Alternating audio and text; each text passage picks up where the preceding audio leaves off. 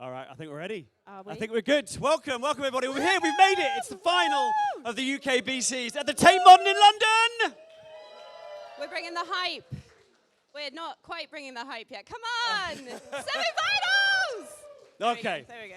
Well, listen, it gives us an enormous pleasure to be here. We're going to get underway in just a few moments' time. But a quick bit of housekeeping, Grace. Yes. Well, first of all, hi, I'm Grace Talbot, she, her. And I'm joined today by my fabulous fellow co-MC. Soulmate, we might Soulmates. add. We talked about We've that decided we're soulmates. So I'm Dave, and we're going to host you guys today throughout the competition over the next 2 days. Mm-hmm. The main role of the audience here is to applaud a lot our wonderful judges, our wonderful competitors, our wonderful sponsors. We will read all of them out later today, but we don't want to leave you waiting too long. We've got our competitor waiting in the wings. So, I think without further ado, everybody, hands together for our gorgeous judges who are just behind, all looking very shy and gorgeous. Woo! Come on down. Come on down. Come on down, lovely judges. Take your places. And welcome. Someone walk first. Someone will walk first. And keep the applause alive as we welcome Joanna! Good luck. Love the energy. Hi, I'll be doing my signature shot first, and then espresso, and then milk course. Thank you. Music, please.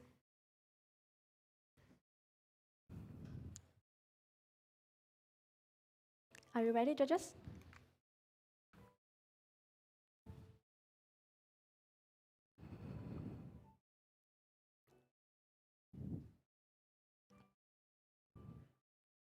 Time. Carry the past, create the future. My name is Joanna from Salmon, and my coffee journey begins with a simple fascination with the craft. The more I learn, the more I realize. In coffee, it's about learning, sharing, and evolving. Today, I'll be showing you how their legacy lives on through 3 courses, each telling different parts of a story.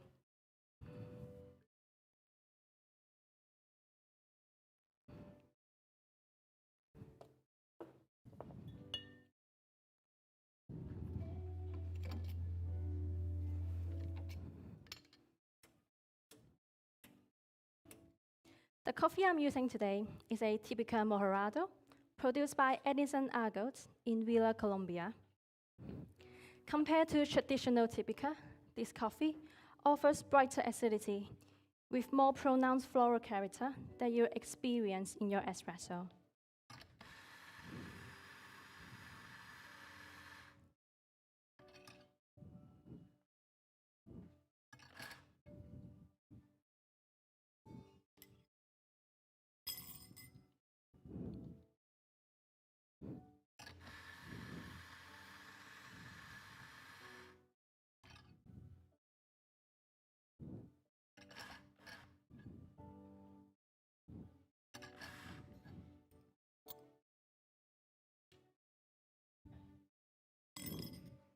This coffee is grown at 1850 meters. This high elevation with cooler temperature allows the coffee to grow slowly, leads to denser coffee beans, with higher sugar concentrates that helps the process later on.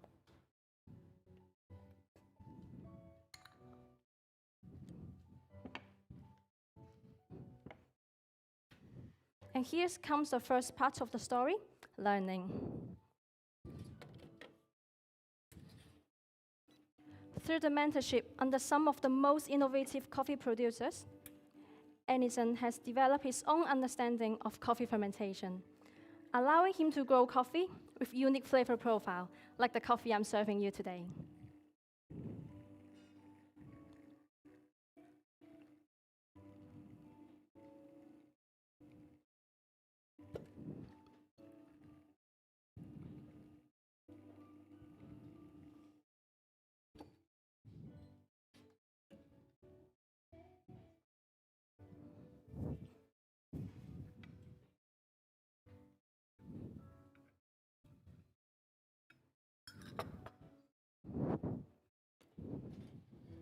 For this coffee, whipped cherries are hand-picked, fermented with selected yeast for 40 hours.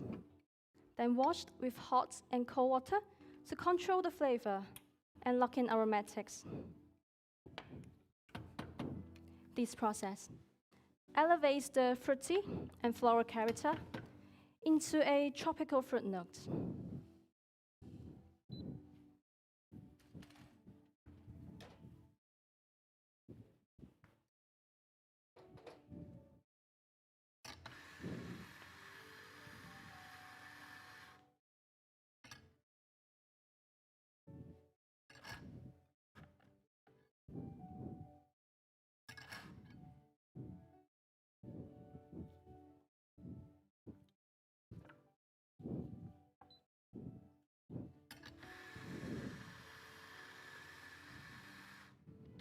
The recipe I'm using today is 18 grams of coffee to 38 grams of espresso, extracted at 29 seconds.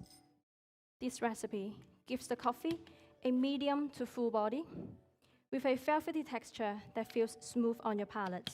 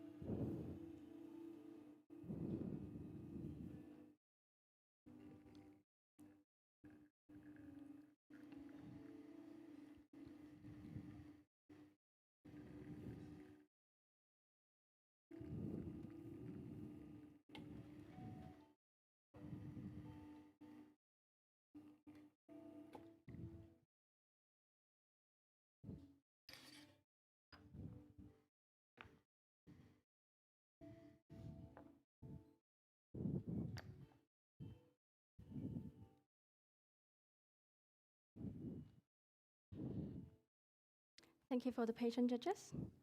Now, I want you to only assess the crema while I'm serving you this drink. In the espresso, you experience the tasting notes of mango, the balanced bitterness of grapefruit juice, cacao nib, and the rose-like notes reminding me of Turkish delight. Now, please use your spoon to stir the espresso back and forth 5 times and dispose the dirty spoon in the cup in front of you. Please enjoy, and I'll return shortly.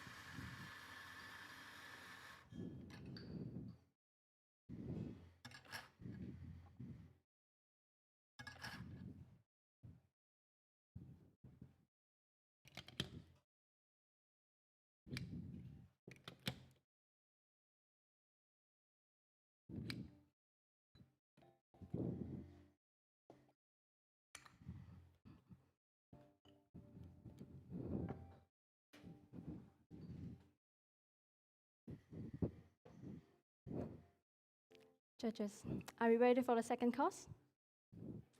For the second course, here's the second part of the story I wanted to share with you, sharing. For the second course, I'm using a dairy-free distilled milk with a 2:1 distillation ratio. This method concentrates the nature's sweetness and protein, giving me a milk that pairs perfectly with this espresso. Also adding a creamy texture to the drink. free distill method has been embraced by baristas before me, especially in competitions.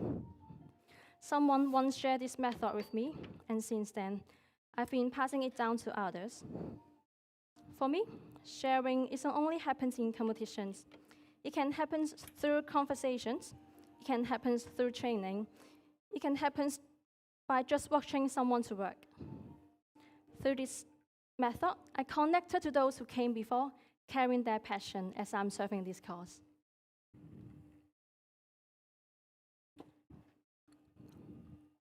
I'm using 1 part of espresso to 3 parts of milk for the best balance between the milk and then the espresso.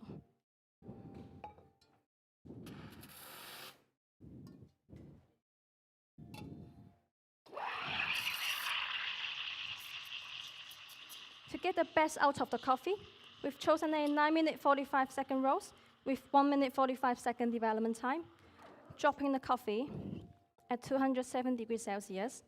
We find this was the best level of solubility for the coffee to pair with this high-fat content milk, while still allowing the clarity of the espresso to shine. Thank you for the patient, judges. In the espresso with milk, you'll experience from the cacao nib transformed to a chocolate fudge brownie is followed by a caramelized biscuit, tightening everything together just like a dedicated dessert.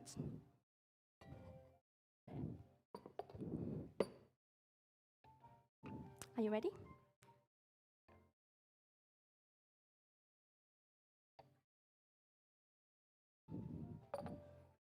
Please enjoy.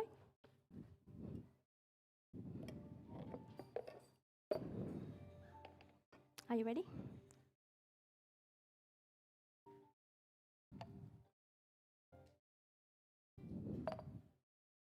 Please enjoy.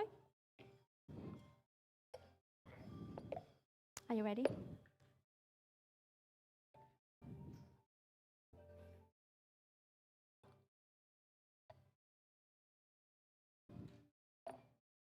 Please enjoy. And here's the last one. Are you ready?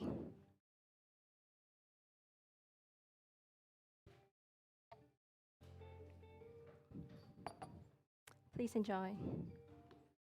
And now return shortly for the final beverage.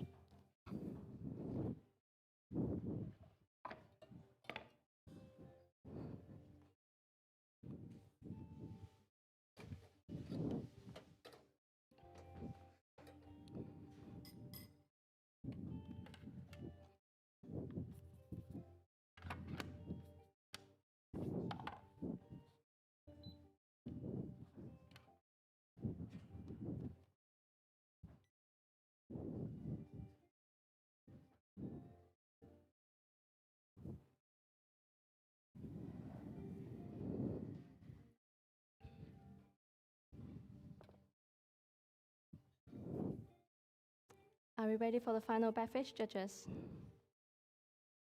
This journey begins with learning from those I admire, from those I've never met before, and from every mistake I've ever made behind the bar. This signature, and here's the last part of the story I wanted to share with you, evolving. My signature drink is a reflection of evolving. I took the learning from the feedback that I received, and then I redesigned the drink into a more balanced beverage. I'm using 60 grams of pineapple juice to enhance the mango-like sweetness in the espresso, creating a new flavor profile of peach.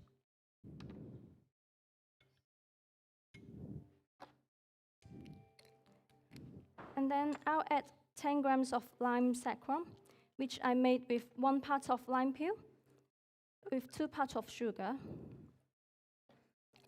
These ingredients help to brighten up the drink. Finally, I'll add 30 grams of black tea, which I steep 5 minutes. This helps to enhance the floral character into a jasmine tea.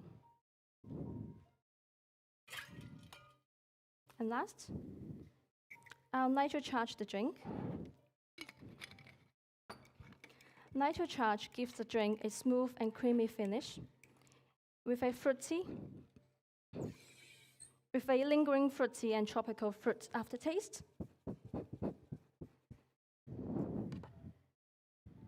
Creating a new taste experience of Rocket Lolly.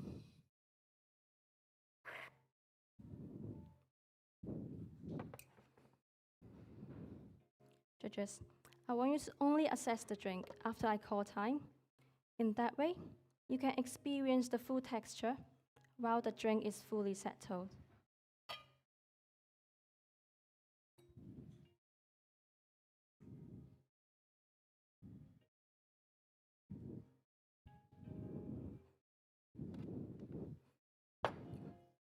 What I've presented today is not only a result of recipe.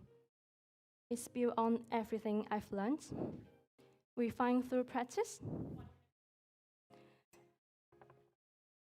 reshaped through feedbacks, reimagined through my own voice. For me, legacy isn't about staying the same. It's about moving forward with intention. It's about learning, sharing, and evolving. Thank you. Please enjoy, and this is my time. Woo! Keep the applause going as I slowly limp over here. Joanna, are you happy to join me for a bit? I promise I won't keep you too long. Keep the applause going. Opening the semi-finals. Congratulations. Thank you. How are you feeling? I'm feeling nervous, but now it's done, I'm happy. Yeah, well done. It's difficult opening the show, but it was very nice. I made lots of notes. Learning, sharing, evolving. What a great theme. Can you tell us a bit more about how you landed on that as an idea? Yeah, so someone once shared this idea with me, and then I absorbed the idea and then make it to mine. So I think that's a part of learning, I guess. Yeah, so fits the theme. Yeah. So for me, in coffee, I learn a lot, and then I always share my knowledge on the bar, and then I always create something new, like, signature drink, something crazy, Yeah.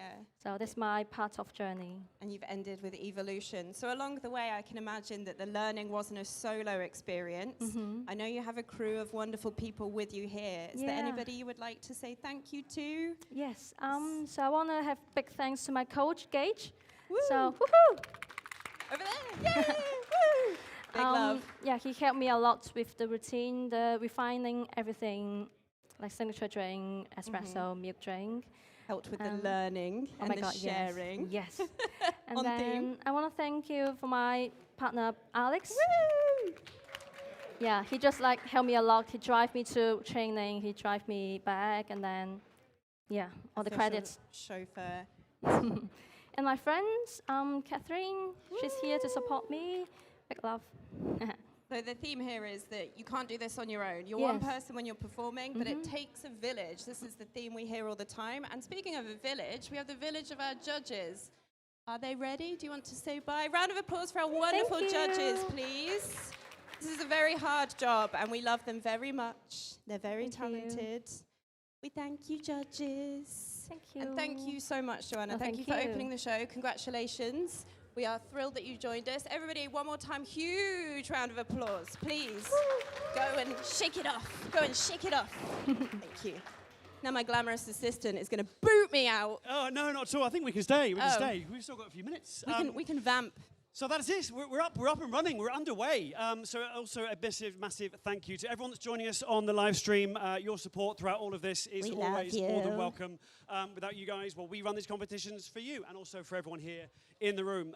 So for those of you lucky enough to be here in this beautiful building in the Tate Modern, we have John, the wonderful Institute of Coffee out the back there. He is brewing a selection of competitors' coffees, including the one that you have just seen. So Joanna's coffee is being served on the bar at the front of the room by John from the Institute of Coffee. Give it a try, and what a wonderful opportunity to try competition coffees, because that is often the thing. Well, I'm normally sat there feeling very jealous of the judges, so today I'm going to indulge as often as possible. It probably means I'll be vibrating by the end of the day, but that's always a good thing. The theme of a coffee competition is overconsumption of coffee. Absolutely, no. yeah. Start jittery and work your way backwards from there.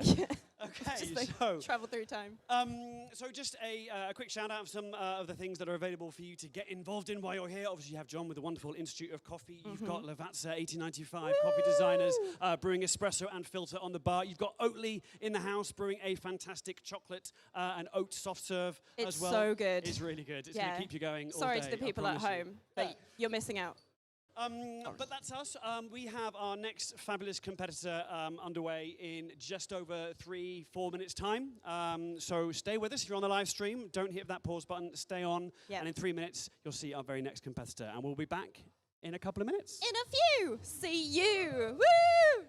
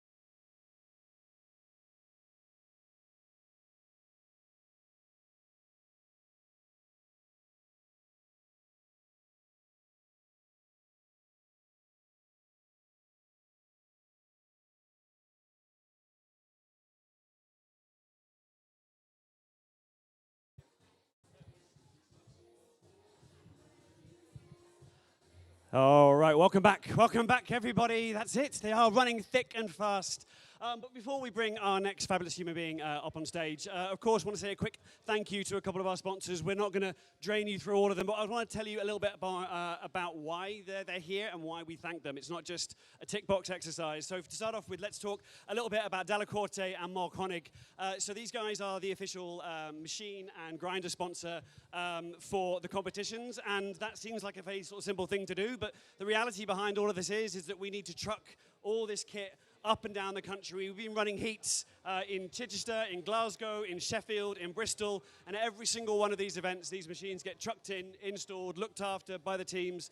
So all of these wonderful people are here today, of course. It's the final, but it's not just about the sponsorship, it's also about the support in order to put these competitions on, because at the end of the day, that's what we do it for. We are here for you guys, for the community, to allow these amazing baristas to show their wares on stage, and it wouldn't be possible without these fabulous people. So a massive thank you to those. There will be many more throughout the day. So yeah, thanks start here. Okay, right, I think we are ready to go. I'm going to get a little nod and a thumbs up from Will. That's always a good sign. So without further ado, we're going to welcome down our lovely judging panel. Judges, would you like to welcome your way to the stage? Give it up for these amazing judges. Without them, this literally wouldn't be possible. And keep that round of applause going. Keep that love and energy in the room. It is the amazing. It's Ben Woodridge, everybody! Thank you. Cheers. Hey, yeah, cool. So things to know, 2 coffees. The SL28, or the one on this side, is milk and cig. And I'll be pulling cig, espresso, and then milk shots. Yeah, perfect. All right. Yeah, let me grab one of these. Okay, could I have my music, please?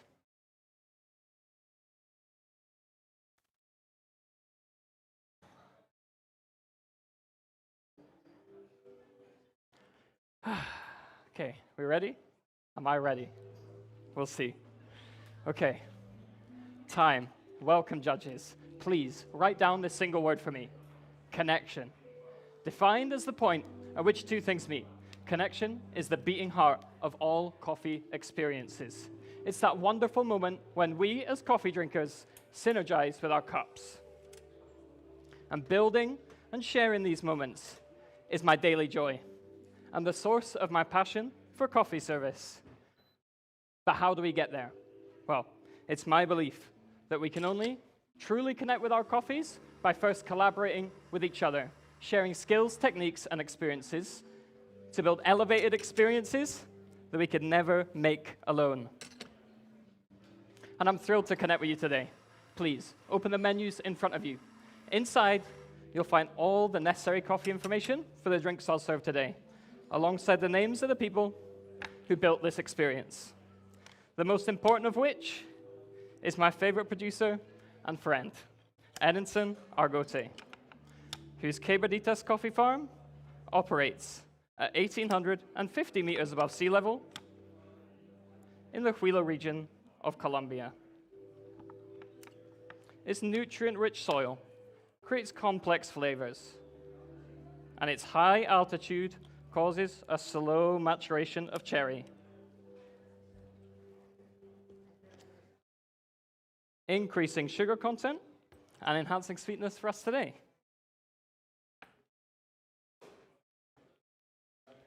It's the fruit of this terroir, when paired with Edison's advanced methods of fermentation, that create the amazing flavors I can't wait to share with you today. However, none of this would have been possible alone.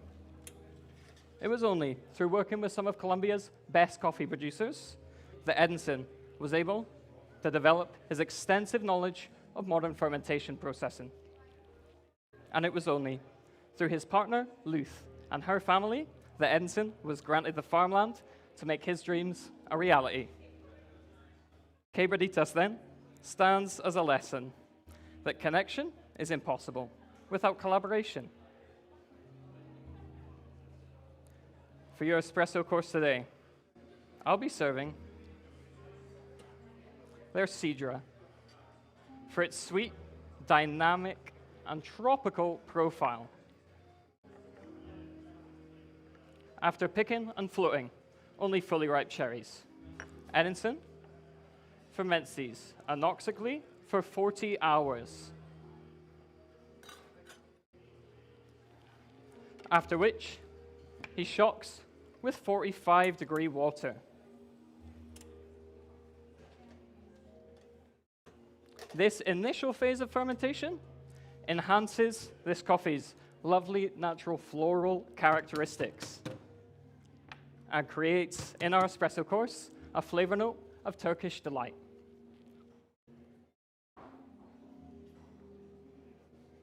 After this, Edison builds further flavor through fermentation with a second ferment. He inoculates the coffee with a mosto culture containing yeast for 36 hours before halting this fermentation with a 5-degree cold wash.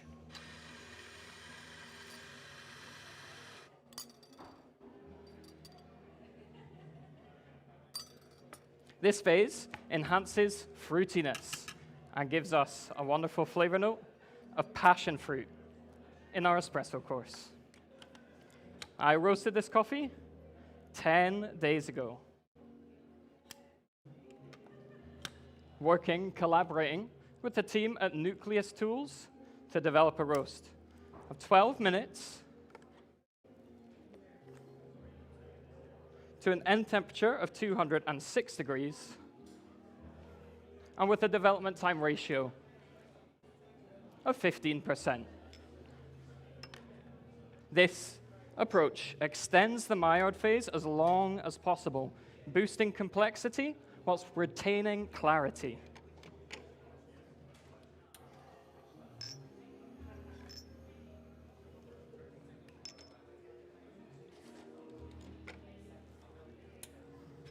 I'm using today for a recipe 20 grams in to 49 grams out, as this creates a harmonious and balanced shot and pulls forward our final flavor note for this course of nectarine.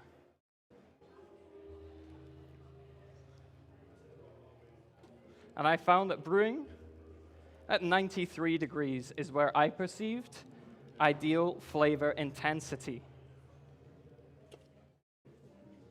So, let's go over some of those flavor notes again.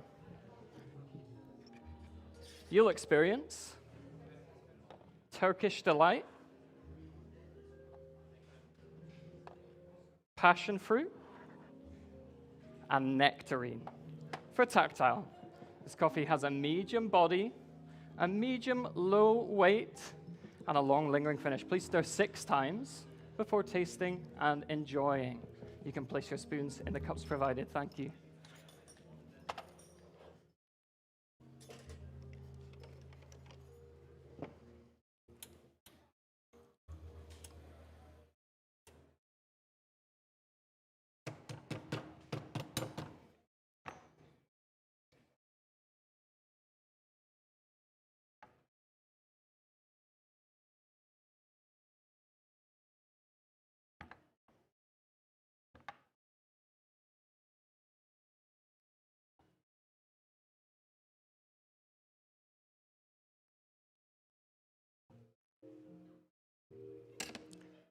Okay. I'll give you 2 more secs for that. That was a purge.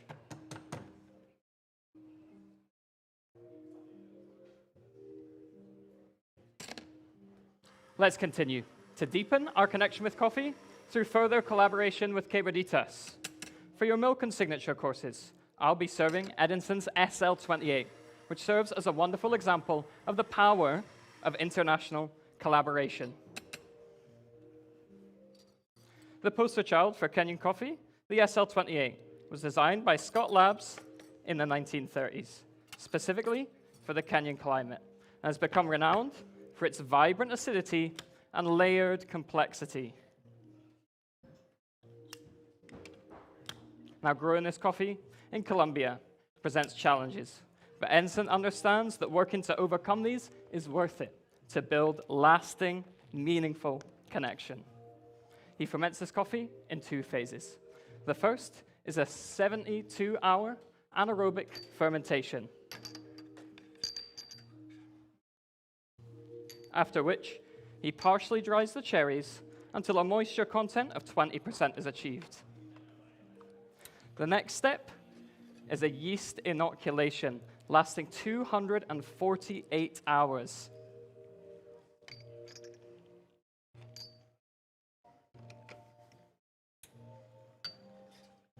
This extensive fermentation creates intense red fruit flavors that in your milk course, you'll perceive as baked cherry.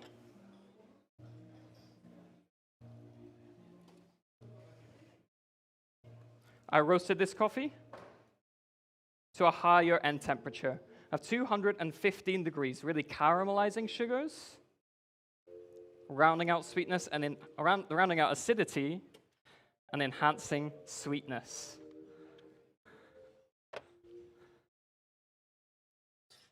And I'm using a recipe today of 20 grams in to 37 grams out, as this creates a harmonious connection between milk and espresso.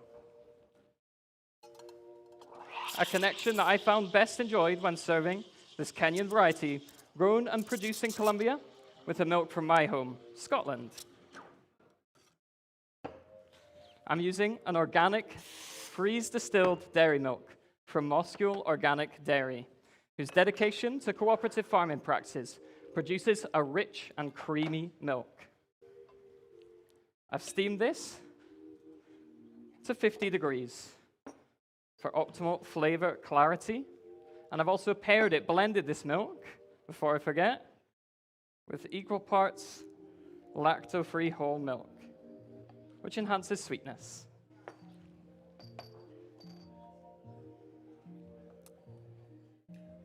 Yeah, 50 degrees for clarity. And I'm pouring 40 grams onto each of your espressos for a nice, balanced milk drink. 5 minutes remaining. Thank you.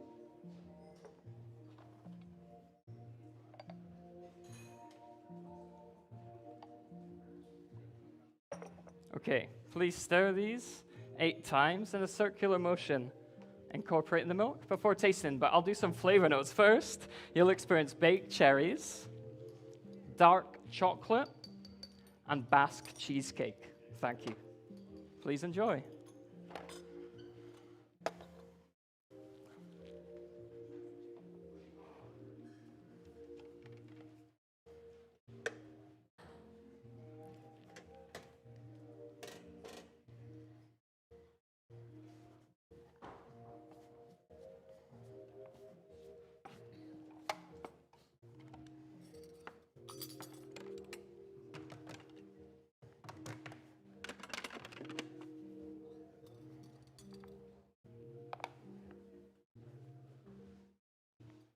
Okay, let's move on to our final course.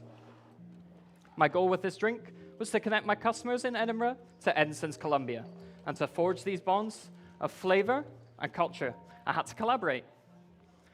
The most important component is 4 shots of the SL28, pulled to the same recipe as the milk course. Its punchy flavors make it an ideal base for our following collaborators to harmonize with, whilst keeping coffee at the heart of this drink. And our next collaborator is East Coast Organics, who introduced me and us to our first taste of Edinburgh. Visiting and connecting with them on their farm was deeply inspirational, and with their help, I created a thyme syrup, which I made by heating 100 grams of sugar with equal parts water and 3 sprigs of thyme. For this, I used the Colombian panela sugar, as its rich sweetness, but delicate, preserves the flavors of my Scottish thyme and connects with the rich molasses sweetness of the SL28. And adding 15 grams of this modulates its flavors, giving us a new tasting note of candied orange. Next, it was important for me to connect with Edison's expressive fermentation in this drink. Although Colombia and Edinburgh are far apart, the bacteria required for fermentation are everywhere and act as a connecting force between us here today and Quebraditas. Inspired by this, I collaborated with Border Berries to create a lacto-fermented blackcurrant juice, which I made by fermenting 500 grams of their blackcurrants with 3% salt for 72 hours, just like that first fermentation phase of the SL28. I then bring this to a gentle simmer for 10 minutes, but just the juice created by this process to a gentle simmer, and add 50 grams of Scottish blossom honey, replacing sugars lost in fermentation, and rounding out this component. After this, I re-add the berries and leave to infuse for 248 hours, much like that second phase of the SL28 fermentation. And adding 15 grams of this connects with those fermented flavors and showcase the new side of this coffee's cherry flavor, that fresh dark cherry. Now, it's time to add some flavors from Edison, Colombia to fully connect my customers back home. Did you know that Huila is famed for rice production? It produces a significant quantity of Colombia's total rice output. To honor this, I've created a horchata, which I made by soaking 100 grams of rice and 5 grams of apricot kernels in 200 grams of water for 12 hours in the fridge, after which I blend and strain through muslin cloth. Adding this lengthens the drink, allowing flavor space to breathe, and gives us a final flavor note of almond brittle. Finally, I'm adding 3 grams of egg whites that, when blended, give this drink a nice, fluffy and foamy head. Okay, so for drinking instructions, I found this drink best enjoyed at a slightly refreshing 15 degrees for an optimal flavor clarity and just an enjoyable drinking experience, which you'll enjoy in 2 sips. On the first, you'll get a greater sense of texture through that head and higher flavors of that almond brittle. Then, on the second sip, you'll get more of its dark, juicy cherries. But please wait to taste until I call time. It takes so many hands working together, collaborating all across the value chain to build deeper connection with coffee. I've designed a visual map of the drinks I've served for you today. Every map represents a person or animal who helped build this experience, and every mark acts as a reminder that by working together, we can build deeper experiences. Time. Let's hear it for Ben Woolridge, everyone! Oh, Ben, come. It's fine. It's fine. We love a jaunty angle. Come on, Ben. Come and say hello. Thank you, G. Amazing, an amazing performance. First of all, how are you feeling now you've just stepped off stage? Yeah, good. Didn't go quite to plan. There were some things that set me back time-wise, but I was still able to do it and only go like 2 seconds over. Yeah, it was fun. It was fun. Beautiful, beautiful job. Well, listen, like the first sort of things I wrote down, obviously connection was one of the things that you mentioned right at the top of the performance. But then also I was really struck by your stage layout, a wonderful sort of beautiful, almost sort of restaurant-esque sort of layout. And then you went on to talk about experience. How much do you feel that the sort of the experiential side of coffee, as well as what's inside the cup, is important? Yeah, hugely. Experience is everything from, the way things taste, touch, feel, sound.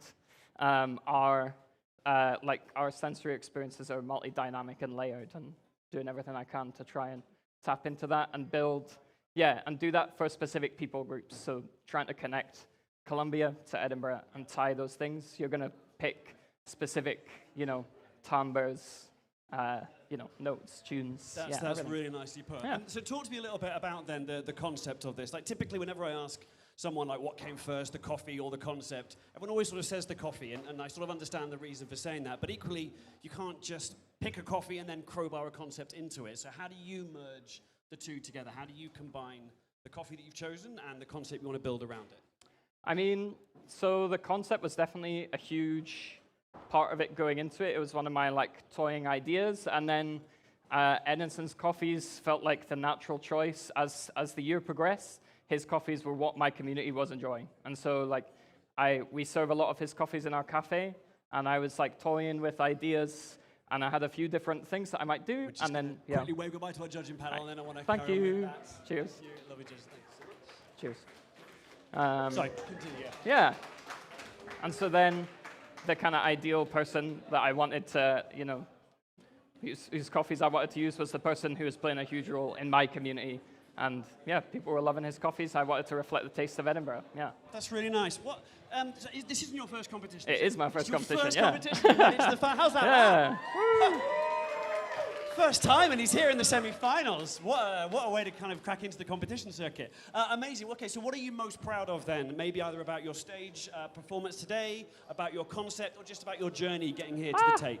I probably, this year, it's just giving myself the shot. I find it, everyone, I guess, or most people, struggle to kind of put themselves out there. And so I think the biggest part for me this year was just choosing to sign up, choosing to be here, choosing to do it, and try my best to do it well. Yeah. Is there anyone that you want to thank before we let you take a drink? Edison, my wife Tammy, Juan Diaz from nowhere in Colombia.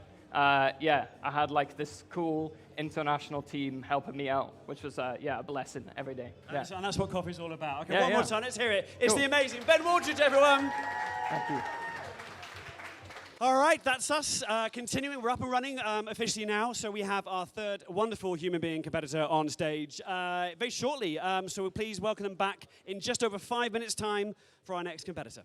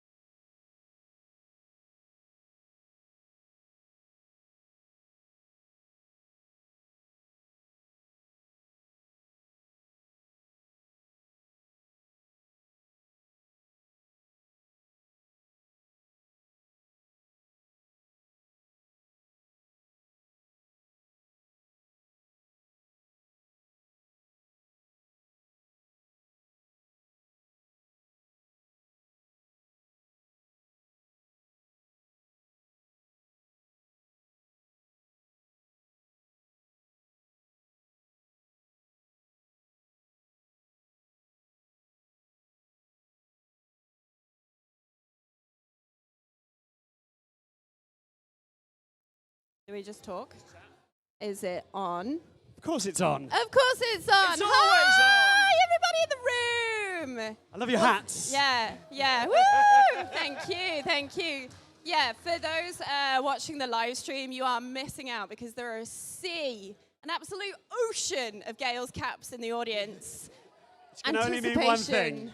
For our next competitor. But before we get there, we are professional vampers, are we not? And we're here to talk about milk, baby. Which one? Well, Who specifically? very good question. So we talk about this all the time, but truly, without the support of our sponsors, who are real human people, who put a lot of work, a lot of time, a lot of effort into it, we genuinely couldn't do this. We couldn't give the platform to wonderful people. We couldn't celebrate coffee and community. So I'm going to call on the audience to get their hands together and cheer the loudest cheer you've ever cheered for milk in your goddamn life, okay? You've never cheered for milk before. This is your moment. So, here we go. So, very, very, very loudly, can we applaud Braid's Farm? Yeah. Delicious dairy. Delicious dairy milk. But that's not the only milk here, is it? No, it certainly Look at this isn't. organic segue. Who else is here that we would love to celebrate? Well, let's see if we can top that. Let's hear it up for the amazing alternative milk sponsor. It's Ollie! Yeah, alternate milk fans in the house. We have milk fans here. We've said milk enough, I think, now. I think so. Yeah, the audience are looking uncomfortable. So we can move on to other vamping material. We can. We can talk about. Well, I mean, let's talk about like how we've got here. I mean, you've done a lot of these comps in the past, and it always amazes me how we end up with something like this with these like 14 competitors and what goes into it. So for those of you that may be joining us on the live stream for the first time, or those in the room that are sort of new to either to coffee competitions or the UKBCs, Grace, how much has this changed over the years that you've seen? Hugely. First, I have to say with a caveat that I competed a whole one time, obviously to enormous success. How did that go? You have to tamp, apparently, when you compete. Did you not tamp? This was my fatal flaw. I forgot to tamp. There is a reason why I do this bit and not this bit. I have immense respect for everybody who gets up on stage and competes. It takes so much sort of vulnerability to get up on stage and say, I care about this. Yeah. I care about this enough to get up on stage and talk in front of a bunch of strangers and share that. It's a lot of pressure, and I think we've definitely seen people's take on competition change over the year, but the theme ever more obvious, at least from my point of view, is that it's collaboration, it's community, it's one person on stage, and it's much like with the SCA committee. No. No, I think that's it. And I think like it used to be that people would compete with coffee that they pulled off the shelf of their cafe. And that was all it was. Like, and what was on stage, all the accoutrement and the bits and pieces, was about as simple as it could be. It was a cappuccino course. Do you remember that? It was a cappuccino course. Remember the days of the cappuccino course? The OG stiff. Do you remember resting the spoon? Yeah. Like, that's where we've come from. That is, yeah. And to go from that to anaerobic fermentations, to freeze distillation, to wild the drink signatures. splitter that features in a lot of 3D printing has a lot to answer for. 3D printing does have a lot to answer for. Yeast has a lot to answer for. It certainly does. Right. But we can see our gorgeous judges coming over. So our vamping time has come to an end. I know you were really disappointed. We can come back to 3D printing a little bit later. But for now, let's have a wonderful, warm round of applause. It's our beautiful judging panel. Judges, please welcome on stage. Woo! Woo! And Grace, it's over to you. Get your signs out, team with the caps, as we welcome to the stage Nicolo! Woo! Yeah! Good luck. Hello, Nicolo. Nice to meet you. Hello, Nicolo. Hi. Hello, Nicolo. Yeah. Anything? Just to let you know that I'm going to do the espresso for the signature drink first, and then the 2 espresso and milk drink. Yeah? Perfect. Ready? All right. And time. Hello, judges. My name is Nicolo, and I work at Gale's Bakery. Today I want to talk to you about coffee and health. Let me ask you a question. Is the coffee good or bad for your health? For many years, we knew coffee for its caffeine kick. But recently study shows also that coffee is rich in antioxidants, especially chlorogenic acid. It's very good for your health.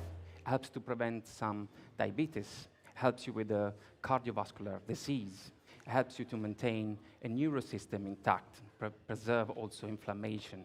So it's very good for your health. Now, these chlorogenic acids are present in a green coffee beans.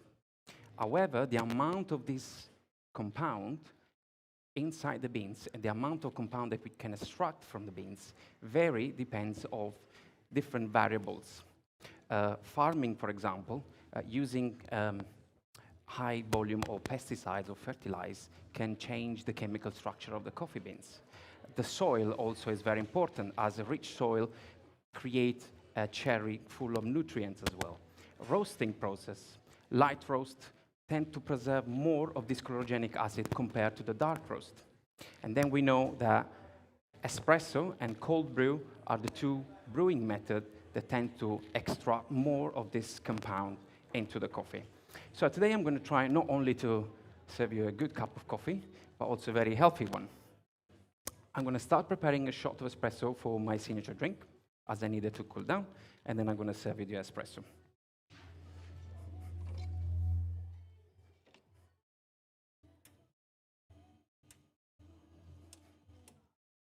The coffee that I'm going to use today, it's a single origin from Colombia. It's produced by Hacienda Inmaculata in the west side of the country. It's a pink bourbon variety that grows at 1,900 meters above the sea level. The soil in this part of the country, it's very loamy. That means that it's very rich and contributes to make the cherry very, very healthy, because it's packed up nutrients. And also, it gives you brings into the cup complexity. After the picking, the cherry goes to a manual selection, and then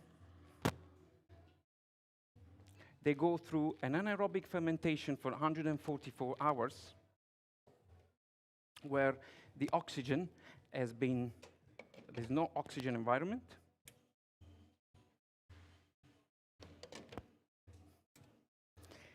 And they are placed in a sealed tank.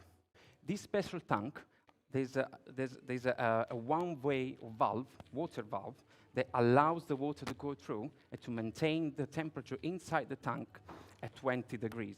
That is to help and support the fermentation.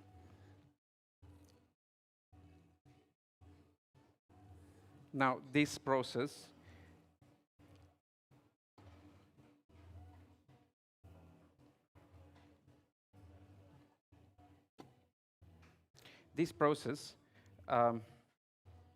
because of the seal container, the CO2 create pressure into the tank that allow the beans to absorb more compound during the fermentation process. After the 44 hours, after the 144 hours of fermentation, the coffee cherries goes through like a drying process for 20 days under the sun.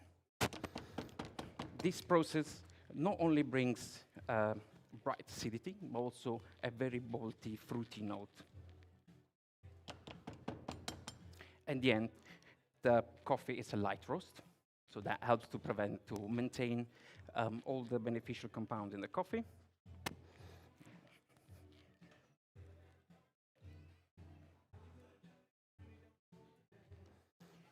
Now, for this, for my recipe, I'm using 19 grams of coffee in, 40 grams out, in an extraction time that goes between 30 and 32 seconds.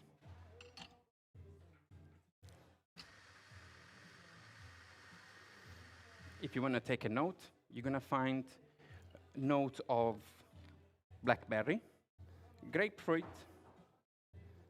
and cocoa powder with a medium full body,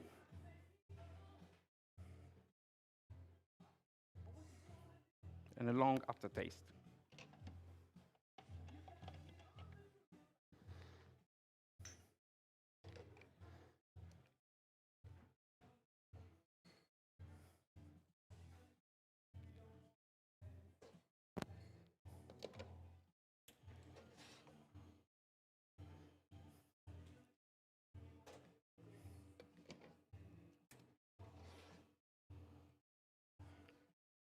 please, when I serve you the coffee, you can stir 3 times, and you can leave the spoon in a cup in front of you at the center.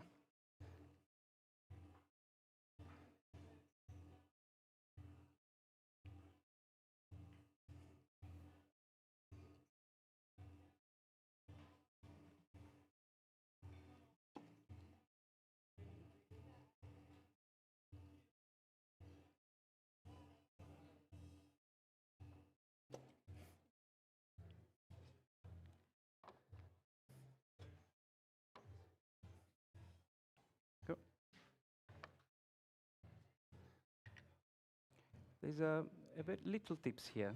Something that I learned in the hospitality after long here is to present the cup with the handle in front of you. So it doesn't matter if you're right hand or left hand, you can turn the handle as you prefer. Please, enjoy.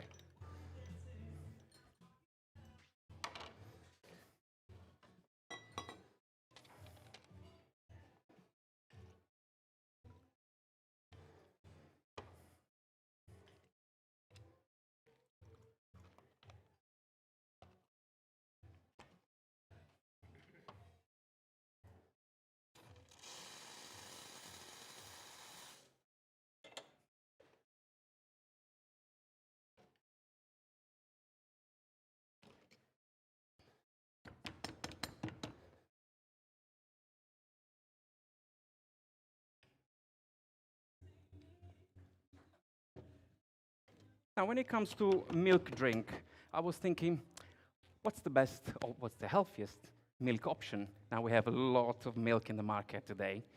So, you remember the old friends, full-fat milk? Is someone still drinking around? Yeah? Well, among all the options, the full-fat milk, it's the healthiest. So if you can drink, of course, if you can drink full-fat milk, please do. As the full-fat milk, it's a powerhouse of nutrients. It's full of good fat.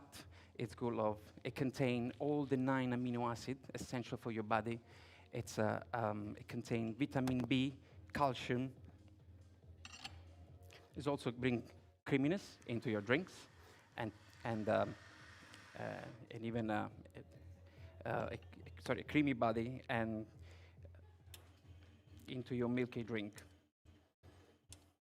Also, the good fat in the milk allows you to facilitate the absorption of the vitamin A, D, and E. So it's really, really healthy. For today, for my milk recipe, I'm going to maintain the same recipe for the espresso. I'm going to use a ratio of 1:2, coffee to milk. I'm going to steam the milk between 55 degrees.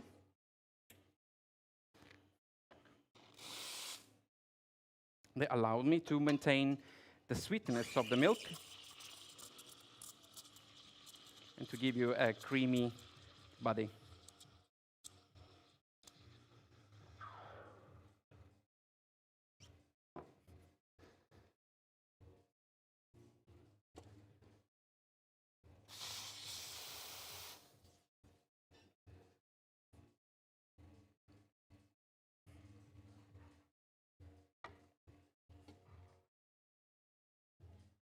Now, you're going to find a note of peach, berry yogurt,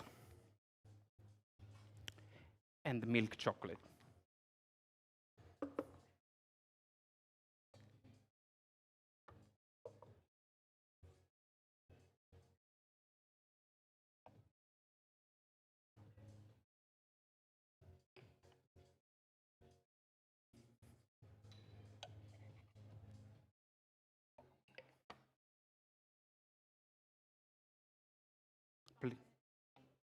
Please stir the coffee 5 times, and you can leave the spoon in front of you in the cup.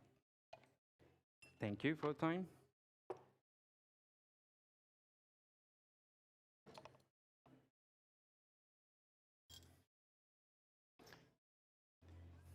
I'm going to find a creamy body, medium full.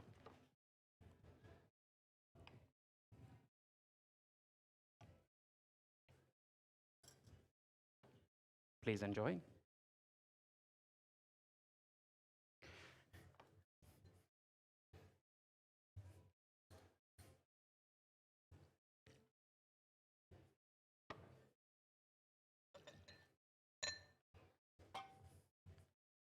Now, for my signature drink, I was trying to find a special recipe, but also wanted to make my coffee more healthier. So how can I make a coffee more healthier? So I took inspiration from kombucha, where they're using the tea, where they ferment the tea to obtain a specific ingredient. So I wanted to try to ferment coffee. And to do that, I asked a little help of my friends at Momo, and we went through 5 months of experimentation. Fermentation, it's really an art, and it required patience, tasting, trying many times. But after 5 months, we managed to obtain an incredible coffee fermented. The way we did it is we started from a cold brew, using a ratio of 1:4. The coffee, it's cold brew for 48 hours. Apologize. The coffee goes through, for cold brew for 48 hours, and then goes under, it's been preheat at 25 degrees that allow to add sugar and the yeast, as we call the madre. And it goes under fermentation, as you see here in this jar. It goes under fermentation in this jar for 6 days. Now, the fermentation is different from as we mentioned, the fermentation is anaerobic. But in this case, it's aerobic, as there is a presence of oxygen through the cloths that we have on top.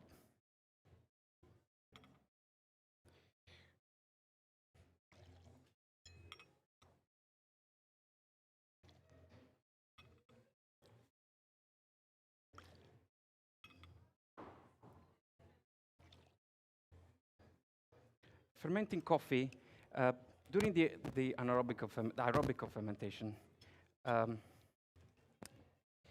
all the sugar that naturally is present in the coffee after the cold brew is fermented. And of course, there is a production of lactic acid that transforming the coffee itself. It gives you like a natural little sparkling in it. As you know, there's a little creation of CO2. And because of the low fermentation, there is nothing or very low production of alcohol, but the alcohol remaining in the drink, it's being then eaten by the bacteria. So there's no alcohol present in the drink. The result is a very fresh drink, kind of coffee lemonade, if you think, like sparkling. For my drink, I'm going to use 4 shots of coffee. I'm going to give you the recipe for 1 drink. So we're going to use 20 grams of coffee, 20 grams of fermented coffee, and 10 grams of cherry syrup. The cherry syrup, I prepared the cherry syrup by making 100 grams of cherry, boil in 100 grams of water, adding half of the portion of the sugar. Boiling for 10 minutes, and then let it cool and stir.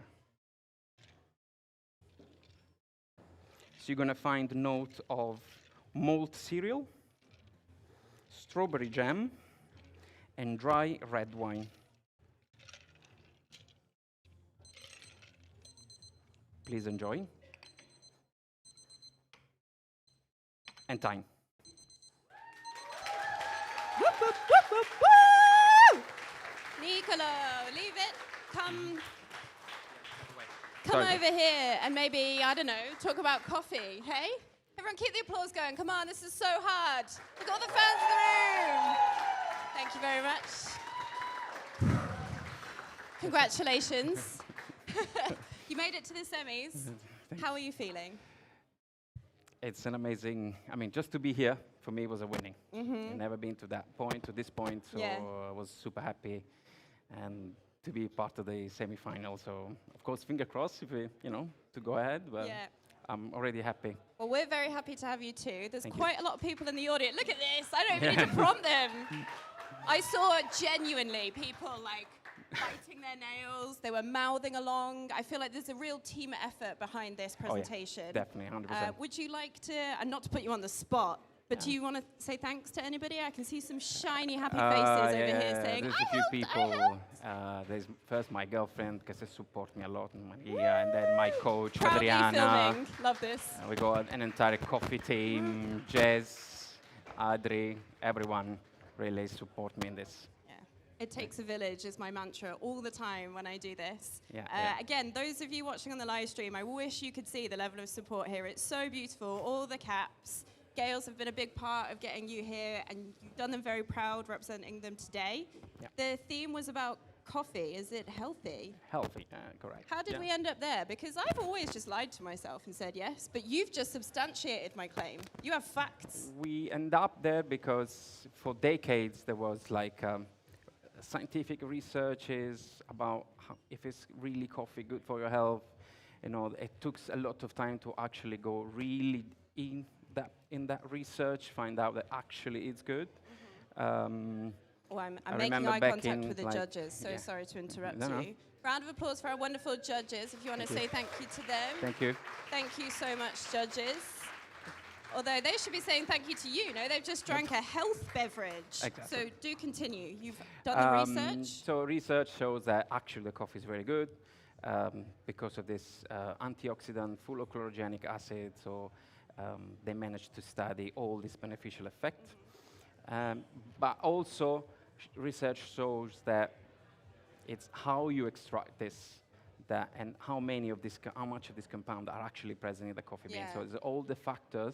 And this is what's really fascinating me, because going deep in this research, I find out that the amount of this compound change based on a lot of things. So many factors. So many factors. So we tried to put, so I was really, really, intrigued about this. So I said, okay, this could be a nice team for the competition. Because it's a potentially tricky thing to navigate, right? Because there's a lot of jargon surrounding these very words. Antioxidants, I feel like everything I buy promises me I'll live forever. I mean, I haven't died yet, so, you know. So maybe. But you've managed to get to the heart of it and really bring something so thought out present to the stage. So thank you very much for that. I imagine you want to go and have a big shake from all the adrenaline. Exactly. So I'm going to ask everybody in the room one more time, please. Hands together. Celebrate. Well done. Thank you. Nicolo. Thank you very much. So much. Thank you. Now my glamorous assistant is coming back. It's amazing. It's amazing what they do, isn't it? It is amazing. It never ceases to amaze me. And they will be coming thick and fast. So in just a couple more minutes, we will have our next wonderful human being on stage. Otherwise, how do you think it's going? I think it's going so well. It's going well, isn't it? I feel very proud of everybody, even people I don't know, because as I mentioned, I think it's amazing when people do this. But also, I've just been confirmed that I'll live forever. Congratulations. To my horrific coffee edition. Oh, well done. So, I'm pleased. Yeah, it's a health beverage. Good. So listen, look, just a reminder for everyone joining us, if you're not quite sure of how this all sort of system works, fundamentally this is a barista competition, and so the competitors have to go through a series of sort of set rounds. They're all scored independently. They have to produce an espresso course.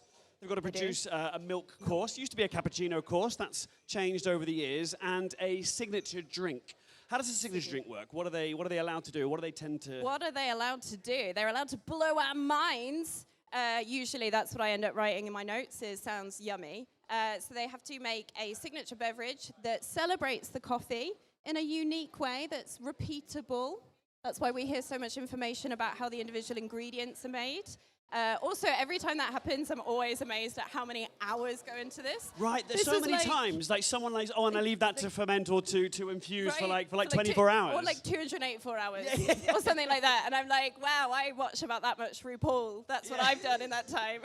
And then what if they test it and it doesn't go well? They've got to reinvent the wheel and go through it all over again. I mean, it's good, though, because fermentation, which has been a big theme today, is a big part of coffee production now. And the same kind of risks apply there, no? So the time you have to put into fermenting the coffee, the risk that comes with that. We have a lot of expectations on our producers to do this, so it's great to hear that baristas are getting a sense of that when they're making their own coffee ferments that took 5 months of experiments. It really is. It really is. And listen, if that is... Keep the round of applause going as we welcome on stage... to the wrong side of the room. It's Ollie Bomber! Beautiful judges. You're so lovely. We love you. Good luck, Ollie. Oh. Ollie's not ready. You want more vamping? Psych. We're not done, because I just love talking. By which I mean I'm going to fill some time. And what better way to do that than to celebrate another one of our fabulous sponsors, the wonderful Espresso Solutions. Let's give it up. Woo! They're not listening, but we love them. They are our barista tools and logistics partner. They've brought loads of really amazing bits of equipment. They are here if you're in the Tate. You can go, you can chat to them. They are beautiful human beings. They provide a lot of the barista tools. They are also certified SCA resellers. So you can go and chat to them more about that, because they are wonderful and we wouldn't be here without them. Can you tell that I am still vamping? There are thumbs up happening. There's a thumbs up. There's a thumbs up. Okay, everybody, welcome to the stage. It's Ollie. Yeah, I'll go with some. Hello, everybody. How you doing? Nice to meet you. Hi, mate. How you doing? Thank you. Yes, thank you. Cool. So I've pre-dosed all my ingredients for the thingy. So when you look in there, it's not, because there's a load of random stuff. It's actual thing. I think that is everything. Yeah. Cool. Awesome. Music, please.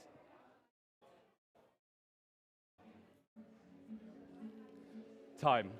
I think it's safe to say, after the last couple of years, the way we trade coffee is broken. The C price, even with specialty premiums, doesn't always align with the production and living costs for farmers. And even though, for the first time in a long time, farmers are finally starting to make money, the inherent volatility of the C price means that it's often unsustainable for everyone along the supply chain. So how do we solve this issue? Well, one thing we can do is how we source today's coffee. It's what we call relationship sourcing. The idea, instead of telling farmers how much their coffee's worth, we say, we love your coffee, we've got to buy it. How much do you need so you can cover your production costs?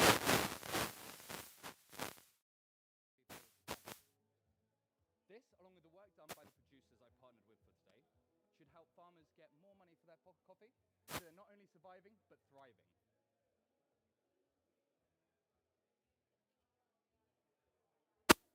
Today's coffee is a 96-hour, anaerobically fermented, naturally dried heirloom variety.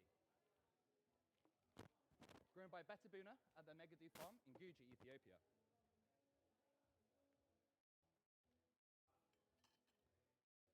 This coffee was grown at 2,000 meters above sea level, and this high altitude really attributes the big virality in this coffee.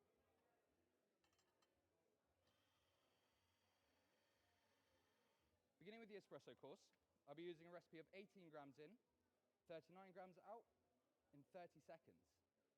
For my puck prep, I'm using the barista auto cone, as I found this gave me a higher TDS, bringing out more sweetness and clarity in the coffee.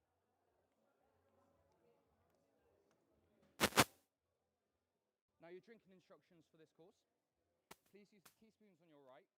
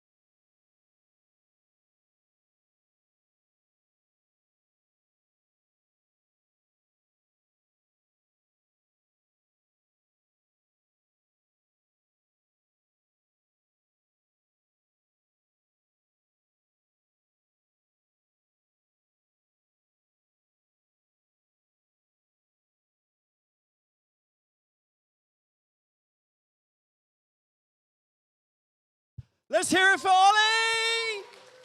Ollie, come on here, my friends. Well done, mate. Let's going to give you one of these. Because now people on the live stream can finally hear you. The judges, of course, heard every single word being right there in front of you. They got an amazing show.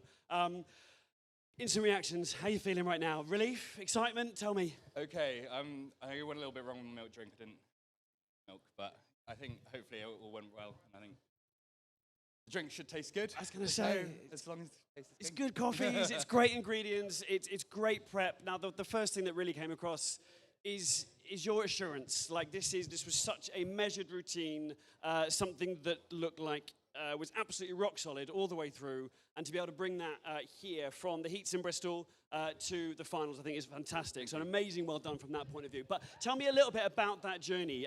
What does it take to go from the heats, where you get some feedback from the judges, to the final? Do you change much, or do you keep things the same? So I think, well, when we got this coffee, it's the same coffee. We actually end up changing coffee, so it's the same coffee but different harvest. So we're finding that the coffee started aging a little bit, so we had to get the fresh lot, and just really getting that all dialed in.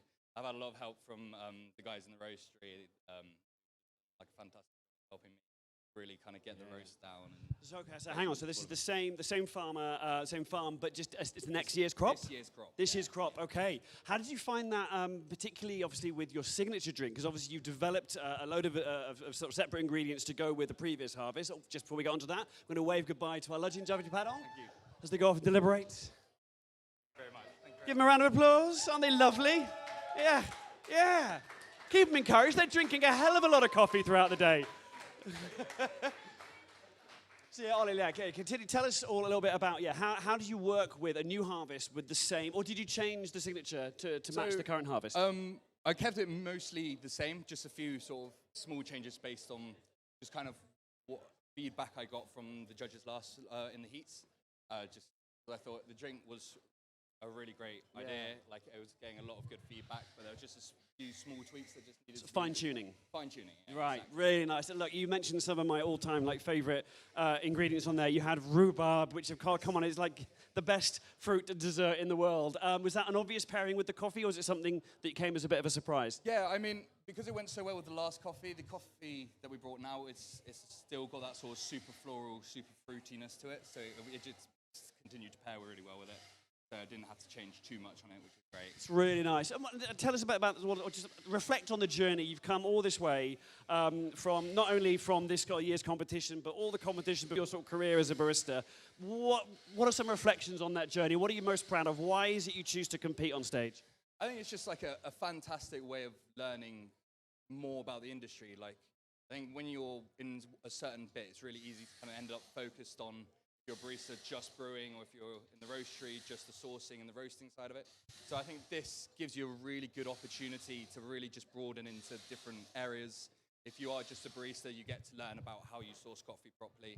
If you do, if you are a roaster and you spend most of your time roasting, sourcing, then you get to learn the science between brewing and get to experiment with all those kind of things if you don't usually get time to do it.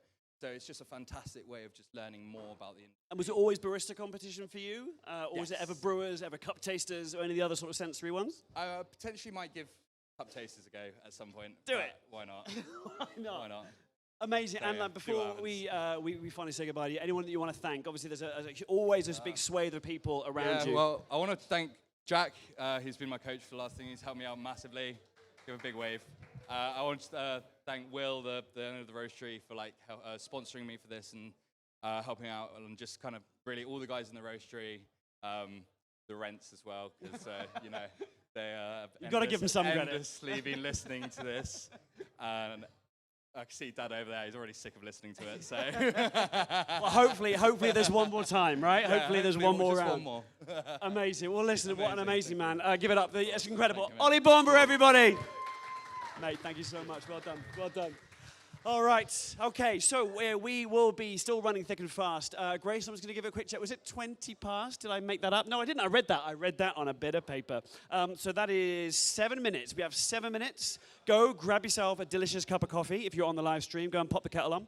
If you're in the room, go and see the amazing John at the Institute of Coffee, because not only is he brewing some amazing coffee, these are competitors' coffees, including Ollie's, that was on stage just a few minutes ago. You can now go to the back of the room and taste that delicious Ethiopian coffee, which I'm about to go and do. So for those of you on the live stream, go and pop the kettle on. We will see you back in a little over 5 minutes' time. Don't go anywhere. Test 1 2 1 2.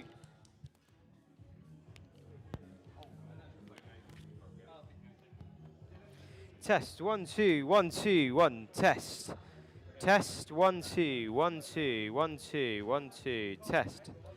Test 1 2 1 2 1 2 1 2 1 2 test. 1 2 1 2 1 2 1 2 1 2 1 2. Testing 1 2 1 2 1 2 1 2 1 2 1 2. Well, I mean, it's not doing anything. I think the problem is what happens sometimes this. Yeah, but come on, it's not. No, I know. I'm just saying what I think the issue is. You can take that or not. Okay. I take it. Do you? Where's the British one? I think it's just one of those things that.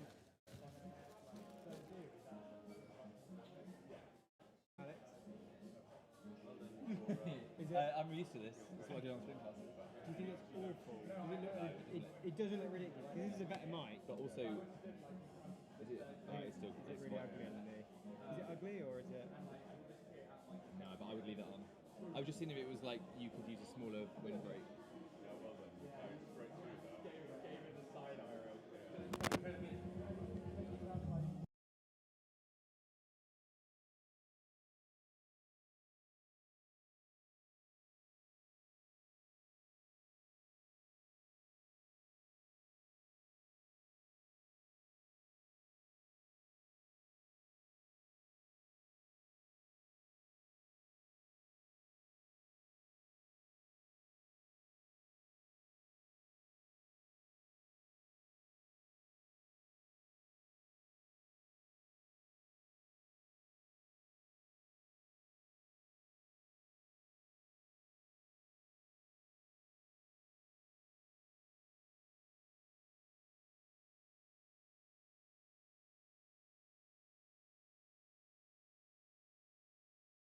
To see it, once it. 1 2 1 2.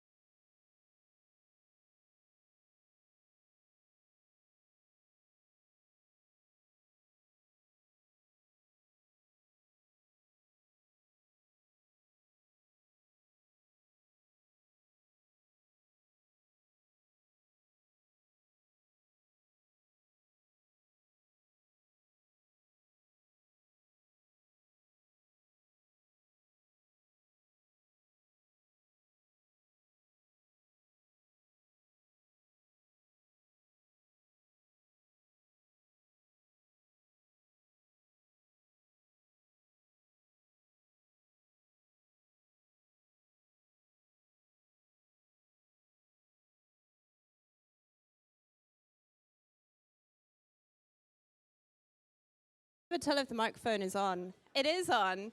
Now you can all hear me talk to myself while I elect to grab all your attention. So you at home, I hope you made your coffee, ready to watch the next competitor. Everybody in the room, are we ready for the next competitor? Yeah, it's a tiny bit lackluster, so I'm going to do the cheesy. Let's do that again. We're warming up. It's a bit sweaty in here. It's a bit rainy and humid. A little bit of housekeeping to those of you in the room. We've just put a very nice neon bit of tape down just next to the stage. This is just so the judges can maneuver properly. Please try and give them space. We know you love them. We love them too. They've got a very serious job to do. Now, the lovely judges are waiting in the wings. They've been waiting for a while. So again, everybody in the room, can I have a round of applause, please, for our wonderful judges as they make their way over to the stage? And now I'm going to make eye contact with Gordon. Are you ready? You ready? Stay there. Okay. And everybody, hands together, please. Welcome to the stage, Gordon! Nice to meet you. Good Hello, luck. Alexa. Nice to meet you, mate. What? And you. Thank you. Judges ready? Can I check my music, please? Time. Welcome. Contrast is a powerful tool we often use without realizing. It shapes our experiences of the world around us. When we think of contrast, we might picture the obvious: black and white, hot and cold, or perhaps sadness and joy. But contrast also hides in the subtle details, like those found in a single cup of coffee. It influences not only what we taste, but how we feel. Today, we'll experience how contrast can enhance our enjoyment of coffee. Today's espresso is a washed Panama geisha from the Alfalo farm of Hacienda La Esmeralda at 1,870 meters. This high elevation results in a large temperature difference between night and day, which is a crucial element of contrast, giving the trees enough energy during the day, feeding into the slow maturation time caused by the cold temperatures at night, producing cherries with high sugar content, shaping the inherent sweetness of the geisha. After depulping, the cherries went through 96 hours of cold fermentation, followed by a slow and gentle drying of 23 days, giving this geisha its complex flavors. We roasted this geisha 2 weeks ago on the Gießen, using a low drum speed to create a large roast delta through conduction.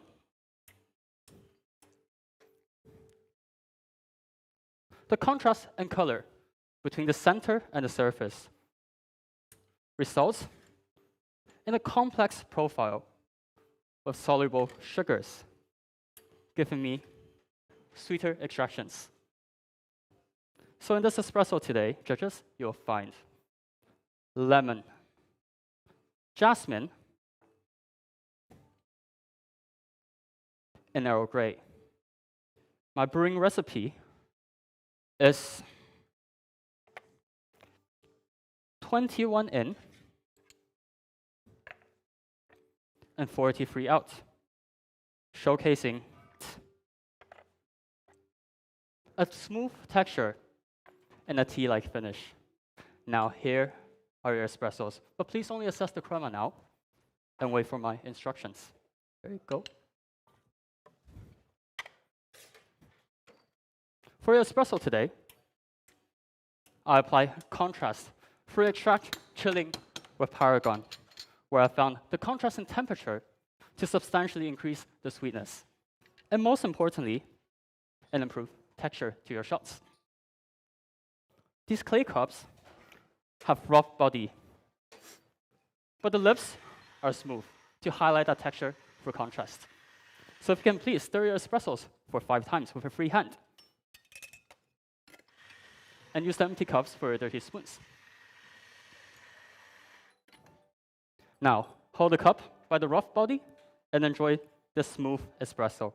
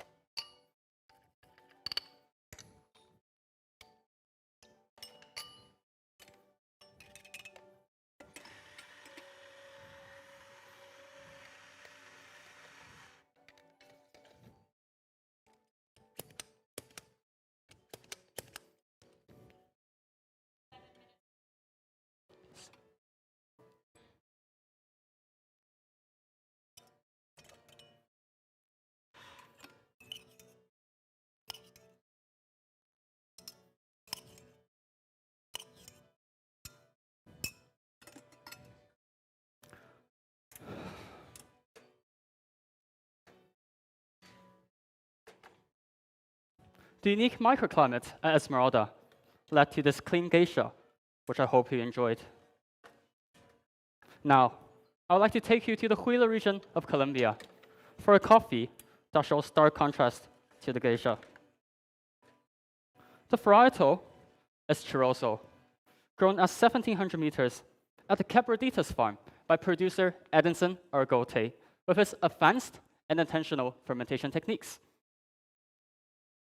This Chirroso went through a fermentation, a traditional natural process where the whole cherries are left to ferment for 72 hours, then dried over 12 days, reaching 20% moisture. The second stage is how Edison created his contrast by rehydrating the cherries with water and yeast for 4 days. During this fermentation, the contrast in moisture allows the yeast to interact efficiently with the cherries to create a controlled fermentation, giving this churroso its lively flavors of berries.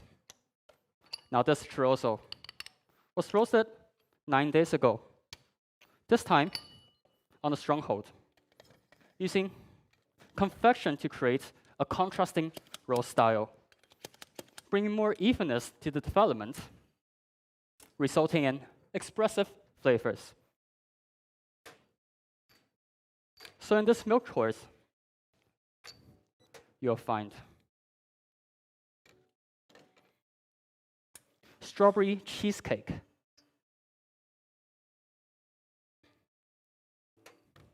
berry chocolate ice cream, and creamy coffee puff. I'm extracting 21.8 grams of churroso for 34 grams out, keeping the ratio really short. This contributes to a high flavor intensity, but ultimately can lead to a sharp acidity, making this espresso unbalanced on its own.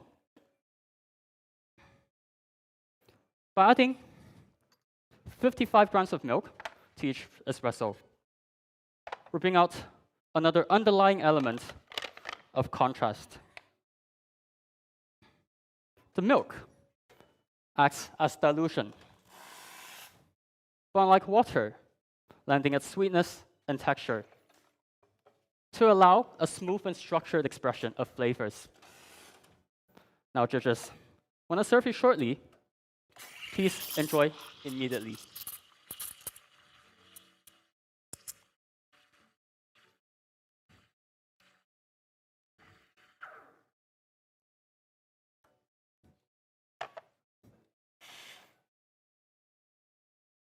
For milk drinks today, I blended 70% dairy with 30% rice milk, steamed to 50 degrees for the best balance.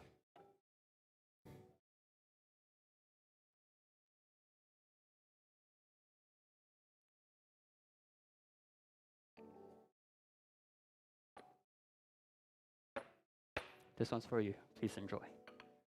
The dairy milk is freeze distilled to 35%, concentrating its fats to create a malty sensation, rounding the flavors.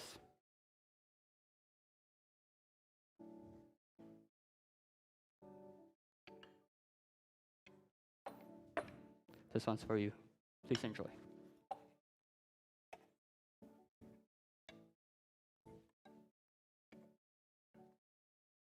The rice milk brings a pleasant sweetness that lingers into the aftertaste, making your overall experience of this coffee more enjoyable.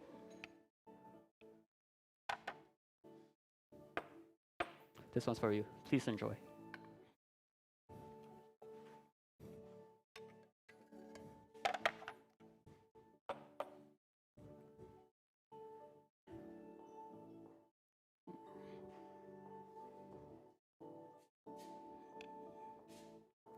Thanks for waiting. This one's for you. Please enjoy this contrasting milk coffee.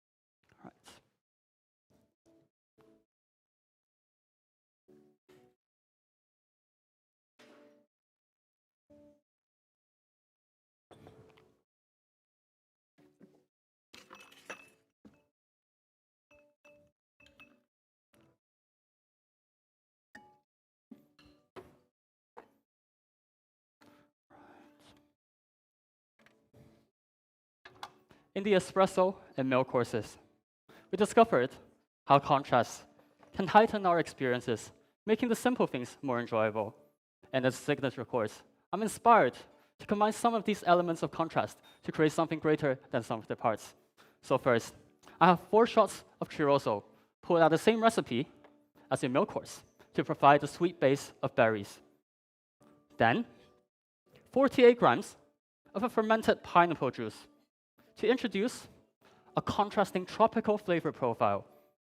I made this by adding 4 parts pineapple, 2 parts water, 1 part sugar, and 1% dry jasmine flower, together in a sealed jar, fermenting at room temperature for 48 hours. The tropical sweetness, combined with the churroso's berry flavors, will turn into a new candy-like flavor of Skittles. Next, 15 grams of a pink pepper cordial. I made this by cooking 1 part pink peppercorn, 1 part sugar, 2 parts lemon juice, and 3 parts of water, together in a 60 degrees water bath for an hour, then left overnight for infusion. The hint of spices, combined with the berry of the churroso, will turn into a new flavor of spicy berry chocolate that lingers into the aftertaste. Now my last ingredient, 48 grams of a flavored water that I made using lissi wood. I first dehydrated the lissi wood in a 50-degree oven for 2 hours. Then, I applied a contrast in moisture, which is inspired by Edison's rehydration technique, using steam instead of hot water. The hot steam helps to extract the lissi wood's aromatics of citric nature. Adding that condensation into the drink will bring more clarity and bring a new flavor of blood orange. I'll be blending these ingredients together for 5 seconds to bring out a juicy texture.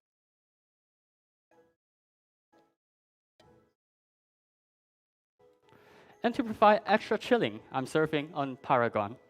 Bring our drinking temperature today to 2 degrees Celsius, where I found the acidity to be most vibrant, highlighting those contrasting flavors of Skittles, blood orange,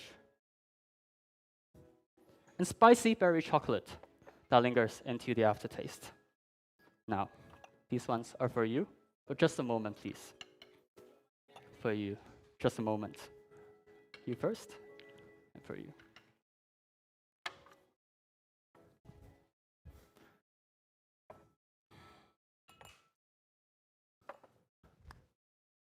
The power of contrast highlights the differences and heightens decadent milk drink or something as complex as this signature drink. Contrast makes the ordinary things more impactful and the simple things more memorable. I hope you all enjoyed this journey of contrast. Thanks for waiting, and that's time. Woo, woo, woo! Gordon, do you want to come over and have a little chat? Keep the applause going, come on! Energy high, yes. Well done. Thank you. You made it to semi-finals. We are thrilled to have you here. What a beautiful set, so many things. I wrote down a million notes, but I think one of my favorite things is contrast enhances experience. What an amazing theme. How did you land on that? My girlfriend gave me the idea, honestly. See, team effort, Yes. guys. I have a very good team. They're probably more tired than I am and waiting for this to finish, so thank them for that. Yes. Yeah. Well, people don't do this for no reasons. They've obviously had a lot of belief in you, and that's really come across. Every part of this felt very considered. I was particularly taken with the textured cups as contrast. Can you tell us about sourcing those? Do you go to a lot of cup shops and just like touch? There's a Japanese cup company that I always really like. They produce very thin but very nice textured handmade cups. And I thought the idea of having a cup showing different sides of texture will bring out more contrast and then elevate a drinking experience. Yeah. So that cup is like a very tiny espresso cup, thin rims, but the rims are glazed and the bottom is kind of like unglazed clay, so Yeah. that's kind of like rough, but also not too rough at the same time. But the lip is definitely like very smooth, and I Yeah. think espresso tastes a lot better out of these cups. So Yeah. you already knew you wanted to use the cups? You didn't have to go on like a cup sourcing mission where you were just touching cups? I had to, but it was kind of like the better option out of Yeah. all of them. Yeah. Excellent. Well, you've brought a lot of things for us to think about. Also, you made your own fermented pineapple juice. Yeah. 48 hours? 48 hours. Was this the first batch? How many test batches did we go through? How many times did we have to taste fermented pineapple juice, team? The smiles. It turned out to be fermented pineapple alcohol for a few times. Incredible, okay. So I don't know if that's a good thing or a bad thing. I mean, I would Yeah. love that, but potentially not everybody tasting it all the time. Yeah. I'm just going to pause to thank the beautiful judges. Everybody, please, round of applause for our wonderful judges. Thank you. They're all doing this in their own free time, Thank which you. is precious, Thank you. and we love them so very much, and they work so hard. So thank you, wonderful judges. And you too. Thank you. You are beautiful people. I promise I won't keep you too long. It was just such a fascinating set. I've got so many questions. I think I would love to know, if you're happy to share, which part of this set you found most difficult. Was it the signature beverage? Was it the glassware? There are so many components here. If you ask me, it wouldn't be any of that. It's getting that crema score. The crema. Yeah, because we found with Paragon it really improved the taste and texture. Yeah. But the thing that comes with it is a very thin crema. And Yeah. I'm not necessarily using a cup that's very narrow. Yeah. And sometimes we get like 2 out of 4, sometimes we get 0. Yeah. So I'm just gonna have to hope like the better ends up, you know. So the crema is one of those contrasting elements, right? So you learned that the Paragon extraction chilling elevated something, Yeah. and in contrast, maybe reduced the crema. But we don't know. We don't know what the judges had today. We don't know how it went. From think- my yeah. side, sat watching, it was immensely beautiful to watch. It was so well considered. Thank you. Really enjoyed the whole topic. Before I let you go and shake off all the adrenaline, is there anybody you want to thank?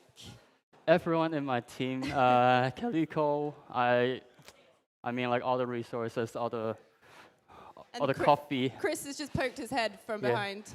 My coach, Woo! Chris, so Coach professional. Chris, yeah. Learned so much. And then my family here, my girlfriend and my brother, they helped me Woo! just go through every single thing. Woo! Yeah. Good. Well, it takes a village, as we always Oh. say, and we are so thankful. Oh, have you remembered someone else to thank? And my or- roasters, of course. Your yeah. roasters, of course. Thank you, everybody. Thank you, everybody behind you. But thank you to you as well for Thank you joining so us, much. sharing Yes. it. It was wonderful. Now go, take a big deep breath, shake about like a dog, enjoy the downtime. Thank you so much. Everybody, round of applause, please. Thank you very much. Well done.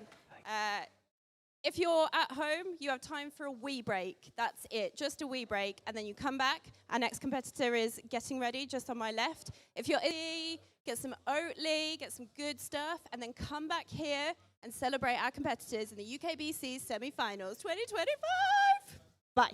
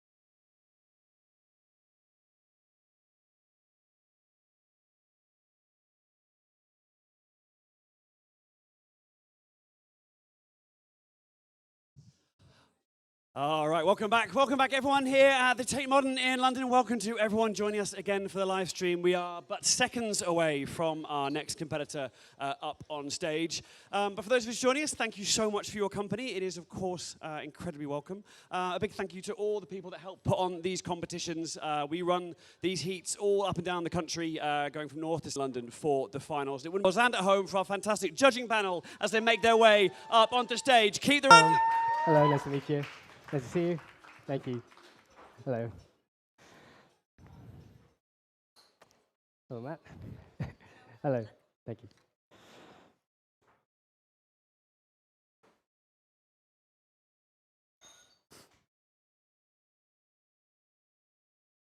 Is this ready? Can I have a music, please?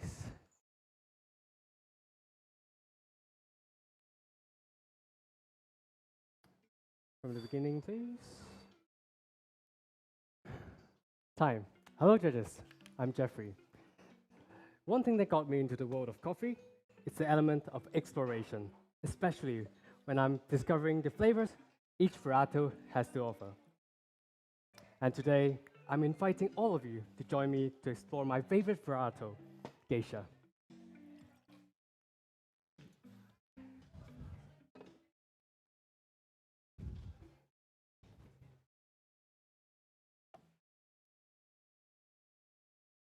To explore this topic, I turned to a farm that I trust and know, Cafe Granja La Esperanza, located in Cauca, Colombia, at 1,900 meters above sea level. Specifically, because I can showcase two of the very same geisha lots grown on Las Margaritas, processed differently. And this process is washed and natural.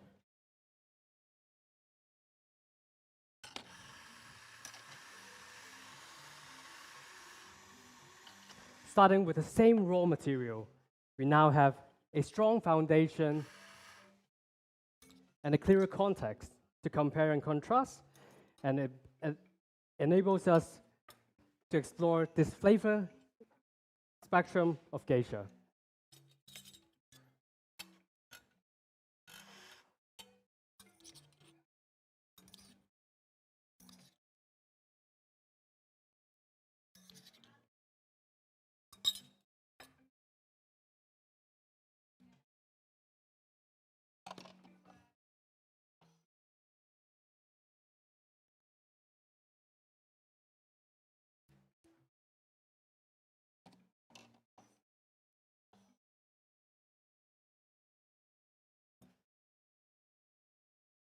Let us begin with our first course of the day, espresso.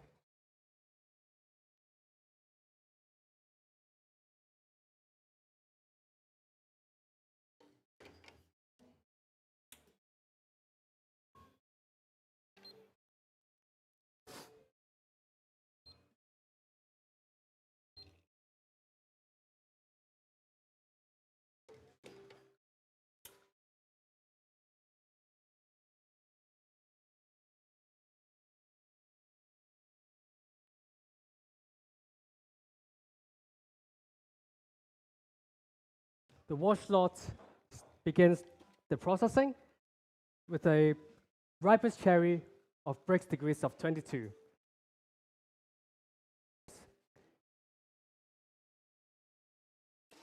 This aerobic fermentation refined in your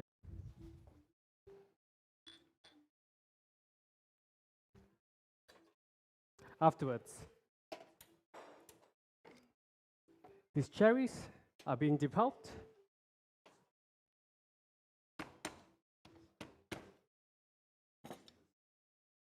Then they're placed again in fermentation tanks for a aerobic fermentation for 24 hours.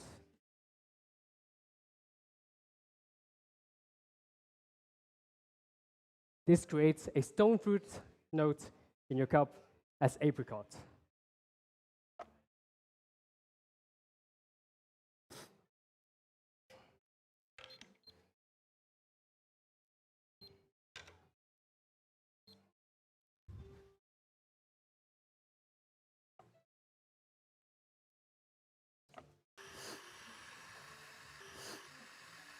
Finally, the cherries, after fermentation, they have been rinsed away the mucilage.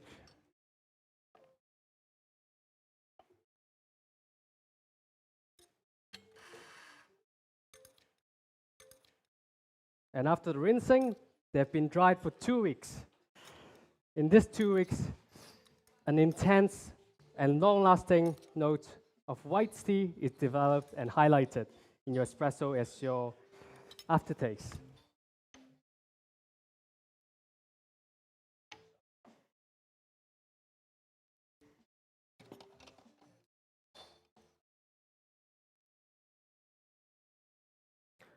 For the flavors of the espresso, you'll find jasmine, raspberry, apricot, and white tea.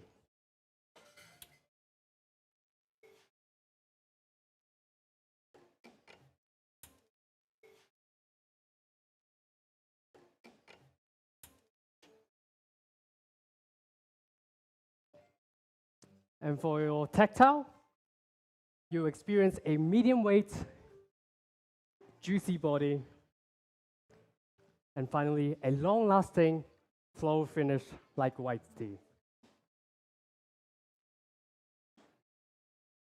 When you receive your espresso, could I please ask of you to stir 10 times from back to front to fully homogenize the flavors before placing your spoons in the pots provided. This will chill down the espresso to a drinking temperature of 50 degrees Celsius, where the note of the white tea flow finish is best highlighted.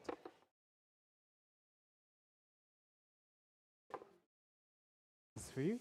Please enjoy. And this is for you. Please enjoy. This is for you. Please enjoy. And this, finally, this is for you. Please enjoy.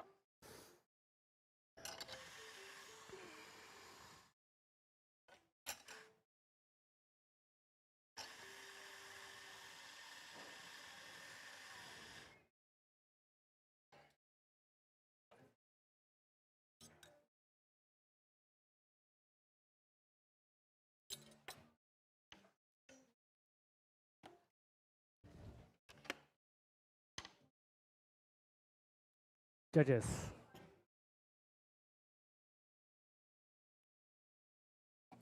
Let us continue our exploration in the geisha flavor spectrum with the second course, with the natural geisha in your milk beverage.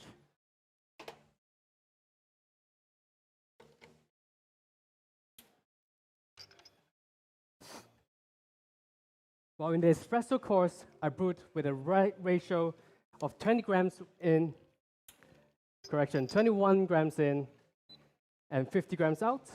I'm now brewing this natural geisha with 21 grams in and 42 grams out. A slightly tighter ratio. This provides a creamy texture. Let's talk about the processing of this natural geisha. This is being sun-dried, dried for 72 hours in a fermented for 72 hours in a fermentation tank aerobically.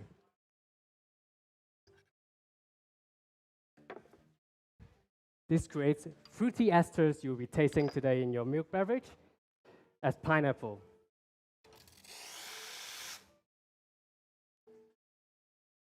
Afterwards, these are being mechanically dried for 72 hours. Correction, mechanically dried over 3 weeks. Actually, a very extended window to have all of this intense fruity profile to develop. And you'll be tasting it today, giving a new note of vanilla.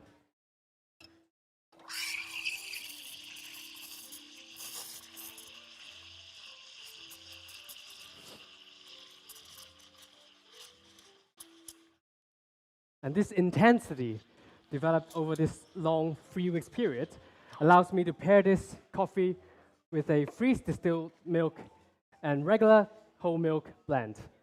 And I blend the ratio as 50-50.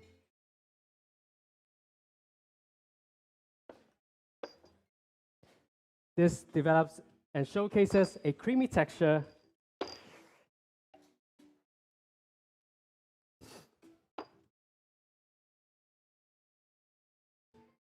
for the flavors.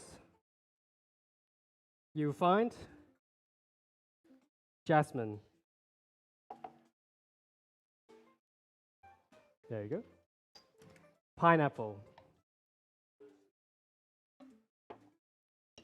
Apple.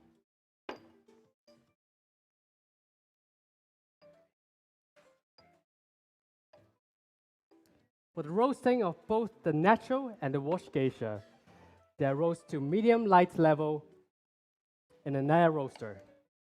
This air heat transfer exchange develops a more aromatic profile, allowing all the flavor nuances of both of the geishas to shine through in your drink. This is for you. Please enjoy.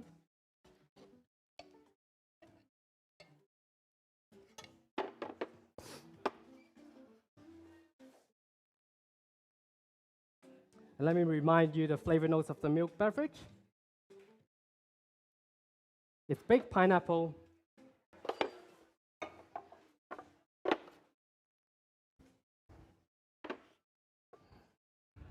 Facts.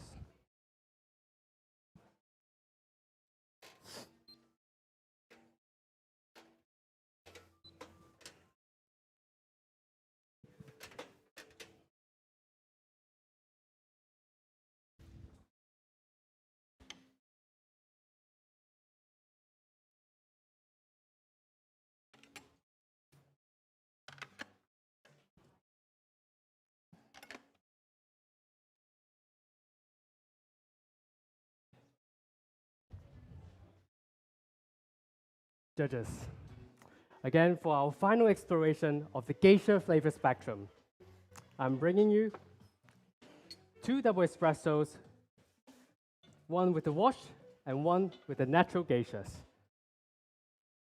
I'm brewing this with a recipe of 21 grams in and 50 grams out to highlight the entire flavor potential.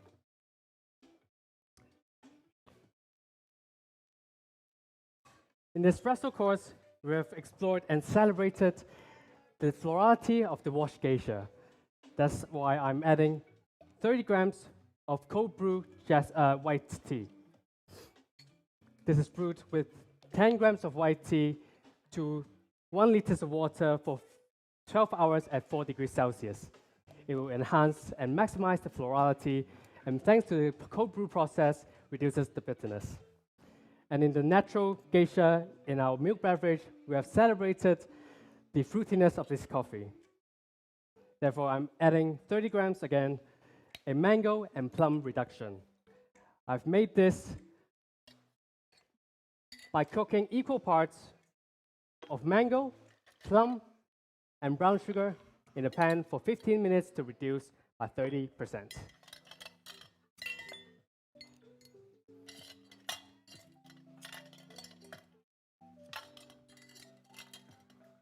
This also gives us a new note of lemongrass.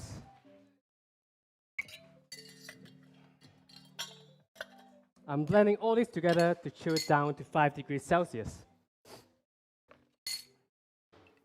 For your flavors, you enjoy jasmine, pineapple, apple, and finally lemongrass.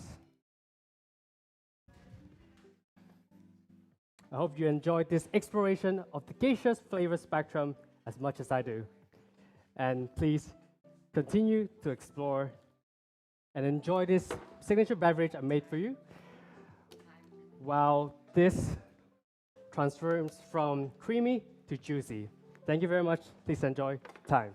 Let's hear it for Jeffrey, everyone. Oh, Jeffrey, come on over here, my friends. Hello. Okay. How was that? Yes, it's exciting, thrilling at the same time. You've still got that broad smile on your face, which is always so nice to see. Yeah, it's always a pleasure to be here, and no matter how I do, I feel this is a privilege to be on stage, and I'm happy to share my coffee with everyone. Yeah, tell us a little bit about what that feels like in for you. It's your first competition, it's not at all, right?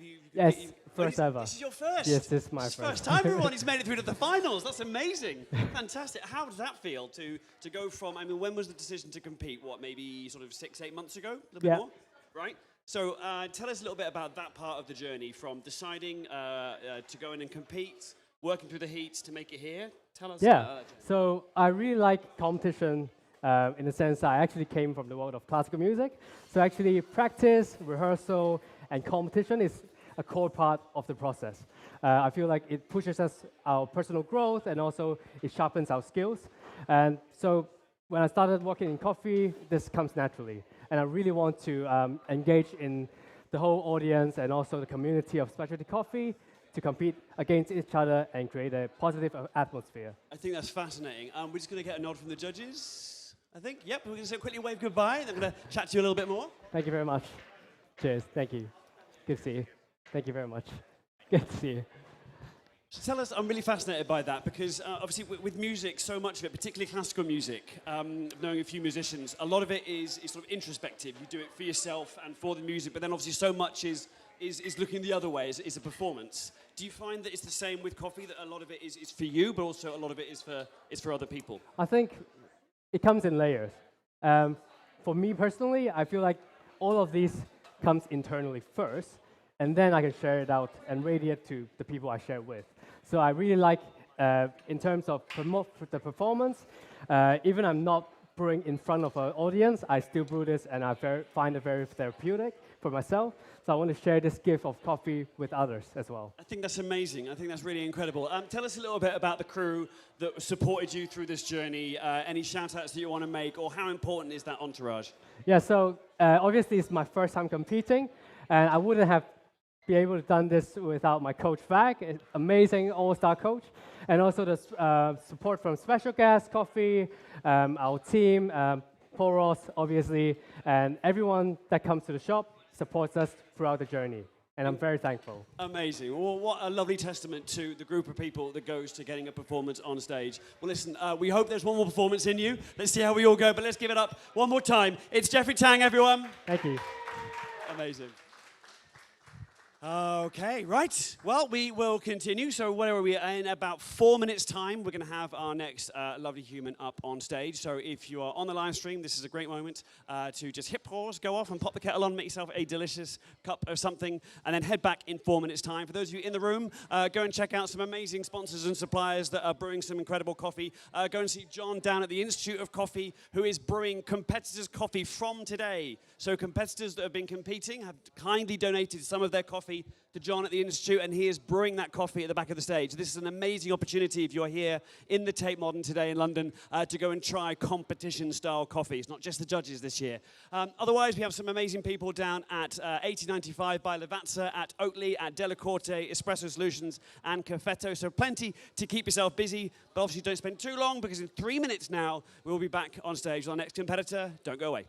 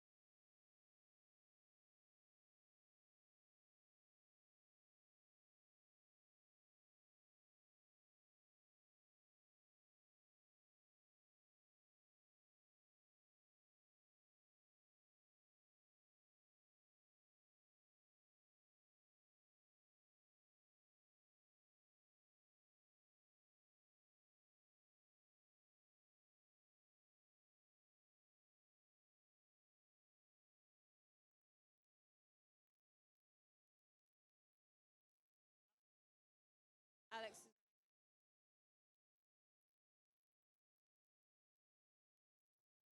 We're going to vamp. Yeah, we're going to do some minutes. We're going to do some stuff. Ba-dum-bum. All right, welcome back. Grace has kindly volunteered to do a 5-minute comedy stand-up set. Hi. Thank you. That's really the sum total of my material. You're welcome. Cool. Welcome back, everybody. Welcome back to those of you joining on the live stream. Welcome back to everyone in the room here at the Tate Modern. How are you? Oh, you got a wave. I got a nice. wave. Oh, I feel nice. Right. So we're not vamping. We are here to briefly talk about the importance of sponsors. And who better to talk about a particular sponsor than this gorgeous human being right here? If you just lower your clipboard slightly. Ooh. Stop it. Tell me everything. Okay. Tell me everything. All right. Well, so Lavazza is here. Obviously, it's a large roaster, and it's a large commodity roaster that's been going for like 130 odd years. But it's also a speciality roaster. We do a small series of production runs of sort of specific micro lots and single origins. Nice.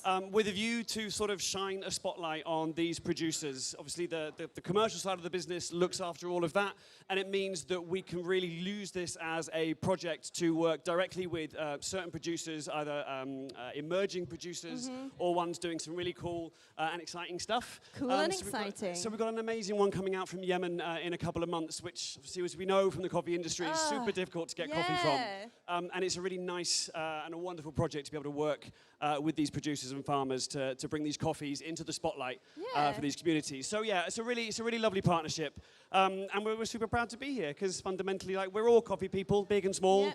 Some of us have been going for a couple of months, some of us have been going for a couple of years, some of us have been going for a couple of 100 years. So it's all the same. Well, we're very glad to have you here. Thanks, and mate. For the people in the room who might want to try some of your coffee, where do they go? Just over there. Just over there? So just behind. So down the side, we've got a fantastic Cup of Excellence coffee from Reno in Colombia. A lot of Colombians going around here as well. We have a beautiful Bolivian coffee as well. And then tomorrow, we've got another Diego Bermudez coffee. Very on theme. I know. Very on theme. So great coffees to try, get stuck in, and share the love. And wonderful people to talk to. So Dave is here all day today and tomorrow, and he loves to talk about it. So please grab him and ask him lots of complicated questions, mostly about fermentation, I think. Yeah, why not? Yeah. Like very yeasty. How many hours must anaerobic, though I've run out of words now. The end. Let's do it. So. All right. Well, shall we get on to the reason that we're all here? The reason that these wonderful judges are in the room, these amazing humans are in the room, and all these crowd online joining us on the stream. So I think so. I'm going to make sideways eye contact with Edison, see if he's... Yeah, we're ready. We're getting double thumbs up. Double thumbs up. So let's many go ahead. thumbs up. Let's oh please get a lovely God. warm round of applause going in the room. Let's welcome our judging panel up onto stage. Keep the love going. Keep the noise going. Keep the round of applause going, because we are welcoming on stage the incredible... It's Edison, everybody! Hello. Take it away, my friend. Hello, everybody. Hello. Welcome. Hello. Amazing. Familiar faces is always good. Hi. How are you? Good. Nice to have you. Now, I'm going to serve espresso first, then signature, then milk beverage. This is not plugged. You have 2 machines over there. I'm just going to prepare my shots for the signature drink first, just so you guys know. And I think I should be all good, I think. Thank you. Can I please check my music, please, mate? Thank you.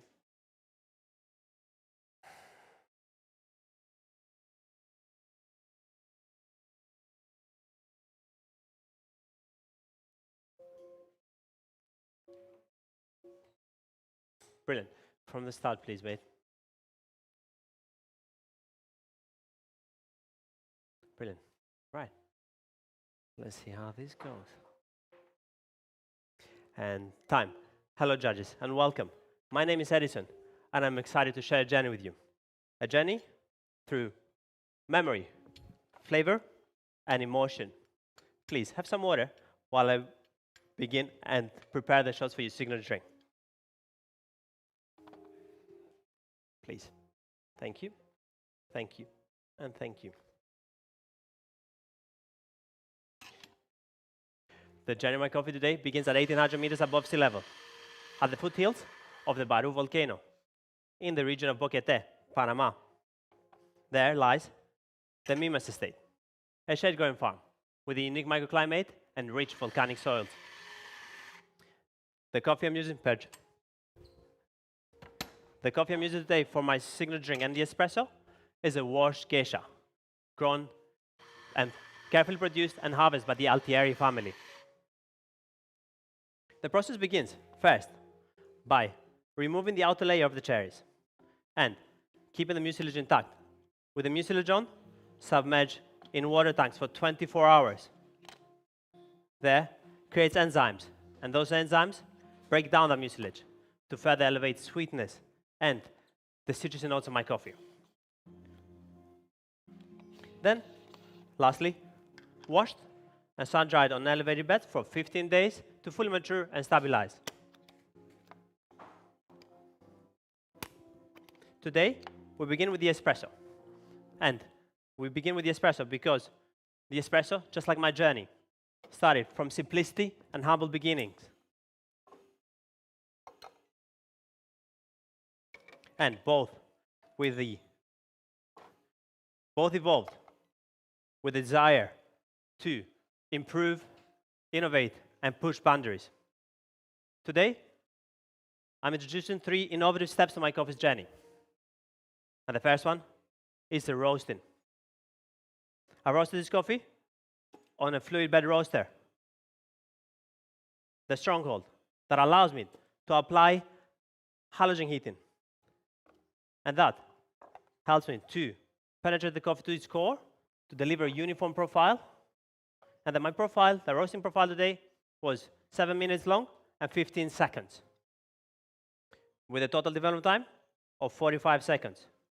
That's where I found the best clarity and balance of flavors.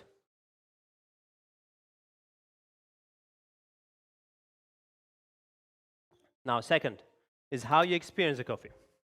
I'll be serving you a drink today on a 2-layered cup. And please follow my instructions carefully to how to drink the coffee.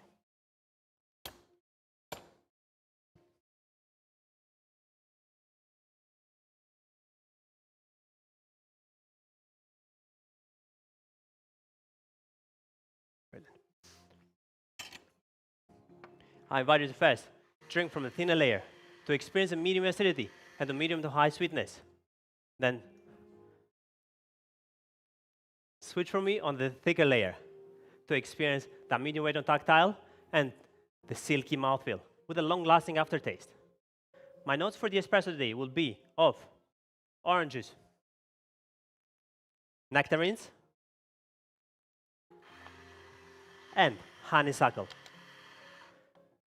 My espresso for my espresso course and the signature course will be the same, and it will be 19.5 grams in to 56 grams out, and total contact time of 23 seconds. That's where I found the best clarity and balance of flavors. And today I'm using the autocomb and the NCT Pulse for perfect pack preparation and even extraction all throughout my courses.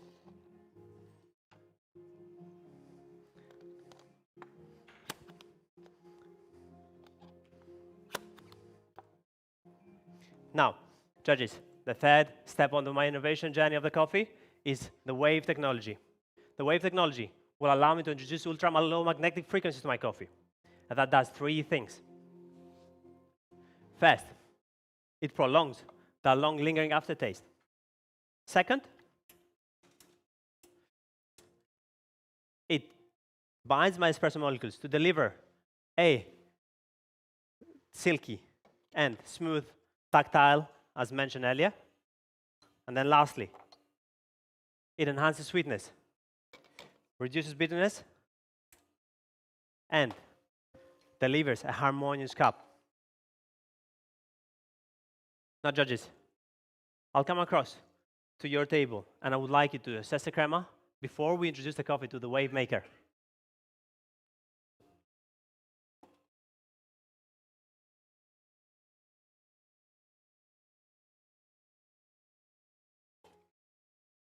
Brilliant.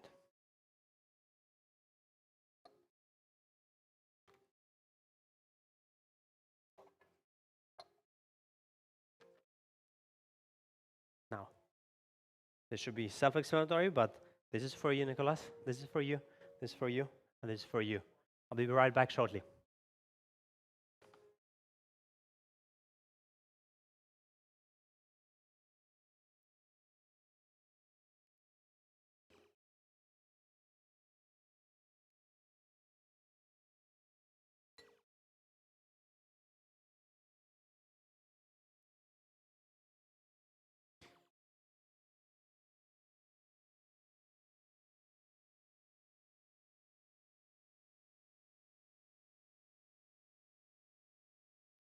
Now, judges, I invite you for last, just 6 times on a circular mode. And please enjoy this innovation to the new the sensory innovation to the new modern espresso. Enjoy. Please discard the spoons right in the cups provided. There you go. Thank you. There you go, Nicholas. Thank you.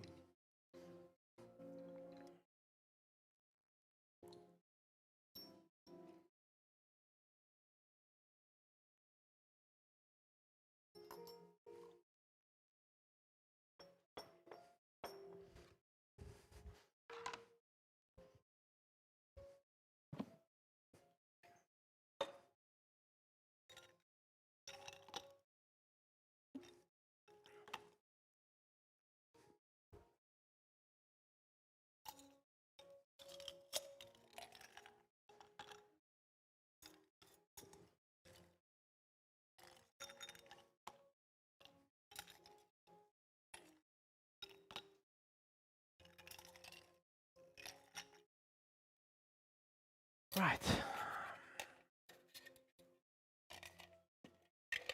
Brilliant.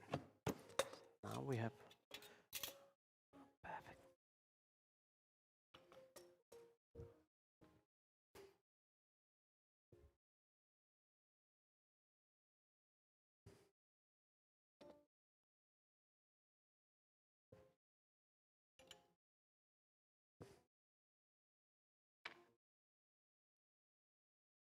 Now, when are we ready? We move on from the future to the past. A moment that identity, flavor, and memory come together. The signature drink will sit as a past memory, because the past isn't just where we come from, but it's whatever we have felt, tasted, and remembered that becomes the foundation of who we are today. Today, I'm using the same geisha because its fruity notes paired perfectly well with my flavors. And then, the flavors for the signature drink were inspired by my childhood in Greece. And those are the fresh peaches, the fresh tomatoes grown at my grandfather's backyard, and the unbeatable combination of watermelon and feta salad.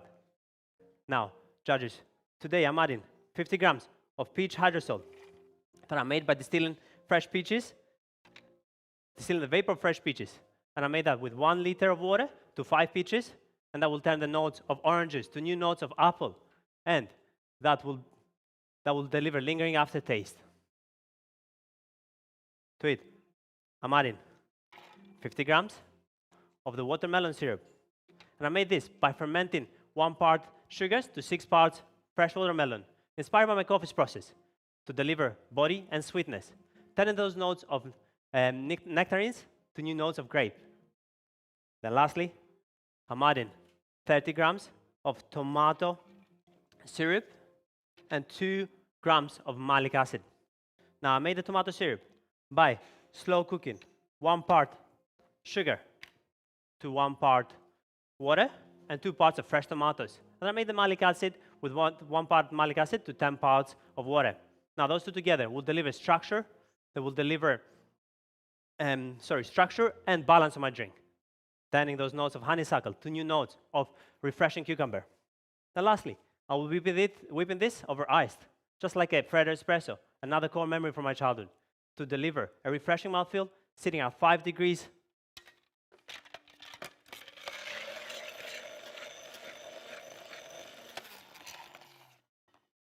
Now, lastly, I'm serving it on a humble tablet glass that sits in every Greek household and used for the Freddo espresso.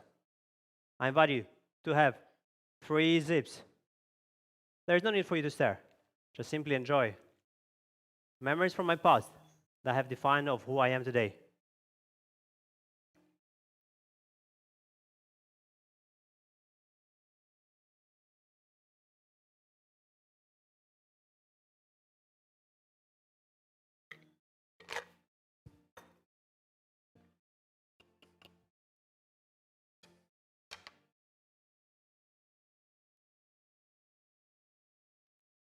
It's me. Oh, that's one inside. Brilliant. Here you go, Nicholas. Enjoy. Here we are. Enjoy. Alex, enjoy. And here we go, mate. Enjoy. Thank you.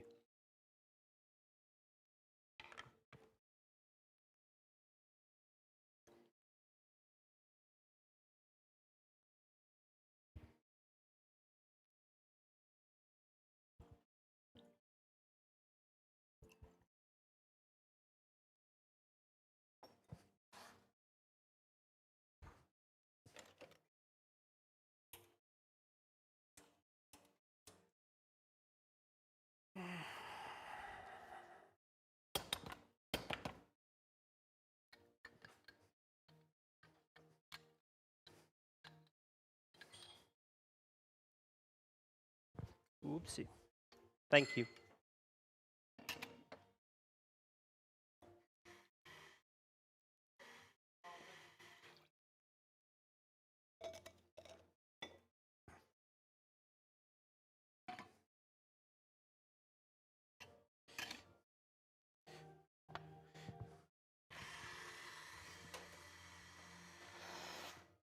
Now, judges, from the past, we move on to the present. Please, take a moment and take a deep breath with me. Exhale. Let your body settle. Engage your senses, your mind, and your presence.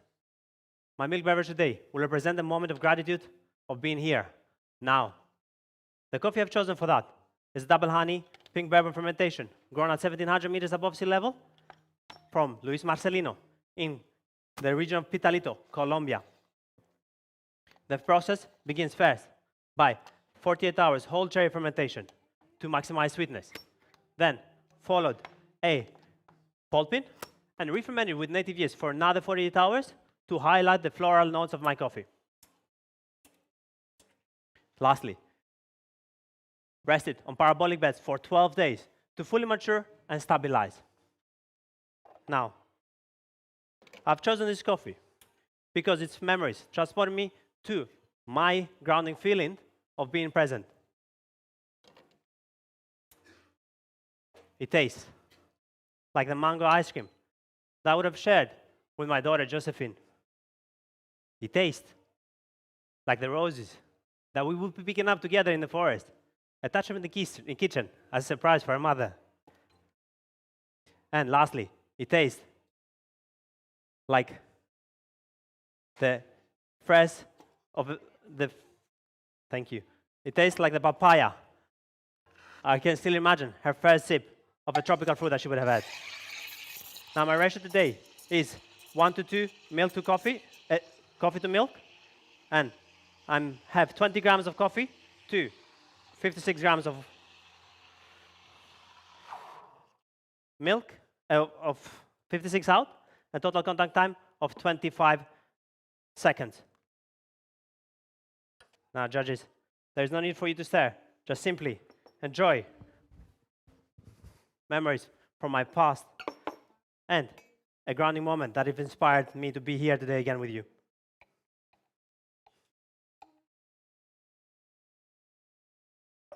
No need to stare. Please enjoy, Nicholas.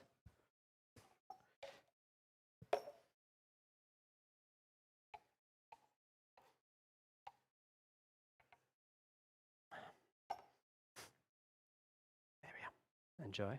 Thank you. And my message for you today is simply be bold, innovate, don't forget your journey, and above all, be grateful for every moment and every zip.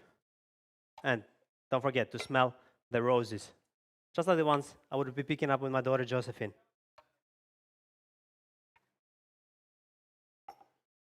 There we are. Oof. And time. Woo! Ooh! Thank you, guys. Edison, do you want to come over here? Hello. Come over. Keep the applause going. Come on, this is hard. Thank you. Thank you. Congratulations. Thank you. Made it to the semis. You're here in the beautiful Tate Modern.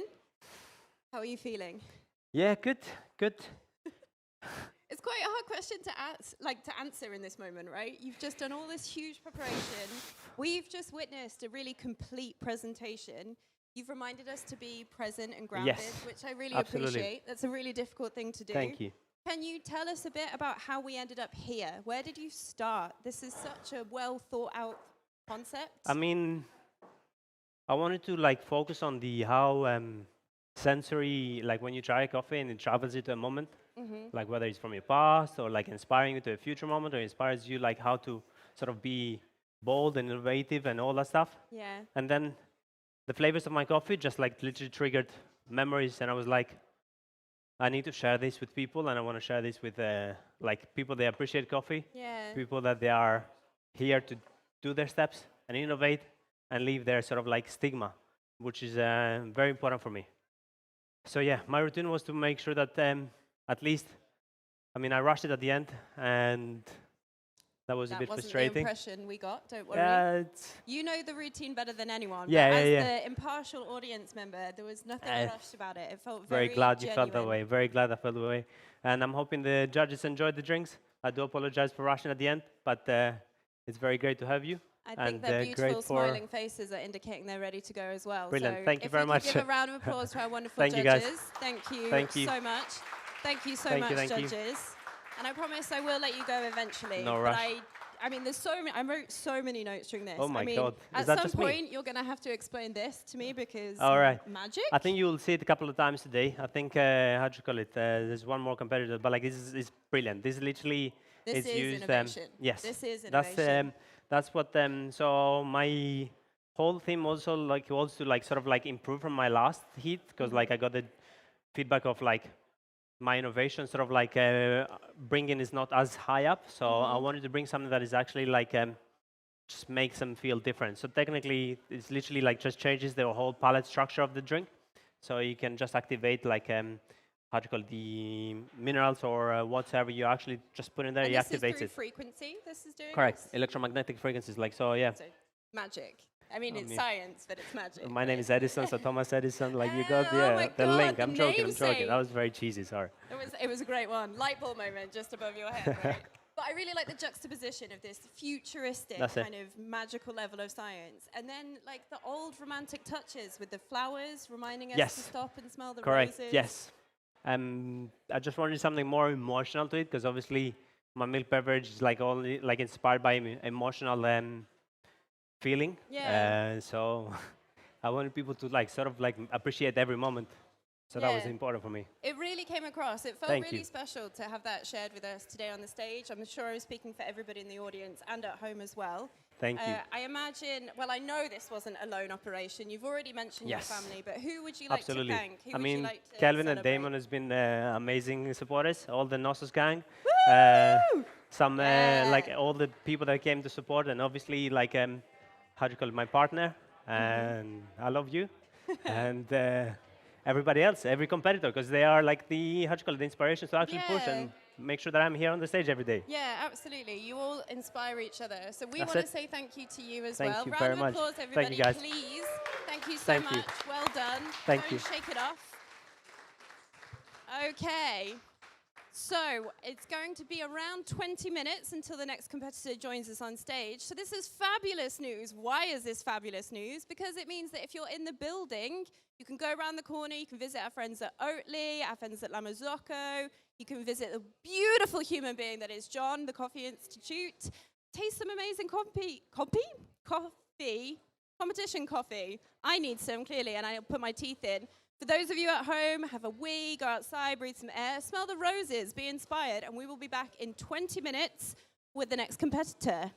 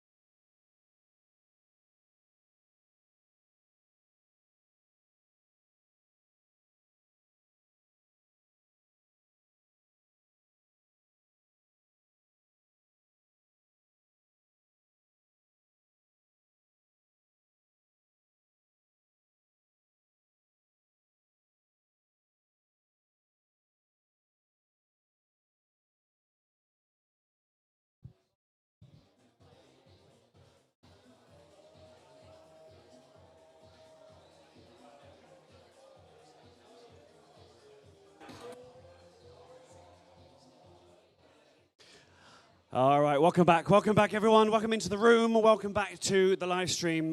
We are here, of course, right in the heart of the UKBC semi-finals. We have seven competitors down, 7 more to go, can you believe?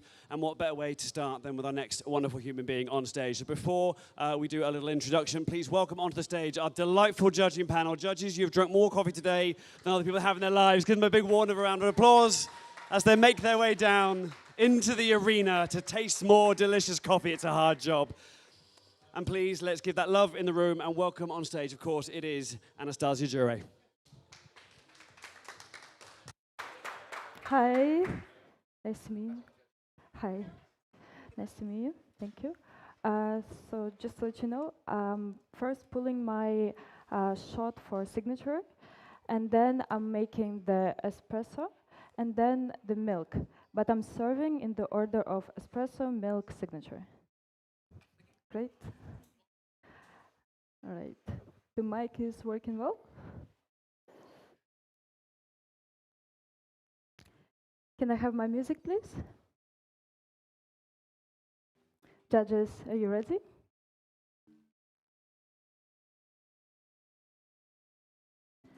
Time. Hello, judges. My name is Anastasia. I spent many years studying science. I was looking for patterns within nature and proving them with a replicable procedure. Maybe this is what drew me towards the science of fermentation in my coffee journey.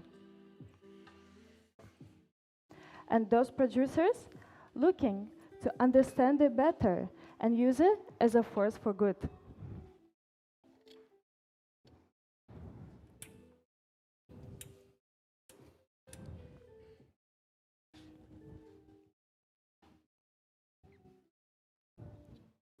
In the traditional sense, in natural process, coffee is left to ferment in its own bacteria in untested environment. Modern fermentation is completely different.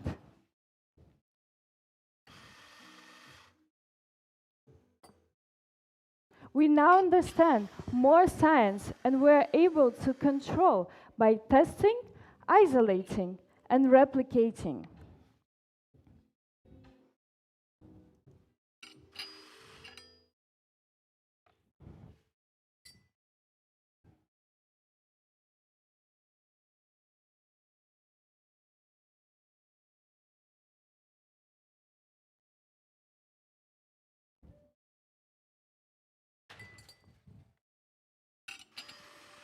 This is what attracted me to the coffee I will be using today.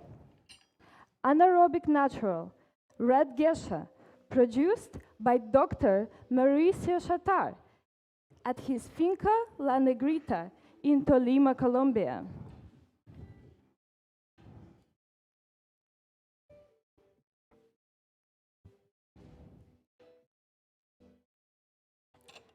Mauricio's approach to how he processes coffee is a great example of how, by testing, isolating, and replicating, we can achieve an excellent cup. First, he picks the cherries at a specific color Mauricio calls Ferrari red.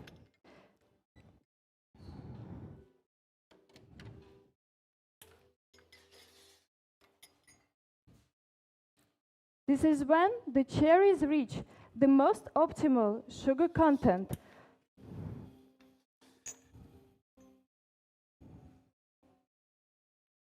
for the fermentation. This red geisha is then anaerobically fermented for 48 hours in sterilized, sealed tanks with addition of baker's yeast.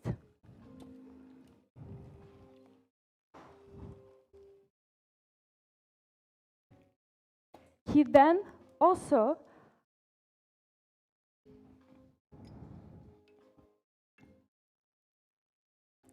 flush the tanks with nitrogen, which prevents oxidation.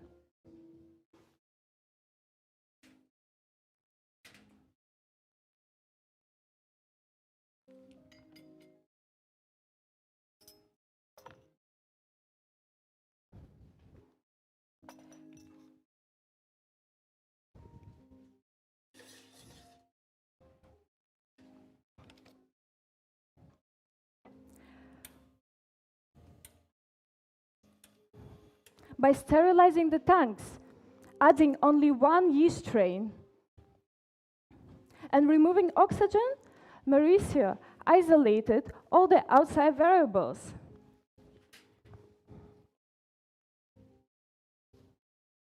And achieved a fully controlled environment.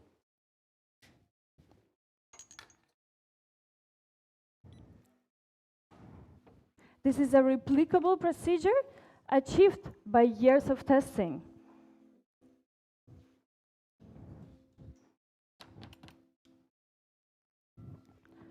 This coffee was then slow dried in a UV protected dark room.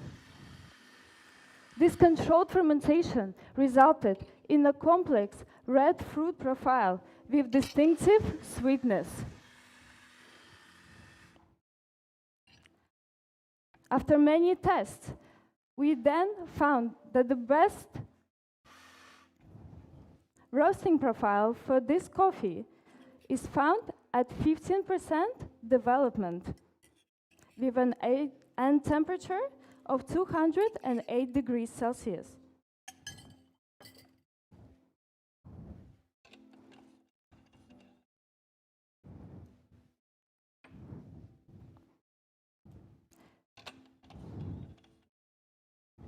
Today, I'm brewing this red geisha using a recipe of 20-gram dose in,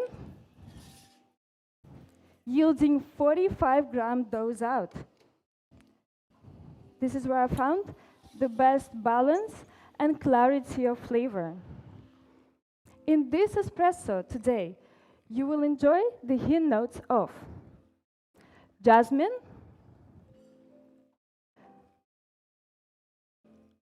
passion fruit, raspberry,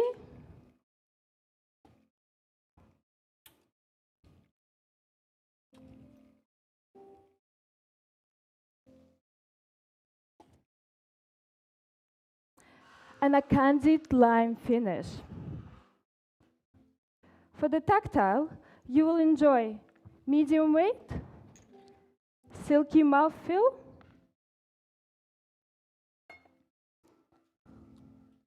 and a long-lasting finish. When I serve you this espresso, please stir 5 times and place the spoons in empty cups in front of you. This is for you. Please enjoy. These are for you. Please enjoy. Thank you. This is for you. Please enjoy.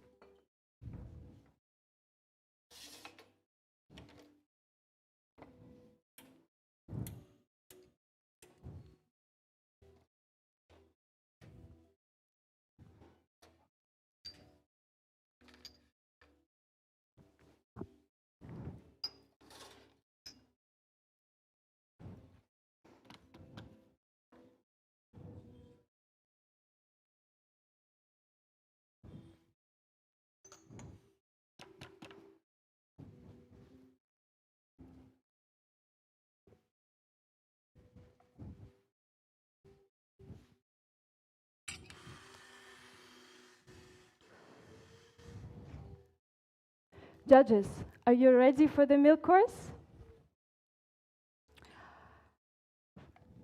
I got inspired by the scientific approach that Mauricio applied to his coffee processing, and I applied it to the milk course.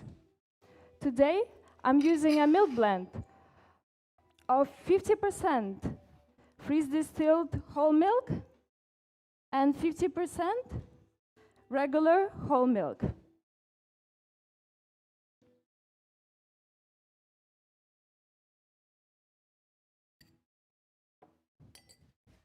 For my freeze-distilled milk, I had lab data on fat, protein, and sugar content found in the milk. By using this lab data, I can precisely replicate the same freeze-distilled milk achieving consistency in the milk beverage.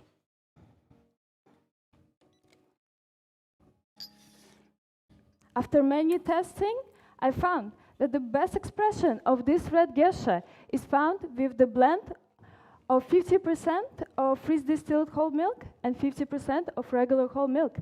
This is where the yellow fruit profile of my coffee is best expressed.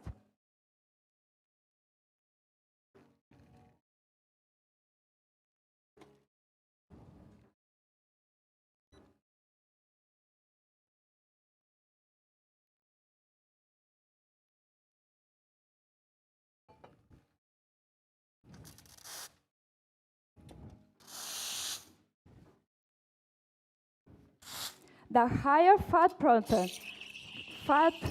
content allowed to highlight the nectarine note in my coffee without covering the natural sweetness of the red geisha. Today, in this milk course, you will enjoy the hint notes of nectarine and vanilla shortcake. Judges, today I'm adding 1 part of espresso, brewed same way as in your espresso course, to 3 parts of my milk blend. This is where I found the best balance of flavor. It's for you. Please enjoy. Thank you.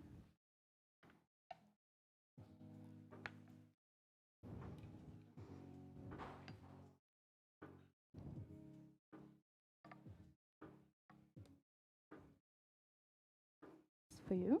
Please enjoy. Thank you.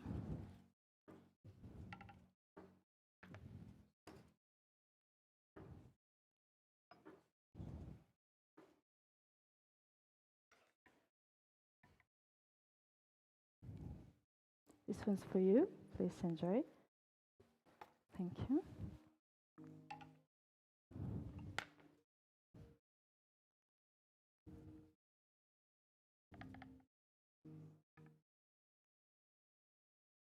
And this one's for you. Please enjoy. Thank you.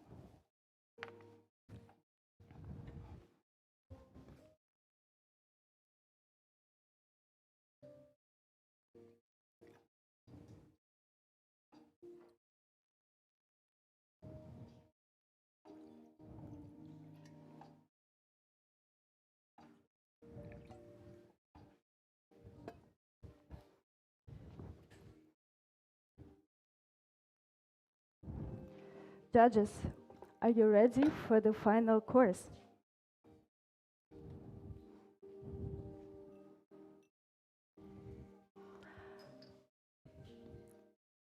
When exploring the science of fermentation, I got inspired for the final ingredient for my signature drink. Let me walk you through the steps prepared 1 week ago in advance. First, to highlight the florality of my coffee, I brewed jasmine tea. To that, I added sugar and water kefir. This is a symbiotic culture that processed a controlled 3-day fermentation. Then, to that water kefir, I added milk. And I clarified it through a filter paper, just like that, to separate out the curds and the whey.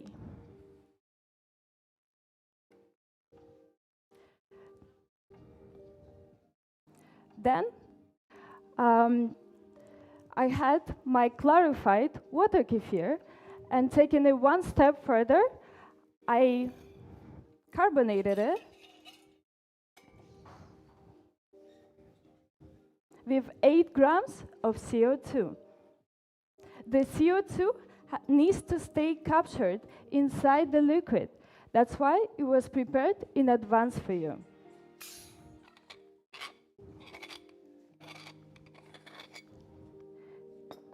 To each of your drinks, I'm adding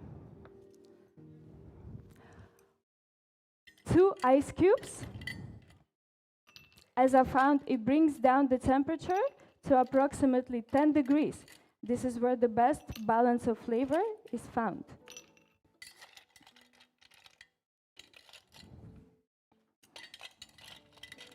I'm then adding 1 part of espresso, brewed same way as in your espresso course.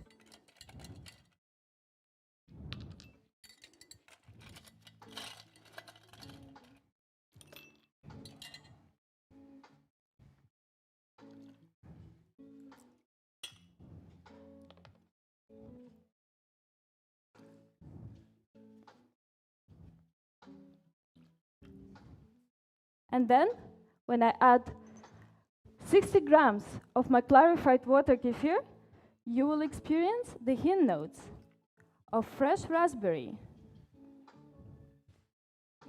cherry, kombucha sensation, and dark chocolate flavor note. Please enjoy the drink in 2 sips after I call my time.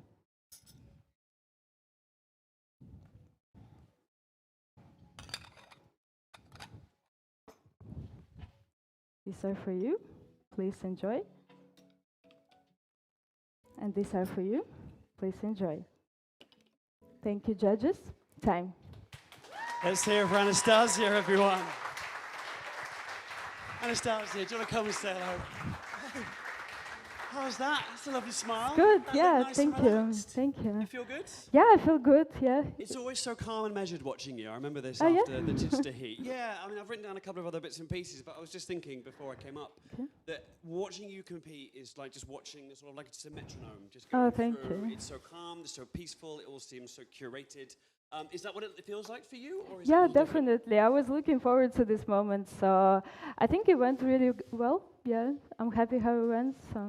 And talk to me about the process between obviously qualifying in Chichester and today. Did you have to change much? Obviously, everyone gets feedback after that. Do you look to change much or not too much at all? I definitely changed some of the aspects as I had different coffee from the heats. And obviously you have to adjust your workflow to now having 4 judges and yeah, so there were some changes, but I wanted to stick to the topic of science behind fermentation. So that's the main thing I wanted to reflect. Let's pick that apart a little bit. Before we do, I'm just waiting for some nods. I think I've got them. Yes, we do. We're going to say goodbye to our lovely judging panel. Goodbye, judges. Thank you so much. Thank you. Thank you. Thank you. So the science behind, because I've got to ask, because the person behind the coffee, so an MSc in quantum fields and fundamental forces. That's remarkable. How about that? Master of Science of Quantum Theory and Cosmology and String Theory. Yes, theoretical physics, very math, very heavy on math. Very data-driven, very process-driven. How do you sort of combine? You can obviously see your obsession is too strong a word. Your love for data and love for the precision, along with the artistry of nature. How do you merge those two worlds? That's a great question. Well, just like I tried to reflect in my performance, even things like fermentation have so much science behind them. And to be honest, if you apply a scientific approach to anything, you just achieve consistency. And at the end of the day, I feel like consistency is the key to any success. It's funny, you think about like cosmology, it's about as big as you could possibly think, right? And then you also think about sort of the data and the bacteria and the science behind it. It's about as like small small as world. you can think. Yeah. Do you find yourself, can you merge easily between the two? That's a great question. To be honest, one of the biggest missions in science is to combine very small world with very huge world theories. So I guess, yes, it is reflected in our daily life like that as well. I think it's remarkable, and what a lovely combination of two completely different fields being brought together on the stage. I think you've done an amazing job. We hope there's another performance in you. Great, we'll see how we go. you. Please, let's share it in the love of the room. Wonderful. It's Anastasia, everyone. Thank you. Thank you. Okay. So we're going to continue rattling through our wonderful competitors. We are at 2:45, and our next competitor will be on stage at 3 o'clock. So you've got 15 minutes, if you're here in the room, to go and stretch your legs, go and try some delicious coffees from all our stands. And if you're here on the live stream, it's time to pop the kettle on, grab yourself a cup of coffee, and we'll see you back here in 15 minutes.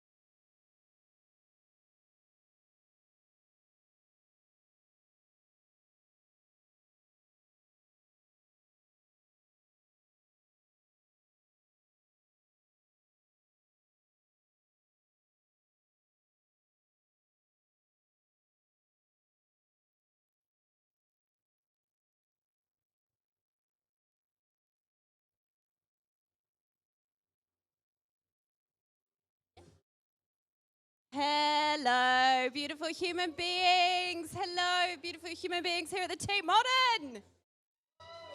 Thank you very much. Thank you. I'm trying. I expect the same of you watching at home. I expect to hear the whoops here in Tate Modern. But I'm not going to make you wait any longer because I have an enthusiastic competitor just behind me waiting to say hello, judges, I'm sure. So, everybody, I'm going to try and make eye contact with my judges to make sure they are ready. They are ready. So, put your hands together, please. Welcome to the stage, the glorious, beautiful, wonderful, fabulous judges. Yeah, love to hear that. And keep the applause going as we welcome to the stage Will Woodhouse Banks. Good luck.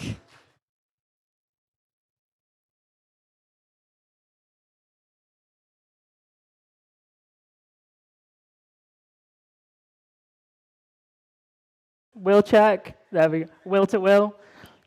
We're all good. Could we get the music, please?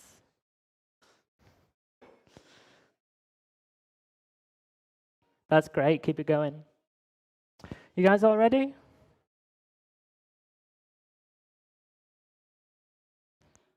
Now I'm ready. Time. All relationships are built on trust. The more important the relationship, the more trust is needed, and the more vulnerable you become. For the next 15 minutes, I'd like you to put all your trust in me to deliver an engaging routine about trust, as well as some delicious drinks.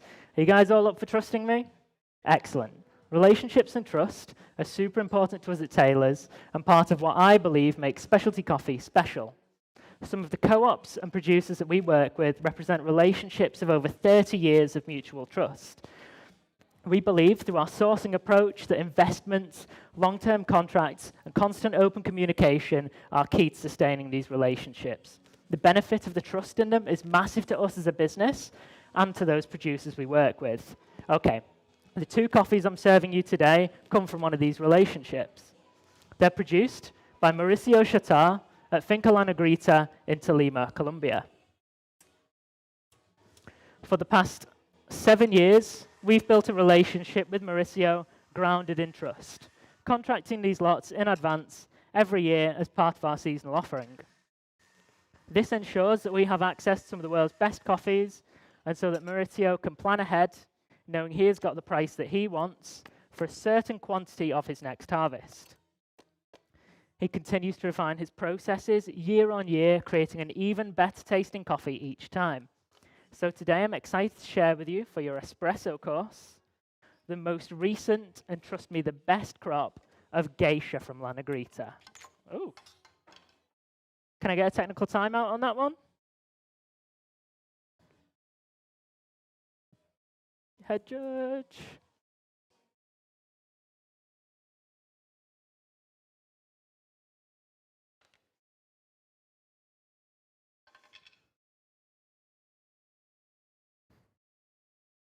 It was all going so well.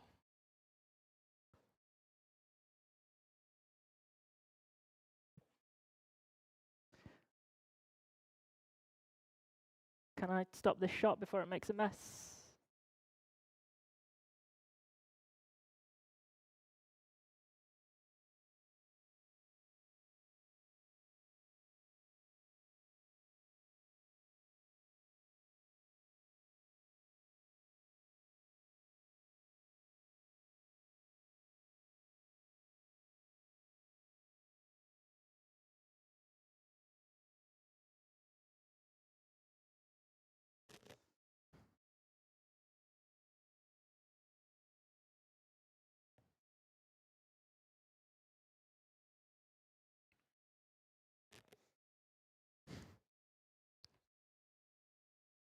Yeah, it'll take me like 5 minutes at the most. Yeah? Great. Shall I?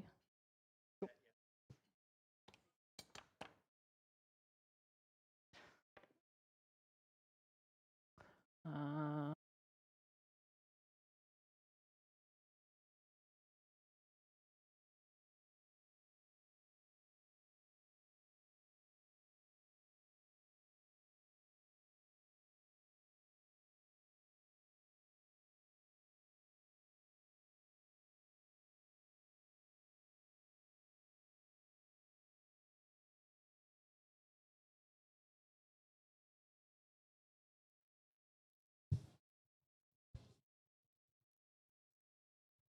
Hi.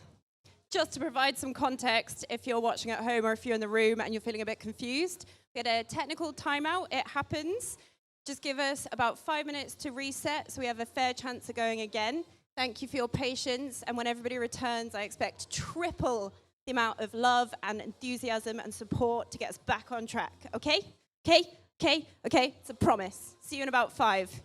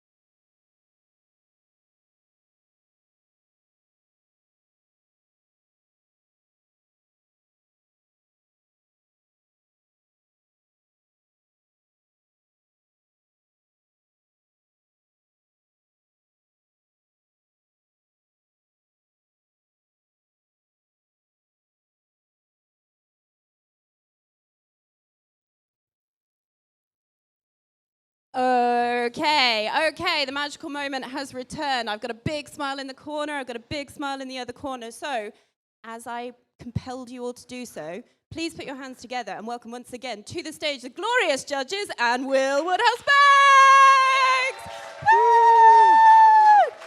Good luck. We love you, judges.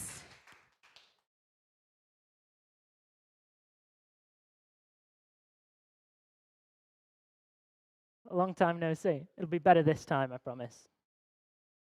Okay, everybody's here. Will, please can we get the music? Gonna have a dramatic pause, wait for the beat to drop.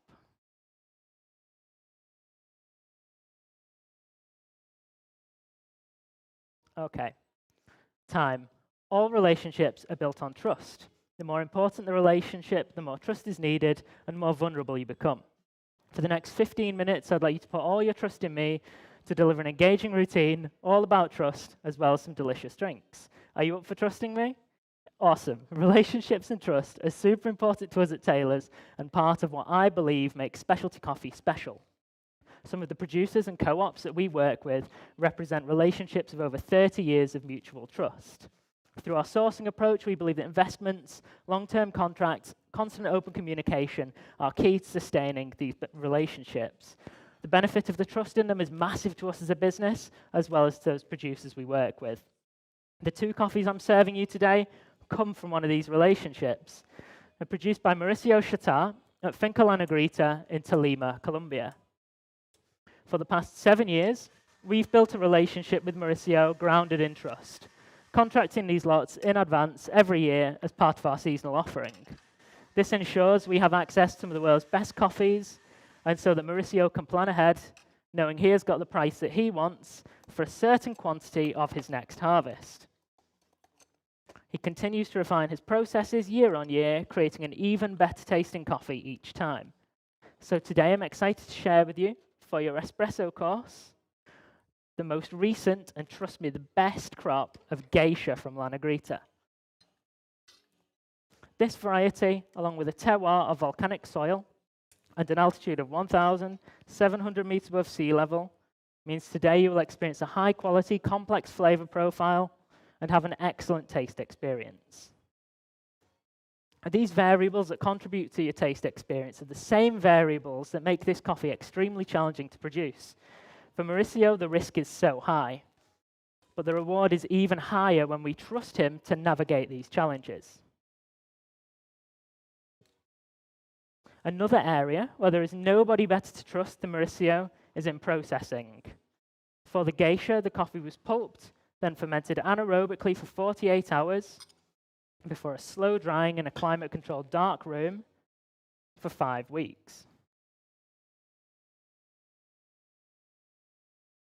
This fermentation makes the geisha extremely vibrant with a bright citric acidity, and the slow drying makes it extremely sweet.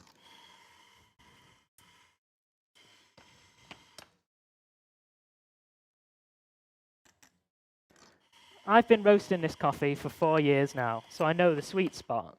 The roast is 7 minutes with a 19% development to 85 agtron.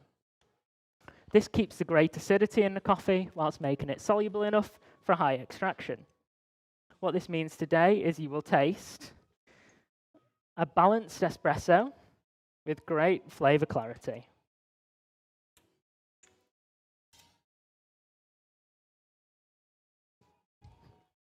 I'm using a brew ratio of 1 to 2.5, which will result in a medium weight,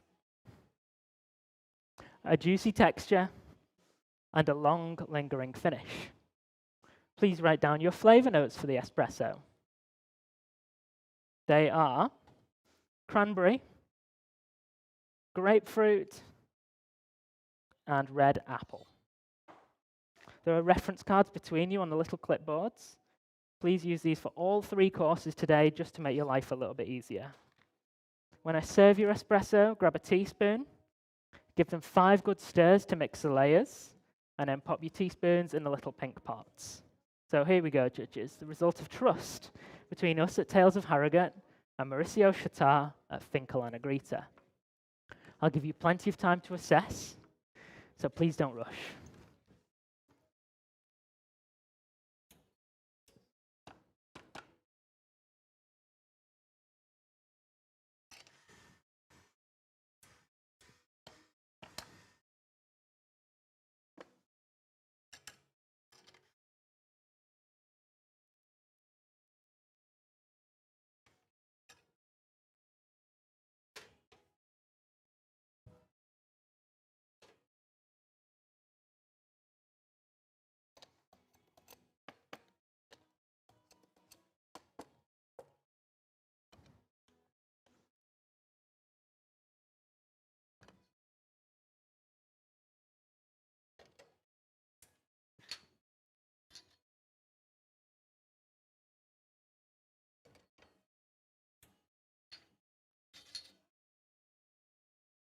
You've got about another 25 seconds with those espressos, and then we'll move on.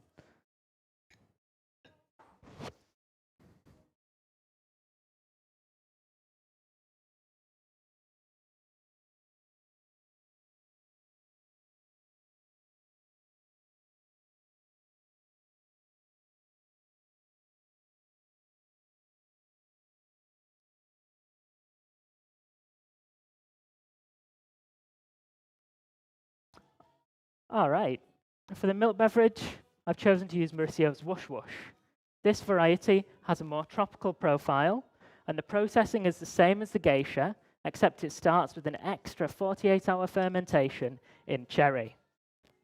This extra fermentation gives the coffee a really great booziness, which makes it perfect for use in a milk beverage.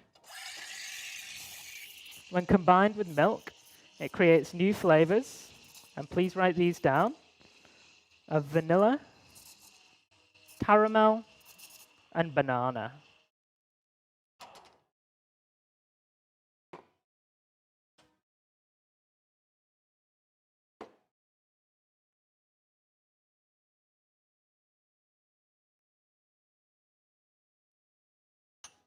All right, judges, I can't drink dairy, but I know from experience it does make the best tasting milk drinks. So sorry. For this course, I'm leaning heavily on another relationship. For the past 3 years, I put all my trust in my coach, Nicolo, to make sure I'm serving you the best possible tasting milk drinks. So based on Nicolo's feedback today, I'm using a brew ratio of 1 to 2 to create a great intensity of flavor specifically for this milk drink. I'm using a ratio of 1 part coffee to 2 parts milk, as this is where Nicolo found the best balance.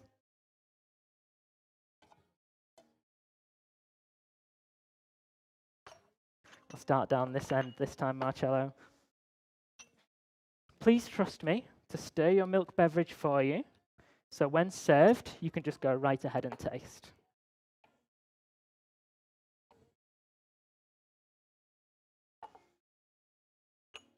That's for you. Enjoy.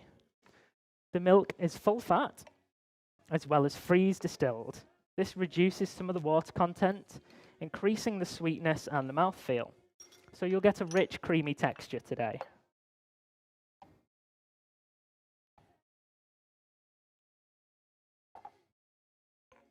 That one's yours. Enjoy. And down this end, whilst we're still going, we'll have a little reminder on the flavor notes, so they're fresh in your mind when you come to taste. Vanilla, caramel, and banana.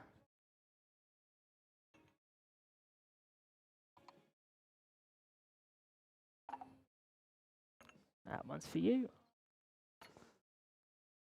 And Nick, last but not least, don't forget about that rich, creamy texture. This coffee is the result of trust and collaboration between me and Nicolo Peacock. Please enjoy.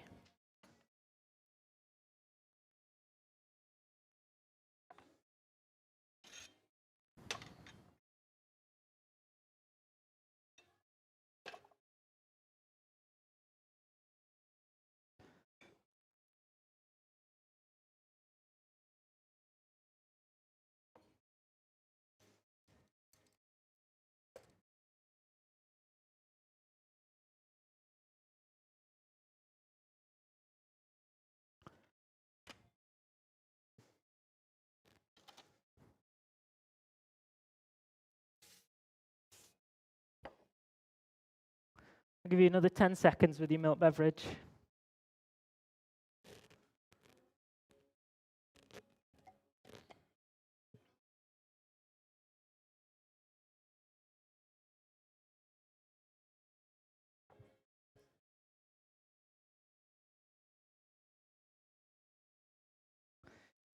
Are we all ready to move on? Sorry, let's go. So, over the last 2 courses, we looked at trust in 2 different relationships. In espresso with Mauricio and his amazing coffees. In the milk beverage with Nicolo as my coach. If you remember at the beginning of the routine, I asked you to put your trust in me. And during this course is where it counts. The trust between sensory judges and a competitor hangs perilously in the balance when it comes to signature drink. You all know what I'm talking about, so please keep trusting me. I'm starting off with 80 grams of the Whoosh Whoosh, brewed the same way as the milk beverage, in your hyperchiller to cool it down and capture the aromatics. The refined boozy character of the Whoosh Whoosh that made it the perfect base for the milk beverage is the same character that makes it the perfect base for this tropical signature drink. I tried many other coffees, but none of them worked quite as well as this one. To it, I'm adding 200 grams of apricot cascara syrup. The recipe is on your reference cards, but I'll give you a quick demo. I took 30 grams of apricot jam, and added 10 grams of cascara from the Whoosh Whoosh. To that, I added 200 grams of boiling water. And then I left this all to steep for 30 minutes before straining through a metal filter. The apricot pairs perfectly with the refined boozy character in the Whoosh Whoosh, creates a new flavor of mango ice cream, like a tropical Solero. I chose apricots because they remind me of trust. They're delicate, fragile, easily broken, something you really need to take care of. The apricot interacts with the cascara in that syrup to create another new flavor of orange juice. This lingers into a long aftertaste and has a positive balancing bitterness. Cascara reminds us that every coffee relationship, it starts with the producer's care. And that's also where the trust needs to begin. The final ingredient is 100 grams of fresh, organic coconut water.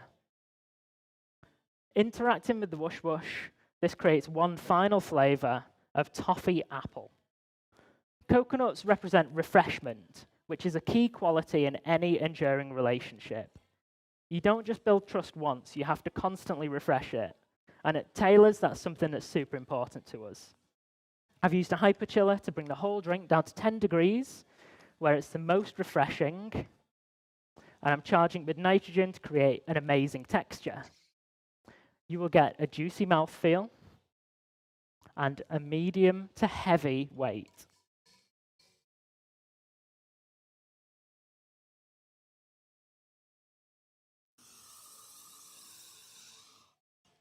All right, I'll be serving in these whiskey glasses, which will intensify the tropical aroma. When I serve you the drinks, please hold off on tasting for a moment. I'll let you know when it's time to taste. But when it is time to taste, take as many sips as you like. Just make sure you swirl heavily between each sip so that you get the best tactile experience. I'm hoping I've earned your trust enough throughout this routine to ask a small favor. Are you guys up for having a photo together? It will serve as a record of the trust we've built on this stage, but specifically the trust you've put in me to deliver this signature drink. Are you all up for that? You're not sure. If you don't like it, we can forget about it later. So, please hold off on tasting for one moment, but what I would like you to do is to grab your drink by the base and pick it up. Because for our photo, we're going to raise a glass to trust. So please, raise your drinks in the air, give me your most trusting smiles.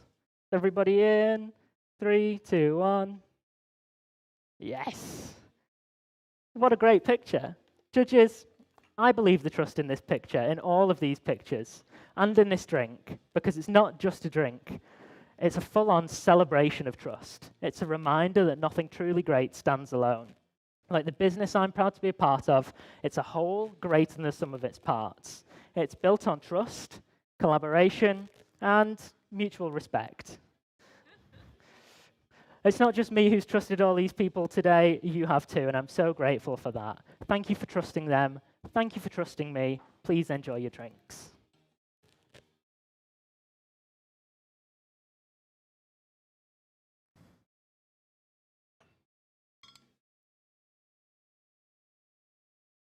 Coming through. And time. Woo, woo, woo! Oh my God. Will you put your trust in me just over here to have a little chat? Oh my goodness, where to start? Do you know what? Actually, you are what we might call a seasoned competitor. Oh, I'm getting old now. No, you're a baby. I just mean experience. And I feel like you've probably been asked a version of every question that we ask at this point. So, given how well you know this routine, what would you like to say about what brought you here, the routine, trust? Oh, such a big open-ended question. Thank you. I'm just passing the responsibility to you now. In the heats, my routine was about relationships, and then we sort of built on that and refined it a bit, so it's more about a key part of relationships. Which is? Trust, the most important part. I was hoping the audience participation would shine then, but no, okay. They didn't trust me, obviously. Continue. Yeah, so it's kind of like a refined version of the heats routine, and we've got some really delicious coffees. You know, it's a lot of hard work. So what made you land on trust as the element that you wanted to kind of centralize here? Because it's changed quite a bit from your heats routine. So what was the driving force behind this? Relationships was a bit broad because relationships can mean anything. There can be anything within it. And then once you start to break it all down, the sort of very, foundation of every relationship, whether it be a minor relationship or a very important business relationship, there's some level of trust at play. Yeah, absolutely. And I think a huge amount in our industry, right? Particularly when such a young industry and we're still, judges, are you ready? Yes, you are. Everybody happy? Everybody, round of applause for our wonderful judges, please. Should They're we do some working handshakes? so hard. Thanks much, Alan. Thank you. Thank you. It is their precious time that they are giving to this competition, and that is incredible. Thank you. And we Cheers. love them. Thank you very much. So yeah, so with the coffee industry being as new as it is, I think there is a lot of trust all the time, right? Because we're often defining and redefining things, which is why I really liked that you were like, refresh your trust with the theme of coconut water. Yeah. Yeah. Well, it's funny because the coffee industry, I'm going to have to try and be careful to not say anything that gets me in trouble, but like historically, the coffee industry is built on really awful, evil colonialism. And it's only, you know, the past 30, 40, 50 years that it's been like, maybe we shouldn't be so evil, and people are people. Spoiler And alert. yeah. Like there's a lot of wrongs in the world, and we have to make sure with all our actions we're being kind to each other. Yeah, absolutely. Oh my God, I'm talking such rubbish No, now. do you know what? It's so hard to do this part, I think, because you've just done your routine that you know so well, and then you come and speak to a very enthusiastic, bouncy person going, tell me everything. Oh, can I do questions for you? No. Okay. I mean, you can, and then I can elect not to answer them if you like. What brings you back year after year to keep being the MC at the Bristol Championships? Turning. Genuinely, it's getting to see people like yourself get up on stage and be passionate and brave enough to say, like, I care about this, and I've dedicated time and energy to doing it.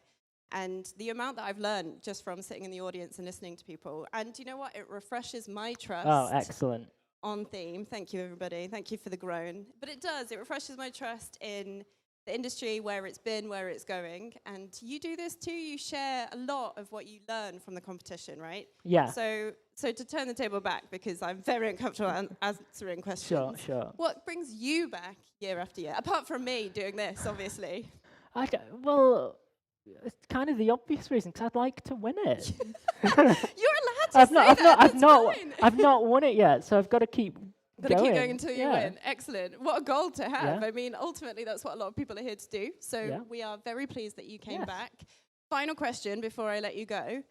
How many of your own bingo items did you incorporate into your routine? And did you do it just to win your own bingo? No, so it's I made my bingo card like 2 weeks ago after like routine first. And then I was like, what are like traditional tropes that you see in every Bristol Championship routine? And mine, unfortunately or fortunately, incorporates a lot of things. Many of them, many. Sadly, we don't have Gratz here looking stern in the background, No. but that's the only one We've so got far. Jonathan looking stressed because he's working like five people. Not as stern, let's be honest. Okay, well, before you go, is there anybody you'd like to thank? I imagine there is. There are so many people to So thank. many, on the spot. I considered writing a list, but I didn't write a list. But I need to thank the Nicola Peacock mentioned in the routine, #1 coach. #1 milk coach. Love this. Nicola Woodhouse Banks, #1 wife, amazing supporter. #1. The only one. Like, trust here is very important. Everyone at Taylor's who supported me, like, everyone does proper jobs in the office, and it's really hard to get the time for people to support me, get my time to do it, and like the support's been unbelievable. So everyone who works at Taylor's, everyone who's sent me an Instagram DM wishing me well, thank you to all those people. Yeah, well, thank you to you, and I'm sure Taylor's are happy to have you. I know we're all happy to have you. So if everybody could all please put their hands together to celebrate the wonderful Will Woodhouse Banks. Thanks for having me. Thank you for coming back. Well done. Go and shake like a dog. Or, I'll go give Will my mic. Now I'm going to make eyes at Dave, who is not looking at me, because he... Do you want to come up? No? We're not going for half an hour. So Dave and I have been working on a comedy act, you'll be pleased to know. We are providing entertainment in between sets by waxing lyrical on various subjects. Pop culture, Beyonce... Yeah, no? No. Okay, no. We're not doing that. No. Well, I've already bombed. Your turn. No, what do you want to chat about? Chat about? Should we chat about the lovely people that help us do this? Should we chat about the lovely people who help us do this? Because genuinely, without sponsors, none of this could happen. No, for sure. Well, let's start off with an overlooked one, because not only are they an amazing sponsor of this competition and responsible for so many of the graphic design elements and execution, but also for being here on the day and for being part of our amazing committee. So I want to give a big shout out to Will and Nizato. There he is. Where is he? Oh, he's there. He's hiding behind a screen. He might even pop out. He's like a little mole. Occasionally, he like pops his head out. A very talented mole. But this guy is responsible for so many. Every competitor gets an amazing like contact sheet of photos that this amazing man takes at every single one. Him and his really small team do so much AV. Tom's here. Tom, give us a wave. There he is. Thank you, so that Tom. guy with the camera rolling around, creating amazing little sizzle reels and show reels. Because obviously we put on this competition for the competitors, but the competitors very rarely get anything of them on stage. Yeah. And for some of them, this is their only kind of record Yeah. of their performance. I think that's quite amazing. And what a beautiful record. We did ask Will if he wanted to come up and talk, and he said no, which speaks to his humility because he is incredible, so hardworking and so talented. So if you ever have had a beautiful picture taken, rest assured the people responsible are here, and you should say thank you because they work very hard. Super hard as And always. they're lovely as well. Anyone else you want to talk about? I definitely want to mention the delicious water that we're all using. Because, jokes aside, when you think about coffee, so much of it is made up with water, and we couldn't do it without the support of Brita and their goddamn tasty water. Goddamn tasty water. Goddamn tasty water. This has been my campaign for the last 4 months. Yeah, I mean, I is to stole that from push you. their I was like, I'm goddamn going to say it tasty before you say it.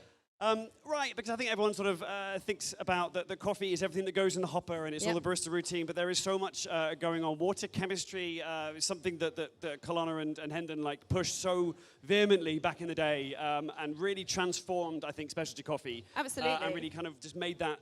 Sometimes in coffee you get these leaps, and I think that water chemistry element was that leap. Absolutely. And let's be honest, we all love to have things to get even more obsessed with. Right. And it turns out now you can also become obsessed with water. Yeah, water yeah. chemistry, magnesium, etc. Yeah, designer water. Designer is now water a thing. is Whoever a thought thing. that would be a phrase that we'd Taste say. testing water, I love it. But genuinely, without Brita, without their support, none of our competitors could really platform their coffees in the way that they would want to, in the way that the producers would want to, in the way the roasters would want to. So the most enormous thank you to Brita for all of their support for the heats and for this competition, the semis and the finals. Because so much of this is about setting out a level playing field for these people to compete on. Absolutely. If everyone brought everything, there would be so many variables that we couldn't really sort of pick out the true skill of the barista. Absolutely. So with the guys from Della Corte making sure that every machine is exactly the same. The reason that these guys spend so long sort of cleaning and resetting is because every competitor has to have an identical machine to compete on than the person before. And it's the same with the water. It has a chemistry window that it all has to fall in, so every competitor has exactly the same water chemistry, which is wild. Which is mind-blowing, especially when you take into account that this is all purpose-built for the competition. Yesterday, this wasn't, well, yesterday this was here by the end of a very long day. But we really do need to thank not just the machines themselves, the cleaning as well. Cafetto. Oh, nice segue. Thank you so much. But genuinely, as you say, all of the machines have to be reset. Everything has to be an even playing field. And we couldn't do that if we weren't working with the best cleaning products. It's such fine margins that, as we sort of said, that everything has to be perfect for these people. And in order to do that, we need partners that have that same sort of drive and dedication for perfection and consistency. So it's not, again, from the committee perspective, whenever we open up sort of partnership programs, we don't just pick a random person. No. Every single brand and every single company we choose to work with or that choose to partner with is exactly that. It's a partnership to make sure that it's to the highest possible standards. Absolutely. So the theme always when I'm interviewing people after their sets is that it takes a village, but it does take a village in every sense of the word. It takes a village to make a cup of coffee. A village to make a village of villages. And Hamlet. This is our Hamlet of sponsors who we couldn't do this without. So we are going to keep talking about them. We are going to keep celebrating them. We probably won't for very much longer right now. No. No? No, I don't think so. No, right now. But we'll come back. We'll come back with more little bites and more little bits of info to really talk about the people behind the brands, because brands are everywhere, but actually every single one of them is run by human beings doing amazing stuff. Who are here giving their precious time, expertise, and energy. Right. Everyone's which got is so normal valuable. jobs. Yeah, yeah. Okay. Very much. So in the meantime, we've probably got about 20 minutes until the next competitor. So if you're in the building, please be sure to visit the guys at Oatly. John, the Institute of Coffee, is brewing up some of the competition coffee. You get to actually taste the coffee you're hearing about. That is so rare, and I'm going to push you all out the way to get over there. If you're at home, sorry, but you're at home, so you can't do that. So you drink yourself some delicious coffee at home, or tea, or whatever, tickles your pickle. We will be back in about 20 minutes. In about 20 minutes. Set your alarm. Set it. See you Okay. soon. Bye, love Bye-bye. you. Bye. Bye.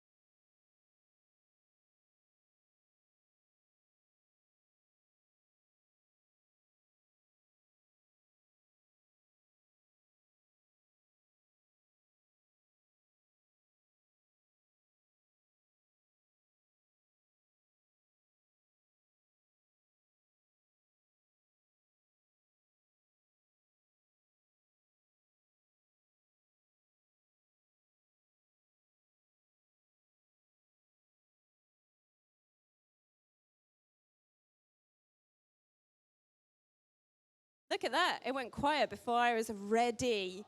Hello, I'm Grace, she, her. I've been one of your MCs today. I come bearing news of a slight change in schedule. So our next competitor now will be the fabulous Laura Metcalf that you can see just on my right. I'm not going to cause too much attention because she's practicing at the moment. So we'll all be quiet.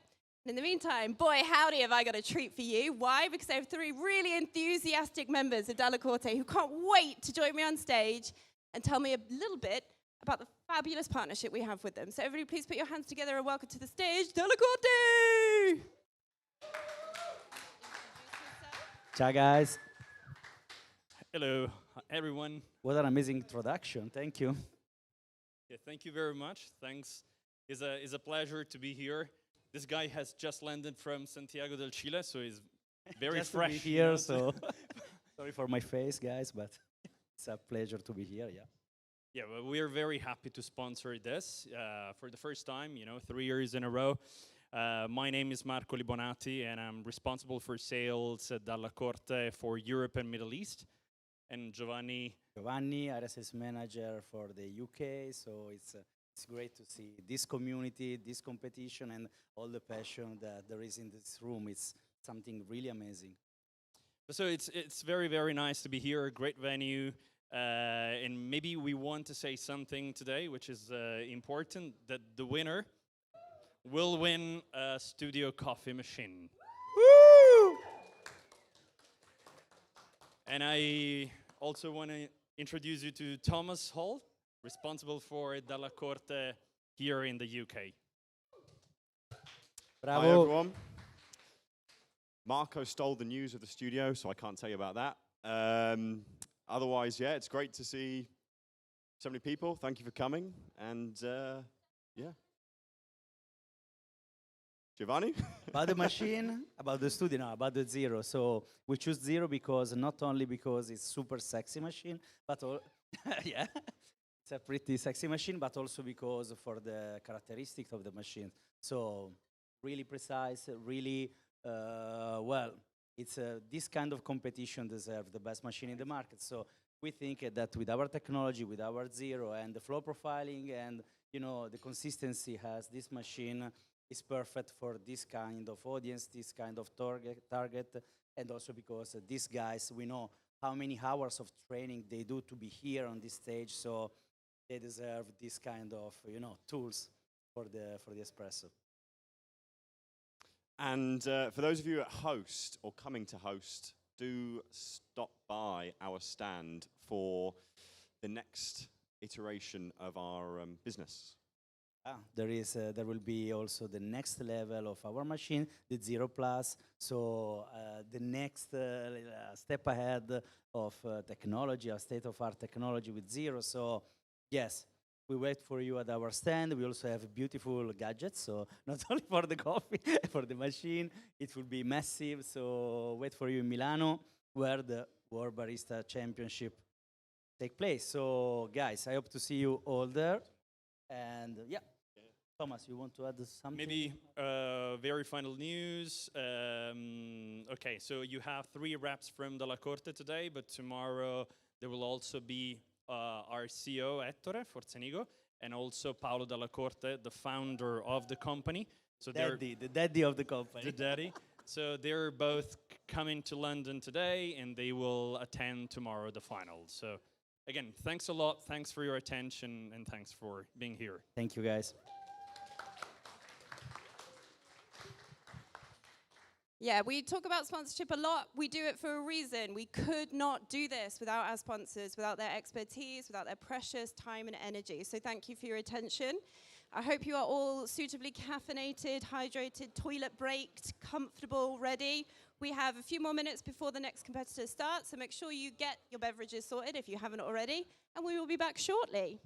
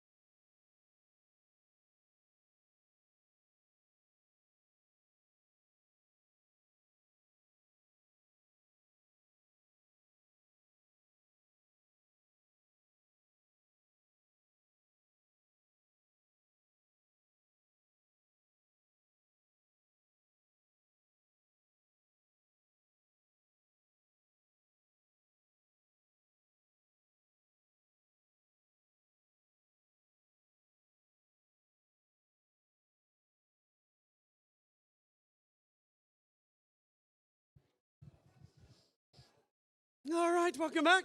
Welcome back, everyone. Welcome back to the Tate Modern in London. It's the UKBC semi-finals. And we continue after a little short break. We have our next fabulous human on stage. But as always, as is customary, please give a lovely, warm welcome. Round of applause in the room. It's our beautiful judging panel. Judges, please make your way up to the stage to drink more coffee, more delicious, world-class coffee. And let's keep that lovely, warm sentiment. A round of applause in the room. Of course, it is the amazing, it's Laura Metcalf, everyone. Hi, welcome. Hi, thank you. Hi, yeah, I'm good, thank you. Whew. Nice. No special information. It's pretty, yeah? Yeah.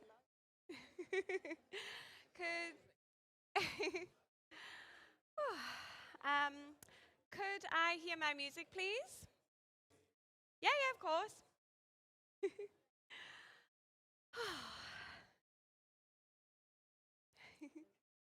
Oh, sorry. I was sure it wasn't going to. Thank you.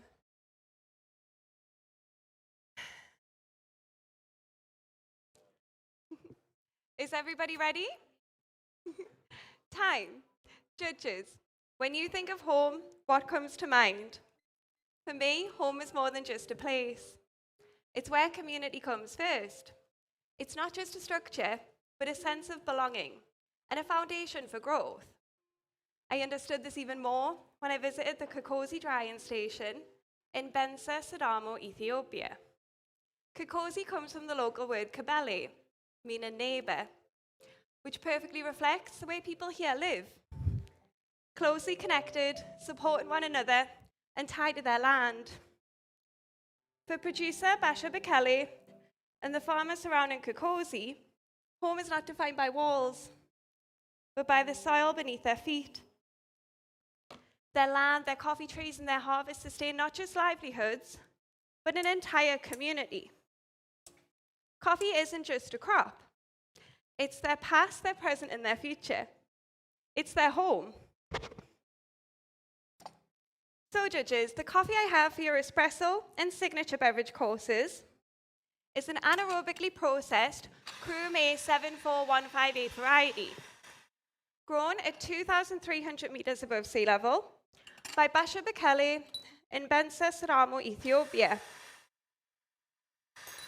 Now, grown at this altitude, the cherries undergo a slow maturation, resulting in complex fruit-forward notes. After harvesting, the cherries were transported to the Kokosi drying station, where they were placed in sealed tanks for an anaerobic fermentation of 30 hours. Here, fermentation occurs slowly and deliberately. Sugars and acids transform under pressure, much like the growth we have at home. This coffee transformed, shaped by its environment, yet expressing something entirely of its own. The result is a fruit-forward cup that reflects the coffee's home and its journey. This coffee was roasted in my hometown of Newcastle by Barbara at Goldbox Coffee Roasters. She developed it with a gradual heat build that allowed for a longer Maillard phase. This approach encourages balanced sweetness while still maintaining the subtle fruity esters that would develop during fermentation. My recipe for your espresso and signature beverage courses will be 20 grams in to 40 grams out. Your espressos today will have a medium weight, a silky texture, and a medium long finish. In your espressos today, you will taste peach, grapefruit, and raspberry. When you receive your espressos, please assess the crema, stir front to back 4 times, and place your spoons in the small pots provided. When drinking from this cup, please only drink from the thick rim, as this is where you'll get the best tactile experience. This one's for you, please enjoy. And this one's for you, please enjoy. And for you, please enjoy.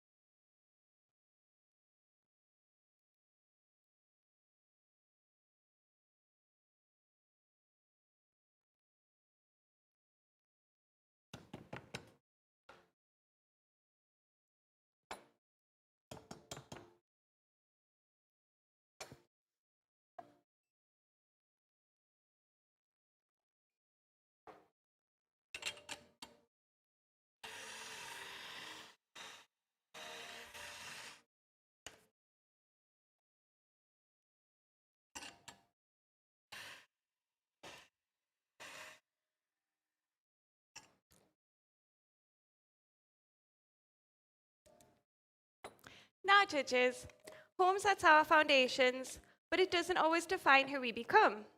Sometimes we need to step away from our home in order to grow. And that is how my journey in coffee began. Leaving my hometown of Newcastle and moving to Vancouver, Canada. Immersing myself in a new environment challenged me, shaped my skills as a barista, and pushed me to grow in ways I never expected. And the coffee I have for your milk course reflects that same journey. It is a naturally processed geisha variety, grown at 1,700 meters above sea level in the Volcan Chiriquí region of Panama by Kai Jansen. Now, this variety originated in Ethiopia, but it found a new sense of identity in Panama. Here, the cool, humid climate and volcanic soil didn't just support growth, it shaped it. It's a beautiful reminder that while home gives us our roots, it's often when we leave our home, we discover who we truly are.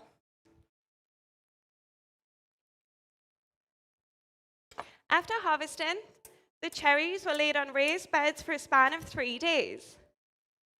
Here, the warm days, cool nights, and mountain air created the ideal conditions for fermentation. Microbes and yeasts drive the breakdown of sugars. The result is a complex and layered coffee, shaped as much by the mountain air as by the process.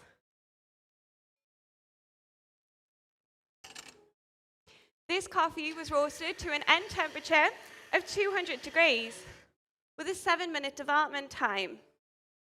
It was a precise and gentle roast that lets the coffee speak for itself, vibrant and true to its home.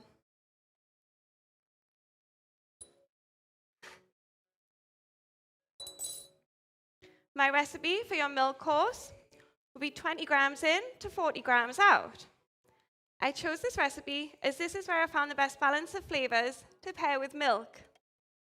And speaking of milk, home doesn't just shape coffee or us as people, it can shape milk too. In the northeast of England, the Tweddle family have farmed at the Arctic and Newton since 1928. Producing a rich organic milk that reflects their own deep-rooted connection to their land. Just like the coffee farmers in Sadamo and Panama, their work isn't just about production. It's about legacy, sustainability, and nourishing the people around them. So judges, I'll be pairing these espressos in a 1:2 ratio with a freeze-distilled semi-skimmed milk from this farm.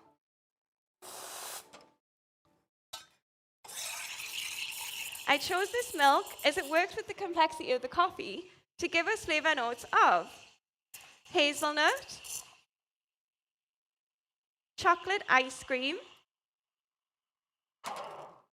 and dark ripe Morello cherry. Now, judges, while I prepare your milk beverages, please take a moment for yourselves. Relax, think about what home means for you.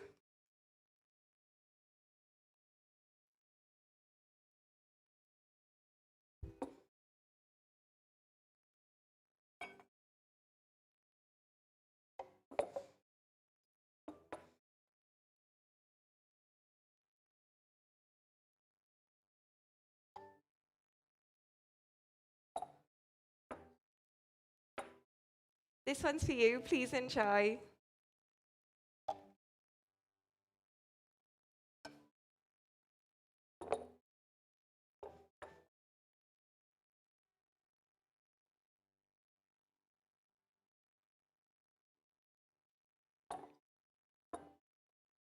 This one's for you, please enjoy.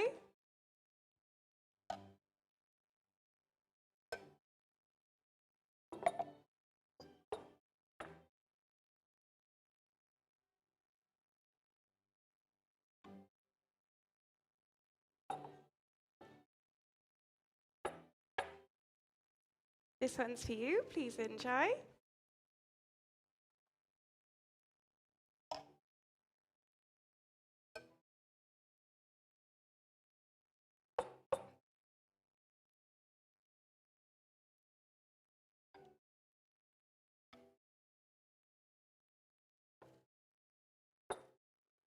And this one's for you. Please enjoy.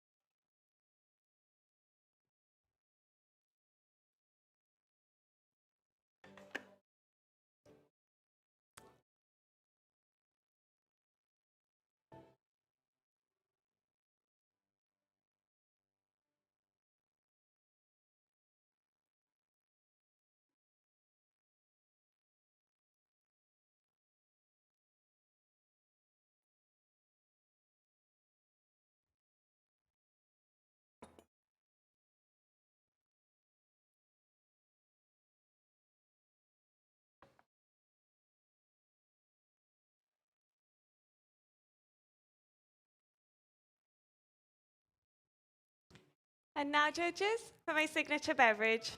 I will start off with 4 shots of coffee from Pasha Bacali's farm, which I've chilled in a hyper chiller for flavour clarity.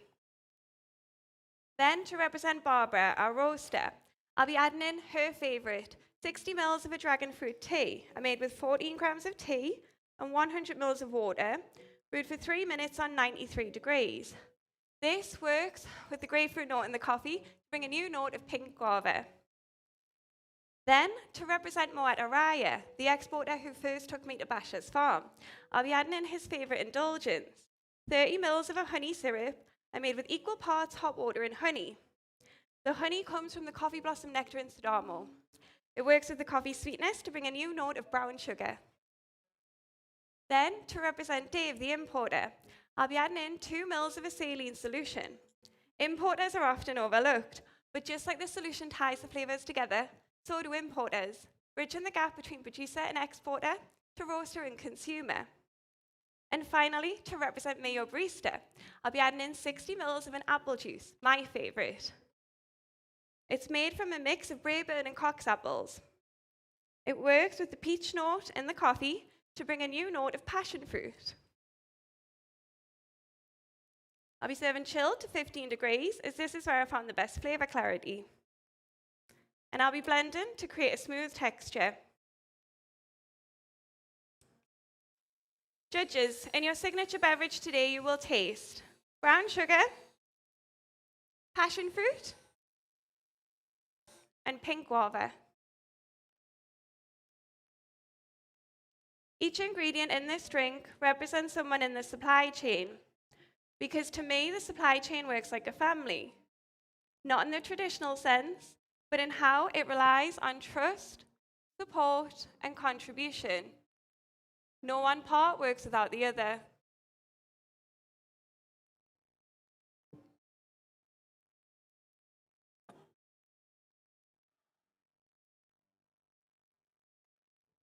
Judges, when you receive your signature beverages, please wait until I call time before tasting and evaluating. For you, and this one's for you. Again, judges, please wait until I call time before tasting and evaluating.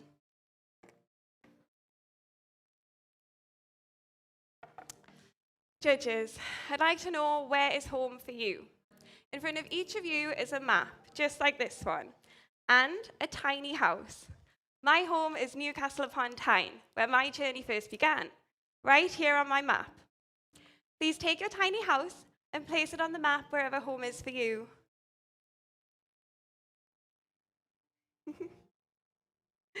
Judges, just like the coffees I've served you today, you've been shaped by your own origin, your own story, and your own community.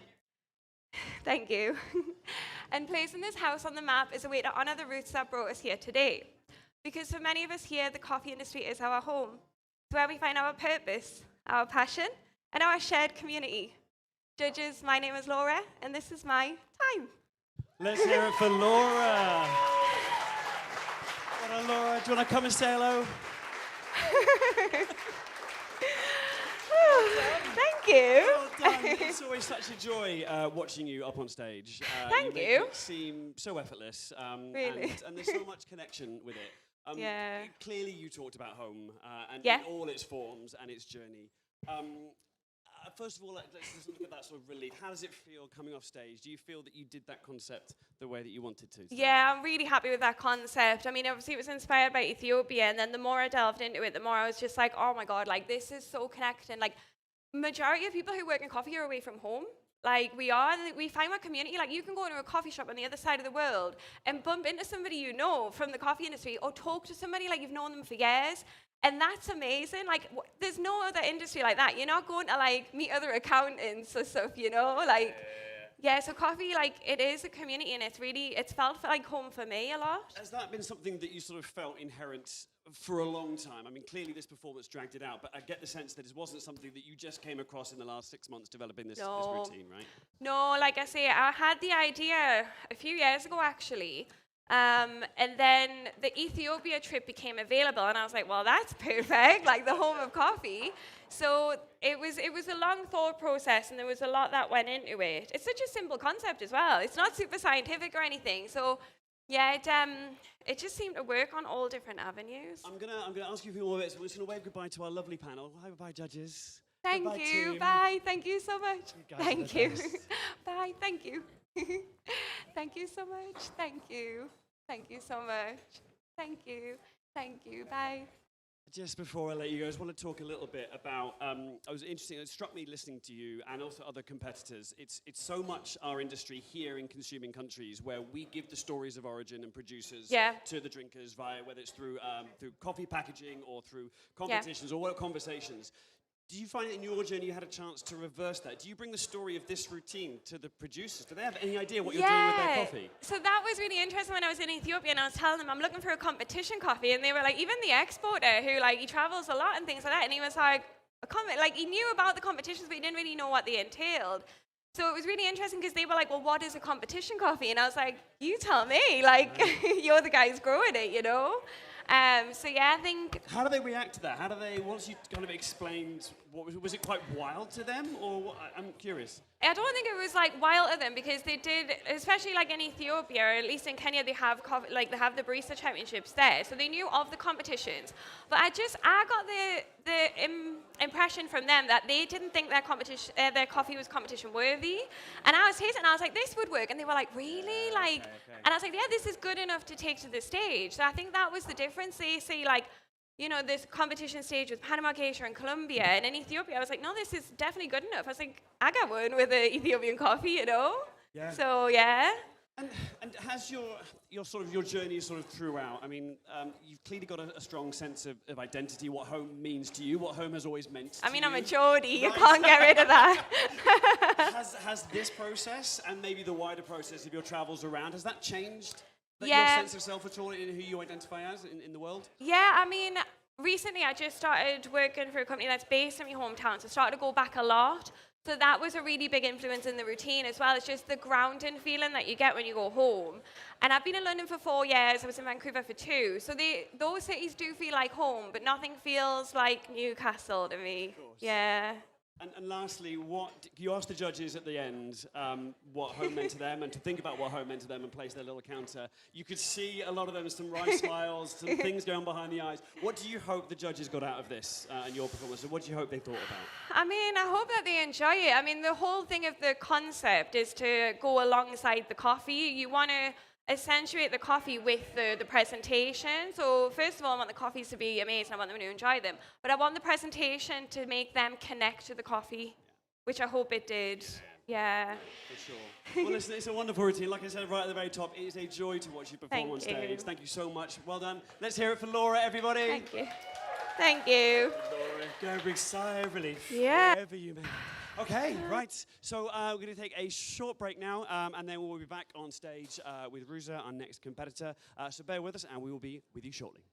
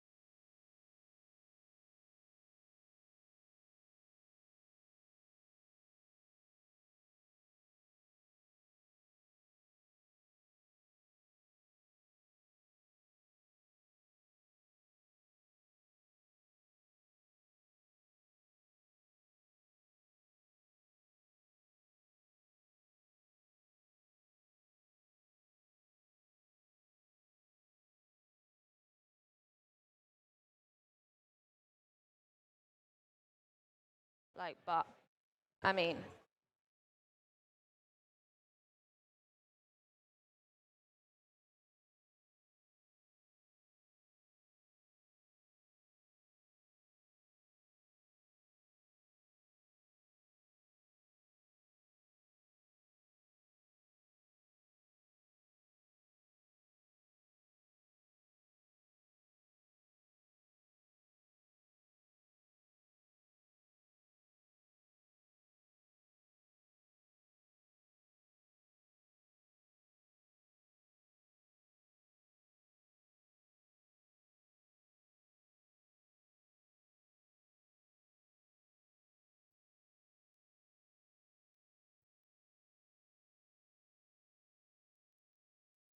Hello, hello, hello. Hello, beautiful people in the building. Yes, we can have the round of applause now. Yes, go on, go on, go on, go on.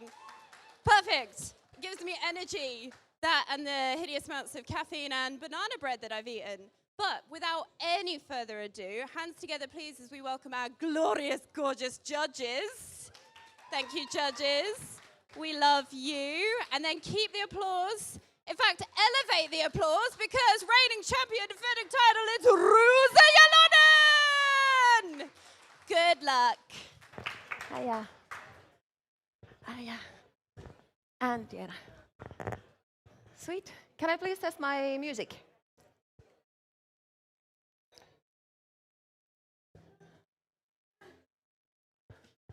Can I have it a teeny weeny bit louder, please?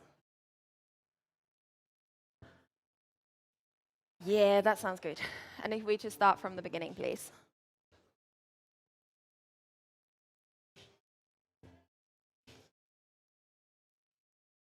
Time. Welcome, judges. My name is Rosa, and I'm originally from Finland, where we have a saying, "Ken apua pyytää, se avun saakoon." This translates to, the one who asks for help, help will be given. It is often used to promote togetherness and to celebrate the power of collaboration. Where people come together and collaborate, they combine their knowledge and their expertise, which allows them to overcome challenges and to push boundaries. I truly believe collaboration is the key to the future of our industry. And today, throughout my 3 courses, I want to show you the power of collaboration in coffee. We will start with my espresso. And I have chosen a geisha from a producer that I have collaborated with many times over the years. It's from Mauricio Chata and his farm Finca La Negrita, Tolima, Colombia. The processing of this geisha is very unique. Mauricio starts it by spraying the cherries with koji and then fermenting them for 36 hours anaerobically. Koji is a fungus that breaks down sugars that would otherwise not be available for fermentation, resulting into incredible flavor complexity. After pulping, Mauricio dries this coffee as honey processed for 8 weeks in a dark room, resulting into a coffee that is clean and vibrant. I roasted this coffee for 9 minutes to an end temperature of 210 and to a development time ratio of 17% to increase texture and to highlight those citrus qualities you will find in the espresso.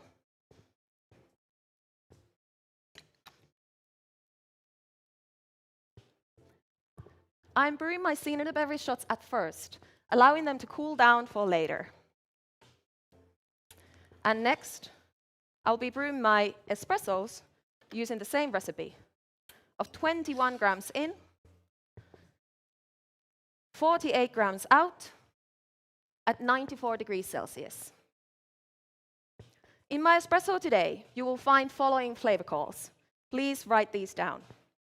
Of lemon balm, lime,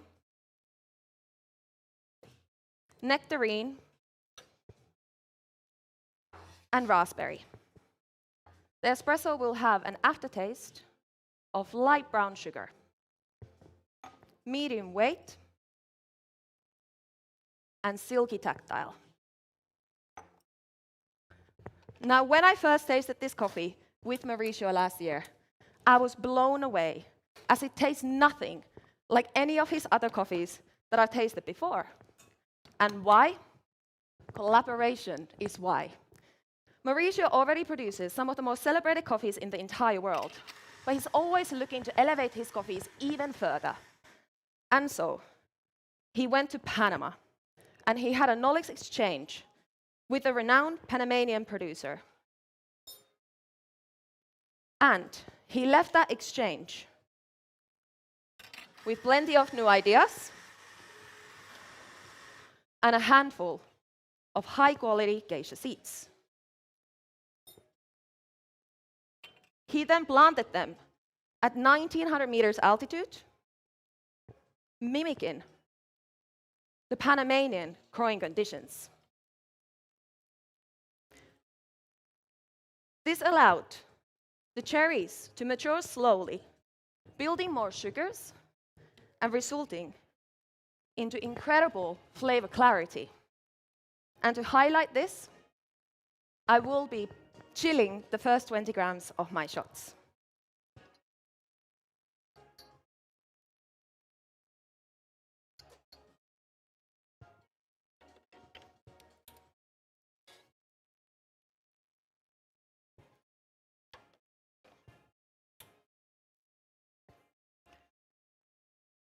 The Panamanian growing style collaborated with the Colombian processing has made the best coffee that I have ever tasted from Mauricio. And that is the reason why I wanted to serve it to you today.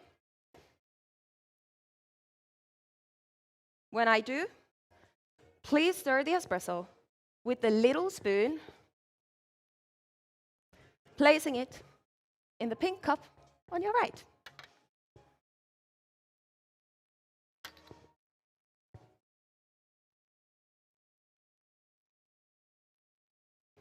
Here we go. Please enjoy. Here we go. Ooh. Please enjoy. Here we go. Please enjoy. And here we go. Please enjoy.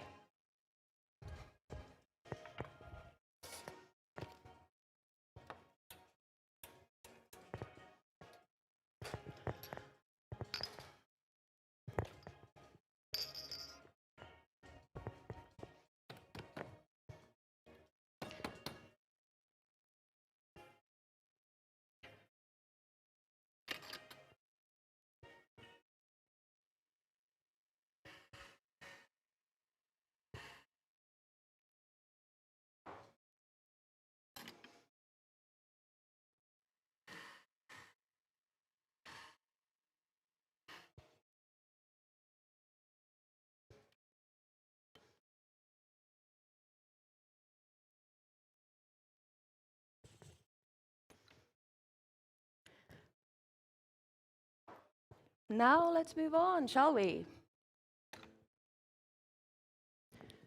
Milk beverages are the collaboration that we see every day in our cafes between sweet, rich milk and espresso.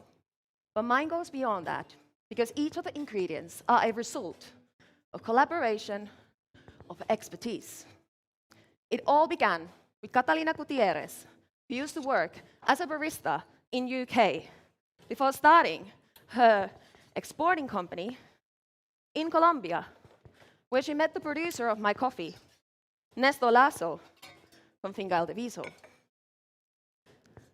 Gata's expertise as a barista means she knows exactly what is required from a coffee to make it into exceptional milk beverages.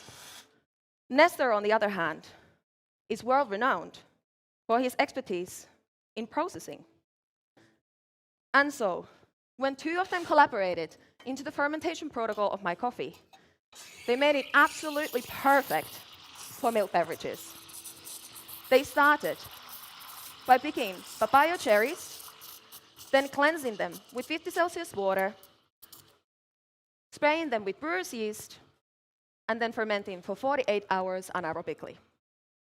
This resulted into incredible fruity notes in the coffee, and to highlight those, I'm using a recipe of 21 grams in, 41 grams out, at 94 degrees Celsius. I'm combining this coffee with 70 grams of my 60 Celsius milk to create following flavor notes. Please write these down. Of banana, strawberry, marzipan, and chocolate ganache. The drink will have buttery tactile. Please evaluate the visuals, but don't drink just yet. Here we go. Now, I wanted to design a milk to match the intensity of my coffee. But alone, I had limited resources, so I had to collaborate. I combined my expertise as a barista with the expertise of Crucible, Drinks Lab in London, and together we distilled my full-fat cow's milk by 50% using a rotovac machine. You can see a picture here on my right. This machine creates a vacuum that lowers the boiling point of my milk, evaporating water, leaving sugars, fats, and carbohydrates behind, creating milk that is intensively sweet and rich in flavor. I then balanced it out with 50-50 ratio of regular full-fat cow's milk to create more flavor clarity. Now, via collaboration, we have the power to make something every day into something extraordinary. Now, please stir 5 times, placing your spoons in the pink cups on your right, and enjoy.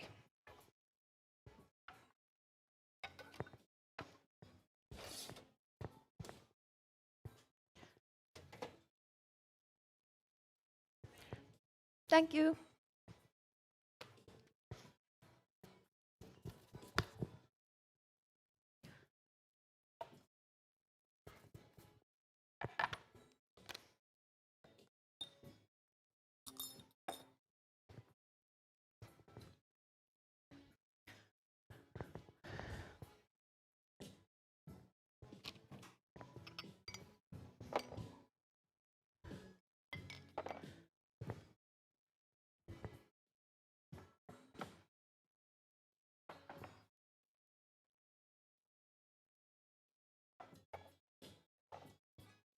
Now let's move on, shall we? Collaboration, and it's very important throughout the value chain. It allows us to push the boundaries of coffee's flavor. And I want to showcase this via my signature beverage. We will start with the flavor collaboration between the 2 coffees that I've served you today. First, 4 shots of Mauritius geisha that I chilled using a hyperchiller to intensify their acidity. To this, I will be adding Nestor's papaya, but to balance its intensity, I made it into a syrup by combining 2 espressos with 85 grams of sugar for 15 minutes on bain-marie. I'm adding 18 grams. When combined with my espresso, they create a flavor note of cherry and an aftertaste of fruity dark chocolate in my signature beverage. Now, I also wanted to create 2 ingredients to complement the Mauritius geisha. And to do this, I had to collaborate outside of coffee with a fellow Finn and a koji expert, Jere Vihervaara. Together, inspired by Mauritius' use of koji, we made clarified amasake. This is a sweet rice drink. We made it by blending equal amounts of koji rice and cooked rice with 2 liters of water and then fermenting them for 16 hours anaerobically at 55 degrees Celsius sous vide. We then blended the mixture, froze it, and let it defrost at 5 degrees Celsius for 24 hours, separating the clear amasake from the pulp. I am adding 40 grams. The tropical notes of this amasake really complement those citrus notes of my espresso, creating a note of mandarin in my signature beverage. Next, inspired by both of my coffee's processings, we also made fermented bilberry juice by blending 50 grams of koji rice with 450 grams of bilberries. We then fermented them for 48 hours at 22 degrees Celsius just like Ata and Nestor did with the papaya. I am adding 16 grams. The koji fermentation intensifies the malic acidity of the bilberries, which works incredibly well with the chilled espressos and create a note of grape in my signature beverage. And finally, I'm adding 1 gram of orange blossom water. It really complements that yellow stone fruit in my espresso and transforms into a note of plum in my signature beverage. Now, the colors of my signature beverage cups have been designed to mimic the flavor notes of my drink, and I made them in collaboration with my friend Ollie, who makes pottery for a living. I am blending the entire drink to create velvety tactile and to emulsify it. I will be serving the drink at 5 degrees Celsius, thank you, for the best flavor clarity. Please wait till I call time to evaluate.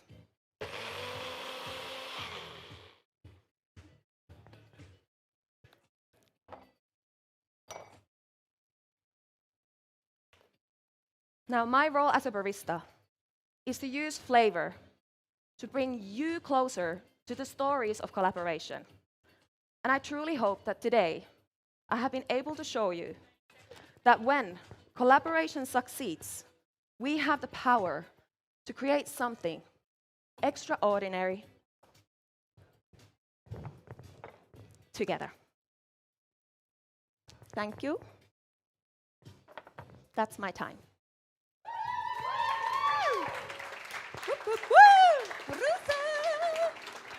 Can I steal you for a quick chat? Come over here. Keep the applause going. Come on. Ready, champ. I need some water. Can I just quickly? Of course. Absolutely. Hydration is very important. And being on stage, it costs a lot. Physically, emotionally, everything. So please hydrate. Congratulations. Thank you. My mouth is so dry. Please take your time. So you're all about refilling the judges' water glasses, but who's refilling yours? Right? My coach, Claire. I mean, that segues almost immediately into the theme of your set, which was collaboration. Yes. We know famously that you are part of a glorious team. Would you like to talk a bit about your team, special guests, Claire? I see David wearing some pink gloves earlier. Yes. Oh, there they are. They've moved. They Okay. are swift, aren't they? Yes, the whole routine is entirely made in collaboration between me and Claire. She is an absolute wizard when it comes to this competition, and I'm very glad to have her in my team. Oh, absolutely. Getting very emotional here. But I have collaborated with a lot of people. Obviously, Mauricio. The whole coffee from Gata is a collaboration between Gata and Nestor. Crucible, thank you so much. I'm not sure if you're watching this, but thank you. Without you, I wouldn't have my Roto milk. As well as Jere. I'm not sure if you are watching this, but thank you for helping me to understand koji better. And then my team from special guests, obviously Paul is at the moment very busy, about to have a baby. Yeah, fair enough, really. He could be born right now, you know? Who knows? Imagine. And then, of course, I have trained at Plot. And I would have not been able to do this without the team at Plot. Excellent. We also my couldn't do it judges. without our My judges. judges. What an Oh my excellent God. segue into. Thank you so much. Everybody, Thank you please so much. put your hands together. Sorry I to know keep we you keep waiting. asking for it, but we keep asking for it. Thank you. Round Thank of applause you. for our judges. Thank you so much. Thank you so much. This is a hard Thank you gig so much. in so many ways, and we're so grateful for them. Just like we are so grateful for you joining us, sharing this routine with us. I'm sure it is predominantly what you've been thinking about of late. So I would love to invite you to just share a little bit with us. What do you want to talk about from this routine? Obviously, it focuses on collaboration, but there are so many details. So many details.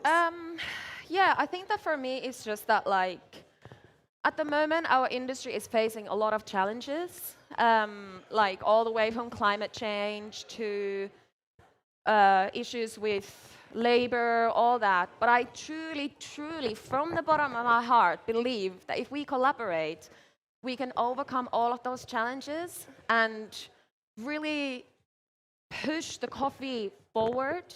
And that's what I wanted to share in here. Like, it's so important to collaborate. It is. But yeah, it's also something that I wanted to this year. I wanted to create a routine that is close to my heart. Obviously, I am from Finland, so to have a little bit of Finnish, and then like Jere just came like the saint from the sky, like him being a fellow Finn is just madness. And then yeah, but I also like this coffee is just incredible. It's very like when I tasted it, I was like, what is this? Because obviously I've now worked with Mauritius coffee for better part of 8 or 9 years. Wow, coming on a decade.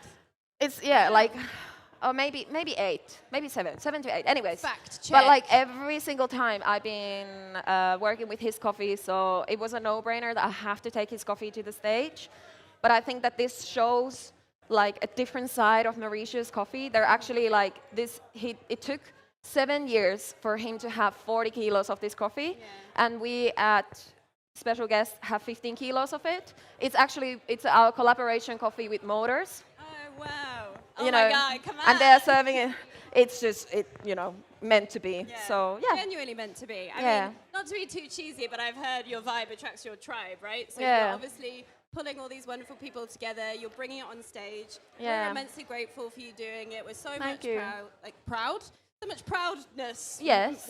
Words and things. Yeah. Thank you so much. Before I let you go and shake off the big feelings, are there any other people you want to thank? Is there anything else you want to say, or do you just want to run? Because that's also fine. I mean, I just want to thank Claire, David, Jake, Team Plot. Team Lexi Plot. is there as well. Special guests, my team. Cats. Cats, yes. Cats, very important. My husband, who's at the moment somewhere in Tour de France at the mountain etape. And also Claire's partner, Mark, who helped us to get here. I also want to say thank to him. But like, I've said thanks to Jere, I've said thanks to Crucible. I'm not sure, thanks to everyone to have me here. Yeah, I mean, in the theme of collaboration, thanks to everyone is a great way to end Yeah, it. And thank we you, want to say Thank you, everyone. We want to say thank you to you for coming on stage. As always, you are incredible to watch. We thank you. Everybody put your hands together, please. Celebrate the one and only Rosa Jalonen! I also love saying your name so much. Yeah, you say it very, very right. We will be back very soon with another competitor. We have 3 more to go. And then we will find out later this evening the top 6 heading towards the finals Thank you. tomorrow. So keep watching. Thank you. Thank you. I'm still mic'd up. Let's put this off.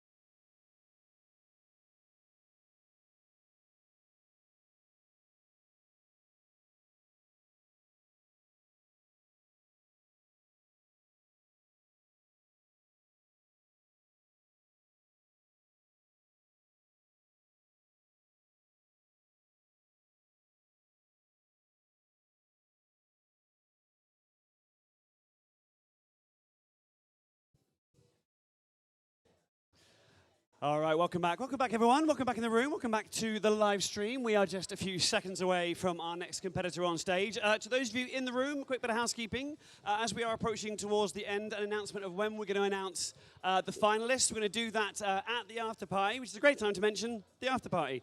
So downstairs in the corner cafe, as soon straight after our last competitor has finished their set, we're all going to head down to the corner cafe for some well-earned drinks and a bit of a celebration to all the wonderful work that's been done on stage. And as soon as we have the deliberations from the judges, that will be fed down to us, and we will do that announcement at the after party. So as soon as the last competitor's on stage, everyone head down to the corner cafe for more news. But enough of that, let us bring on our next fabulous competitor. And before we do that, as is customary, please give a warm round of applause for our fabulous judging panel. Judges, please come up to the stage. Let's keep that round of applause going. Let's keep that energy in the room. And let's welcome on stage the amazing, it's Lionel Crusto.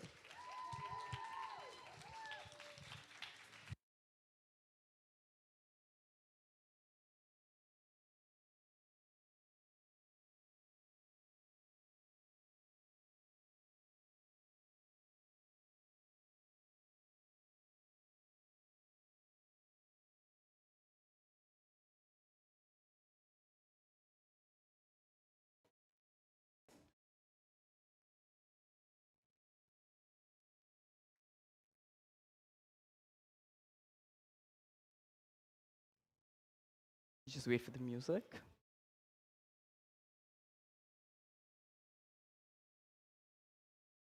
Awesome. Can we start from the beginning, please? Thank you. Awesome. Time. Hello, judges. Today, I want to talk to you about the future of coffee, where we currently are and where we need to go next. Now, as an industry, we have focused several resources and efforts into commercializing and cultivating two coffee species, Coffea arabica and Coffea canephora. Now, after centuries of cultivation, and especially in the last 2 decades since the reemergence of Geisha as a variety, we have crafted arabica into something exceptional. And we may have reached the pinnacle of what arabica tastes like. But arabica is getting harder to grow. The stable microclimates it depends on are disappearing. Just look at the recent droughts in Brazil and the soaring coffee prices it costs is to see how vulnerable our industry really is. Well, if you want to keep moving forward and evolving, we need to adapt and potentially diversify. So today, I'll be taking you through 3 courses. In my first course, the espresso course, we'll taste the best of arabica. Then we'll have a glimpse into what the future of coffee could look like through my milk course.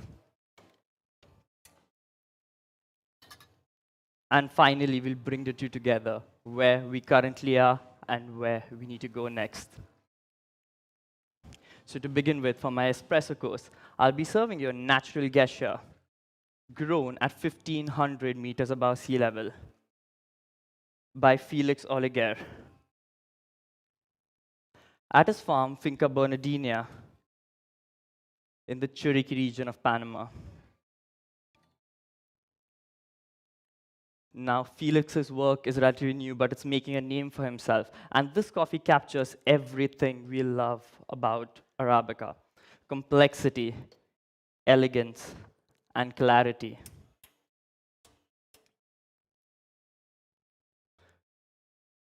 Now, the geisha variety brings us florality, which presents itself through the note of jasmine.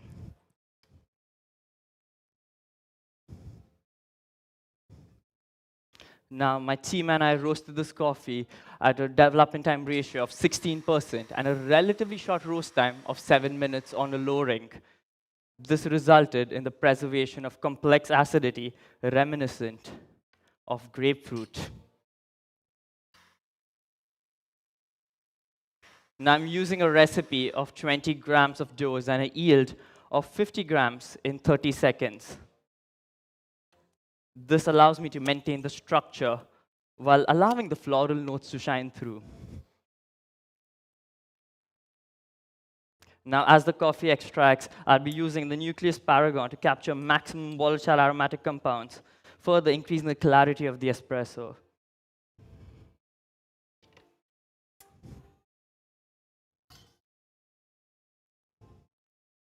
So judges, in this course, you will taste the following flavor notes: dark chocolate,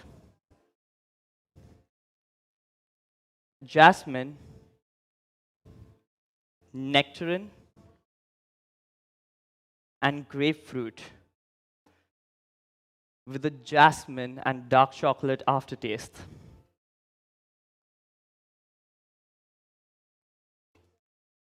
For tactile, the weight would be medium, and a coating and a silky texture.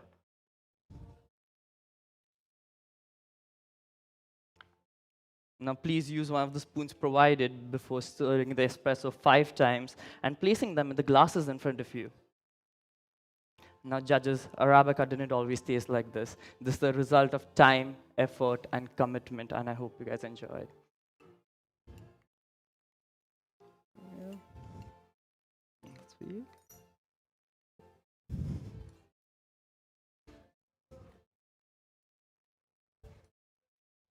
Thank you.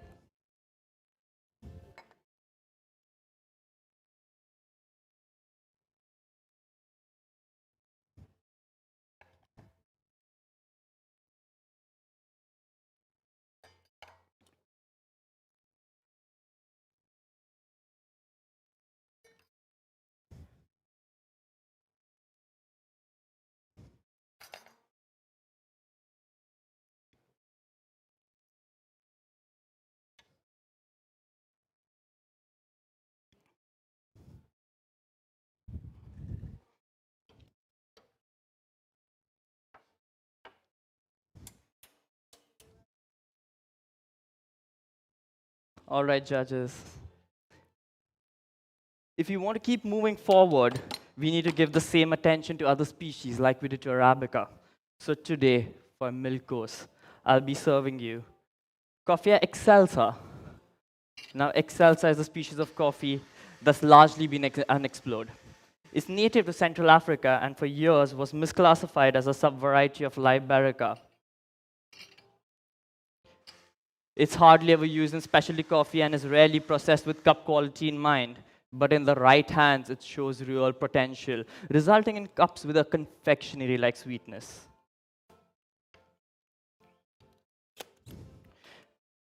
It thrives in harsher conditions, is more resilient to climate stresses, and requires fewer inputs. Now, this particular lot was grown by South India Coffee Company at their farm, Mulemani Estate, in Coorg, India, at an elevation of 1,000 meters above sea level. Grown in their experimental plots and processed using a pressurized fermentation protocol for 84 hours and slow dried on raised beds to achieve a water activity of 0.55. This results in an intense sweetness coming through in your milk course and a bright note of cherry.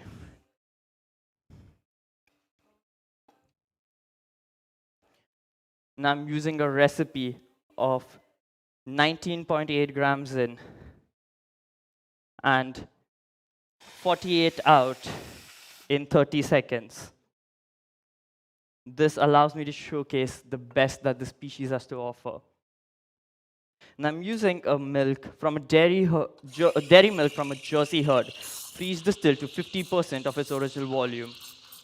And I'll be using 60 grams of this milk with each of the single shots, as this results in the most harmonious tasting beverage.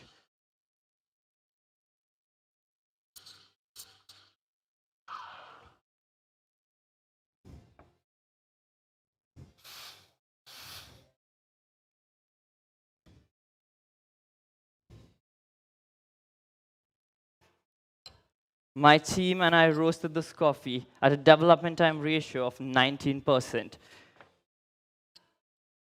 and an end temperature of 212 degrees to promote solubility and allowing me to extract even more sweetness today. So judges, in this course, you'll taste the following flavor notes: dark chocolate, mezcal, cherry liqueur,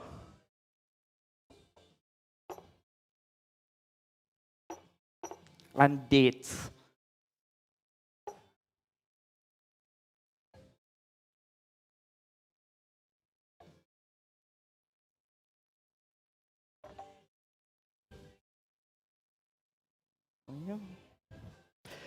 Judges, I have worked with the producers Komal and Akshay and this species for 4 years now. And their research on alternative species, not just Excelsa, but others, have made me truly optimistic in the future of our industry. And I hope with this milk beverage, you will see that as well.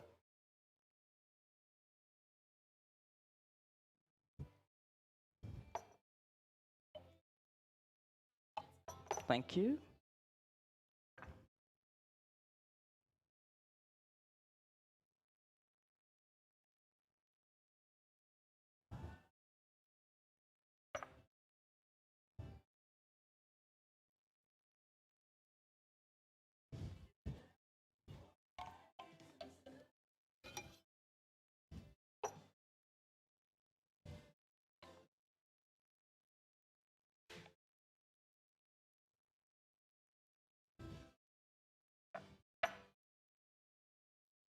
Enjoy.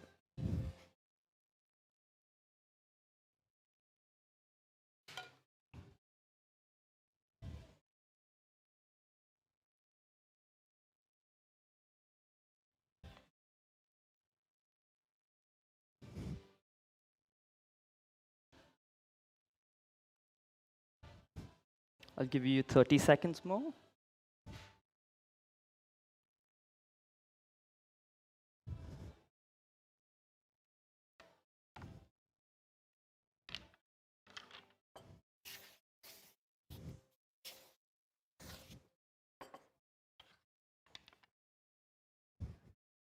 All right, judges.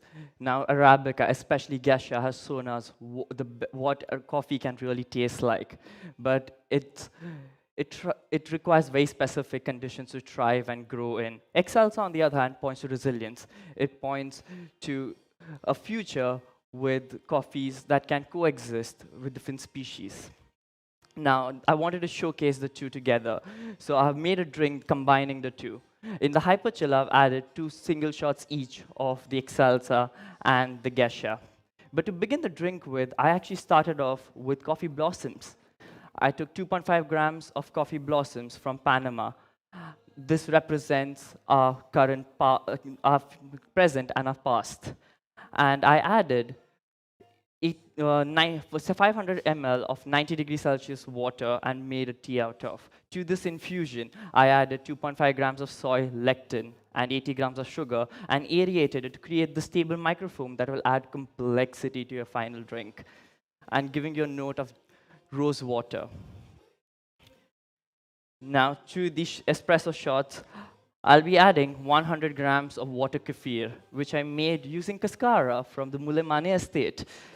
I made the kefir using 75 grams of the cascara and 25 grams of the kefir starter culture, along with 700 ml of water and 80 grams of sugar. Now, together with the espressos, they will give rise to a note of green apple.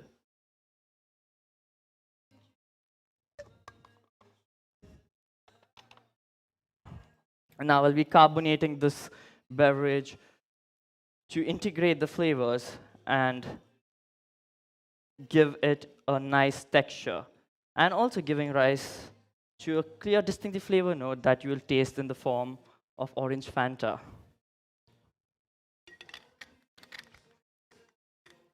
Now, judges, this drink is a bridge. This drink is a bridge between species, between origins, between our past and present and the future, and between what we know and what we have yet to discover.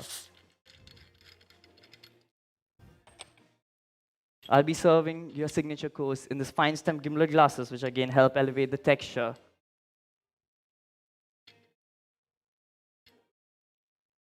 Pardon me. Yep. And for drinking temperature, the drink will be served at 18 degrees Celsius, the temperature in which are found the most synergy between the two coffees.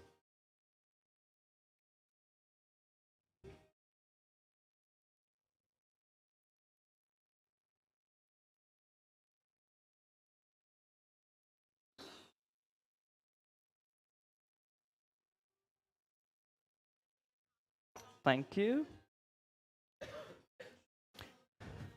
So judges, in this course, you'll taste the following flavor notes: dark chocolate,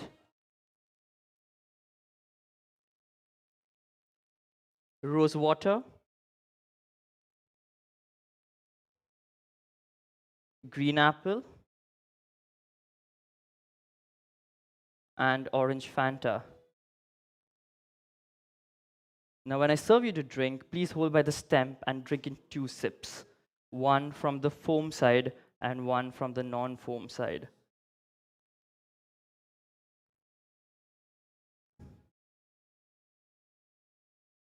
Judges, Arabica showed us how good it can be, but its brilliance didn't happen by accident.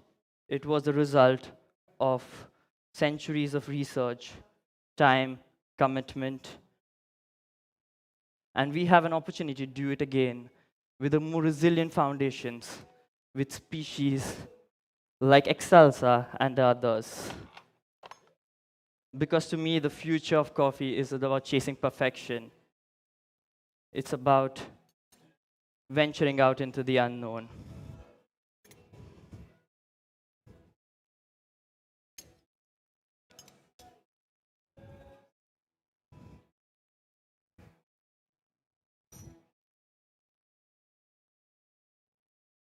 And that's my time. Let's hear it for Lionel, everyone. Oh, fantastic. Oh, I wasn't good. Ooh. How's that? That was nerve-wracking, but honestly, it was way more fun than my heats. Like in the heats, I was like nervous, but this was actually fun. The judges smiled throughout. It was a great atmosphere. Yeah. Oh, that's good, because that was one of the things I really wanted to talk to you about. It's always what I'm interested in the baristas, their journey from the semi-finals, because you were Bristol, which was the first heat. So a nice long bit of time. Is that did you find that welcoming to have that bit of time between that and the final? To be very honest, I think it was a lot more time than I expected. So kind of, it made me more anxious. But I was just happy to have enough time to like take things slow. Yeah. What was it that you wanted to? Was it something that you immediately wanted to change straight off stepping off the stage at Bristol, or is it something that took a while to figure out? So I intended to use this coffee in my heats, but because of the world of shipping, where we're living in an e-commerce world where everything has to be shipped throughout the world, there were a few delays. So I chose to still showcase this coffee into my semi-finals, and I'm just proud of it. I'm proud of the producers. I'm proud of the species. I'm proud of India as an origin. Yeah. It's so nice to see. It's quite rare to see an Indian coffee showcase on stage. We'll talk about that. We're just going to wait for our judges, who I think are nodding. Okay, they're going to say goodbye to our lovely judging panel. Thank you so much, judges. Yeah. Thank you, team. So yeah, really, it's a little bit unusual to see an Indian coffee produced on stage. Is that part of the set that you feel that you are most proud of, being able to represent it in that way? So I always knew that Indian coffees were great. I think it's just a perception where a lot of people haven't tried good Indian coffees. And I've been in the UK for over 2 years now. And if you ask a lot of people out here, I've been distributing samples ever since I got here. So for me, it's always a proud moment representing the country, but also on a serious note, also thinking about or inducing the thought of a future where Arabica is under threat, and you need to diversify. It may not be through Excelsa, but there are people who are doing great research out there, and highlighting their work is what makes me the most proud. So did you specifically go out to seek an alternative species, or did it something that kind of you just came across, you cupped it, tasted it, and wanted to? How did that process happen? So it was a coincidence. I started my coffee journey in India, working for a roastery, great mentors, where I already met the producers, because they used to work with the producers. And the producers, they are the young guns. They are the pioneers into the genetic research. They actually partner with Dr. Aaron Davis at Kew Gardens. So it kind of all fell apart, fell together, where their mentorship drew me deeper because I got into coffee through a research paper from Dr. Aaron Davis on Stenophila, which is another species. So it was kind of a whole full circle movement where from India, I worked with them for 2 years. Then I came to the UK where I got a chance to meet Dr. Aaron Davis, work with the producers again in UK. So it's a full circle movement. It's so nice when the whole circle sort of meets again. Really, really fortuitous. What would you say in your sort of journey to this point in your coffee career, either this routine or wider, that you're most proud of? I think the coffee community, because honestly, I've met so many people over the last years I've been in coffee, and everyone's enthusiasm, everyone's interest in different aspects, because from the genetic research side, from farming to processing to roasting to beyond, there are so many different, it's compartmentalized, but everyone just cohesively comes together, and it's amazing. And you have a whole bunch of home enthusiasts who have their own community and who interact with the professionals. I'm just proud of that. I'm proud of my mentors, right from people like the producers in India, my coaches, Ian and Maya. Do you want to do some shout-outs and thanks? Who are the team? I don't think, they know how grateful I am. Like, there's nothing I can say more about them that everyone doesn't already know. They are the legends. I studied fermentation in university, but seeing Maya do all sorts of her tricks is really something I'm amazed about. Amazing. It's an amazing circle to be part of. Well, listen, a fantastic performance. Thank you so much. Human being, Lionel. Well done, mate. Awesome. Thank you so much, guys. Let's hear it up. It's the amazing Lionel Crusto. Oh, hello, lovely. Hi. Nice to join you. Finish your spiel.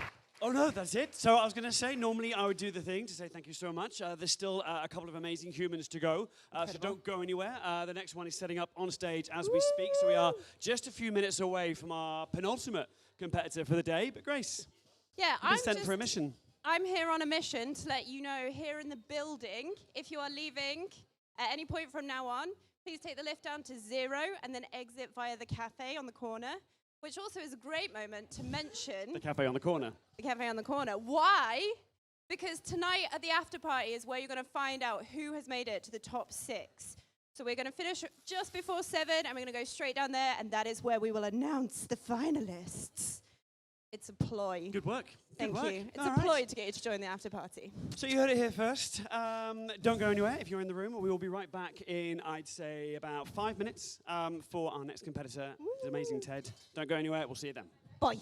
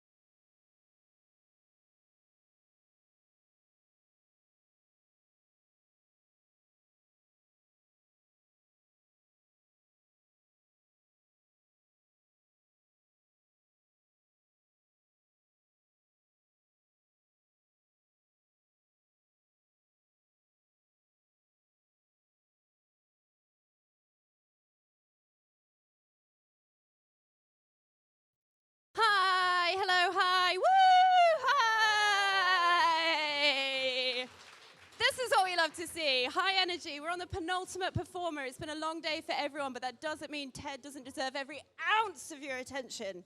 So much work goes into this. So many people here to support. People at home watching. Glorious judges ready to do a judging. We're all happy, ready? Oh, I've had a thumbs up. Love it. Okay, beautiful, stunning, fabulous judges. Please make your way over. People applaud the judges so they know. Come on, judges! We love them. They've been working tirelessly. Hey, welcome. Smiles on their faces. Okay, and I'm going to ask you to keep the applause going because we are going to welcome to the stage our penultimate performer, representing Watch House. It's Ted! Woo! Good luck. Welcome. Tech head. Perfect. Okay, so I'm going to pull the shots in the order of signature espresso milk and serve in the order of the score sheet. Everything else should be self-explanatory. The books are to be taken backstage if you need them as well. Great. Welcome. One more today. Can I hear my music?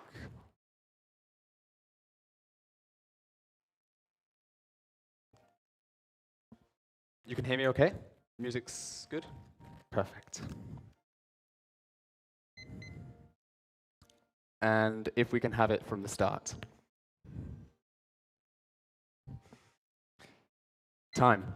Creating better and better coffees, again and again, is a challenge. And it was earlier this year I realized to keep doing this, I had to be open to change. In my coffee sourcing, roast approach, and preparation techniques. So for the past few months, I've opened my mind, invited change, and made coffees that have more sweetness and clarity than I've ever made before. This realization started with the producer of your espresso course, Mauricio Chatar. Every year, my favorite espresso comes from Mauricio's farm, Finca La Negrita. And today, yours are no different. La Negrita sits at 1,800 meters above sea level in Tolima, Colombia, where they handpick only the ripest red geisha cherries for their unique sweetness. Now, Mauricio almost exclusively produces natural coffees, as that gave him the best flavors at the time. But like me, he's always trying to elevate the final cup. And from many experiments, and more importantly, through lots of change, he created the lot that I'll share with you today, which was processed as a honey, with 48 hours of anaerobic fermentation inside stainless steel tanks. The result was even better than any of the naturals, with more complexity that you'll taste as a note of jasmine in your espresso course.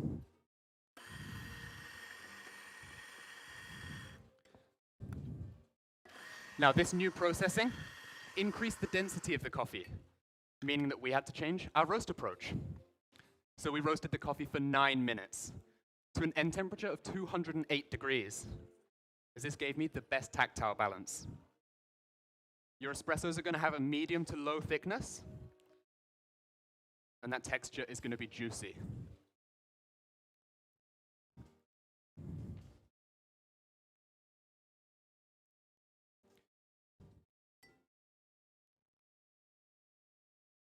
Today, I'm using 21.2 grams of coffee for your espresso course, with a yield of 60 grams. As this best highlighted that vibrant acidity, creating a note of blood orange alongside that jasmine.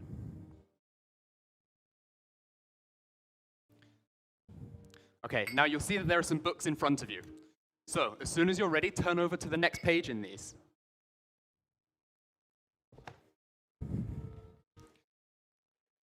Mauricio taught me that no matter how good something is, through change, we can keep on elevating it. This espresso is already excellent.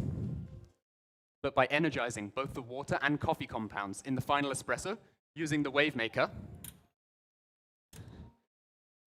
we can turn up that sweetness even more, creating a note of dark chocolate, a really high quality dark chocolate.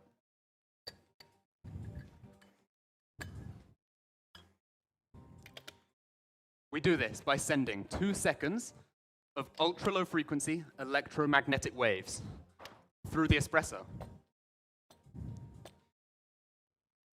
And this changes the structure of those compounds from short individual polyphenols into longer chains, which we perceive as lower bitterness.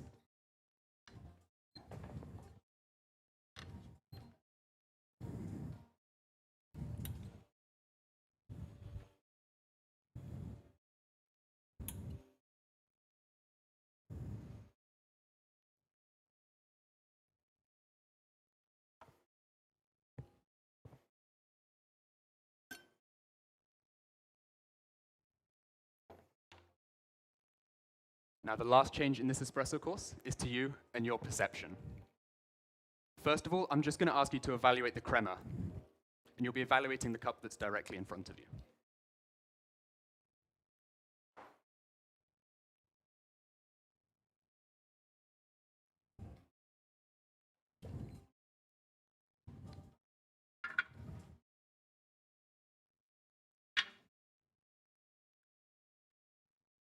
So, you'll be evaluating that first one, you're evaluating that second one, it's the third one, and the last one. So like I said, the last change in this espresso course is to you and your perception. When you get your espressos, I'm going to give you a frozen spoon. And I ask that you stir these 10 times using that green pot for the spoon. This is going to drop the temperature to around 45 degrees. This is where your perception changes, your perception of sweetness, it increases. And drinking from the thicker side of this 2-rimmed cup, it's going to be the one that faces you. That's going to highlight the finish. You're going to find it long, and there'll be even more of those florals. So when you're ready, turn over to the next page in the books in front of you. Drink some water.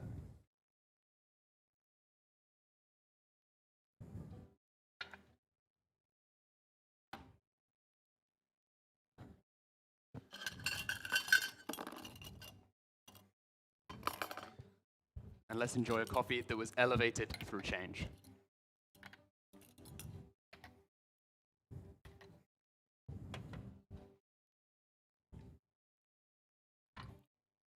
Enjoy.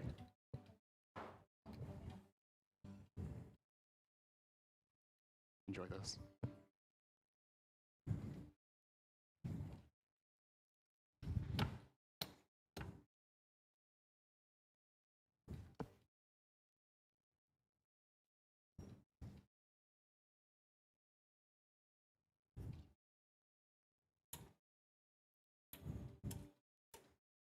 And we're going to move on quite quickly, so I'll give you 10 more seconds with those espressos.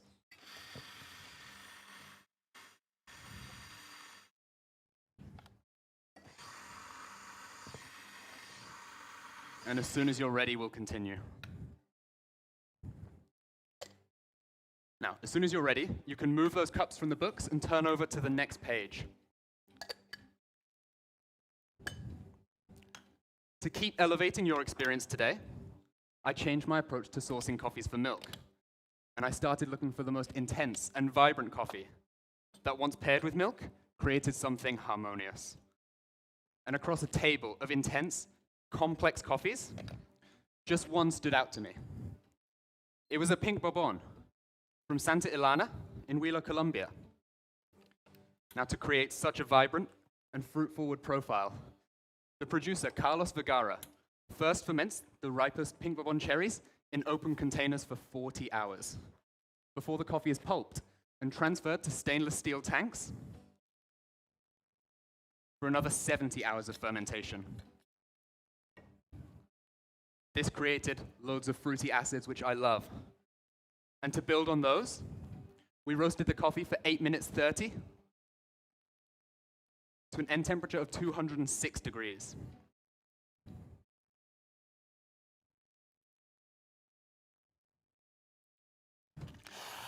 But when I started dialing in Carlos's pink bourbon for milk, I could never capture all those amazing flavors that I tasted on the cupping table. So, if you turn over to the next page in the books, you'll see that I had to change my approach to dialing in milk drinks. Instead of dialing in the coffee to milk, I began dialing in the milk to the coffee. Starting with whole milk, I increased the fat and sugar content to balance that vibrant acidity, but kept the protein constant for a creamy texture. I did this through a mixture of blending and freeze distilling. And the final blend I have for you today is 10% freeze distilled whole milk, 30% freeze distilled skim milk, and 60% regular whole milk.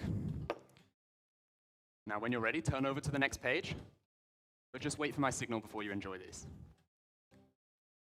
Because when I pair exactly 60 grams of this milk to espresso, pulled at a recipe of 22 grams in, 50 grams out, I get the best expression of Carlos's pink bourbon, with flavors of banana milkshake, coconut cream,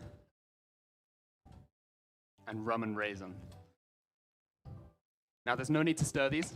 Drinking straight from the cup is going to highlight that intensity and that coconut cream. So when you're ready, go ahead and enjoy.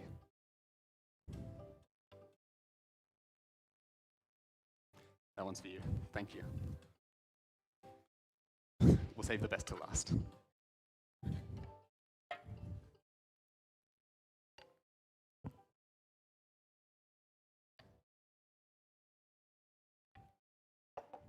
There you are. Enjoy.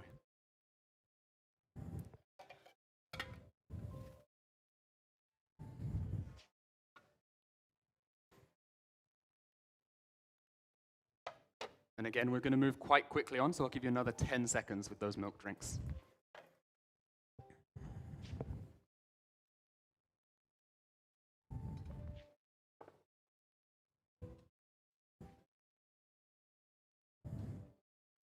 And when you're ready, just like last time, remove the drinks from the pages and turn over.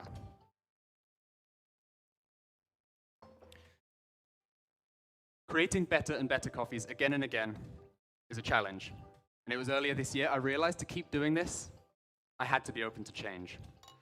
So for this final drink, I wanted to use ingredients that have changed in a drink that will also change. And it starts with 4 shots of that red geisha, which I pulled at 20 grams in, 60 grams out and chilled. Sorry, 21 grams in.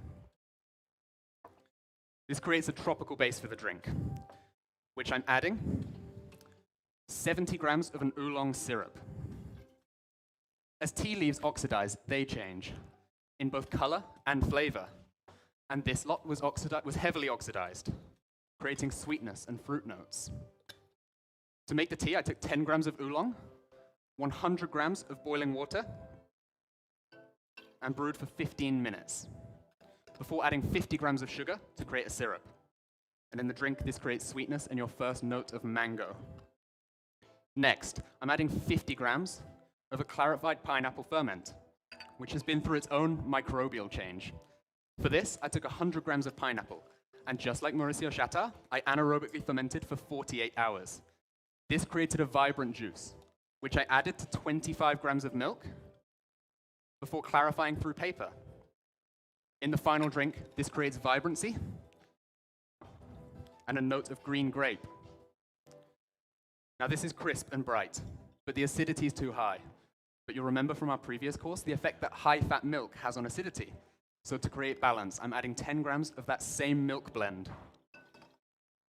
This balances the whole drink and creates a note of lychee. And finally, I'm charging the drink with 4 grams of nitrogen, the same nitrogen that Mauricio Chattard flushed his fermentation tanks with. This creates a silky texture. Now when you're ready, turn over to the next page and you'll find all those taste notes along with drinking instructions. And your drinking instructions for today are: first of all, swirl and take in that complex aroma. Then take your first sip. This will be at 12 degrees, where you're going to taste that mango and that green grape. Then, we'll make one more change. Before you take your second sip, hold the glass and swirl for 20 seconds. This is going to bring the temperature closer to 15 degrees. Now that second sip is going to be so sweet and tropical, like lychee.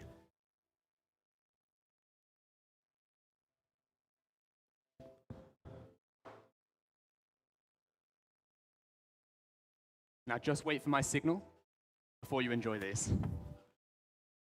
Finally, once you've taken 2 sips, remove the glass from the page and turn over to the final chapter.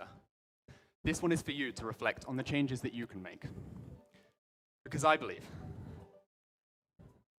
that inviting change will allow us to keep making better and better coffee.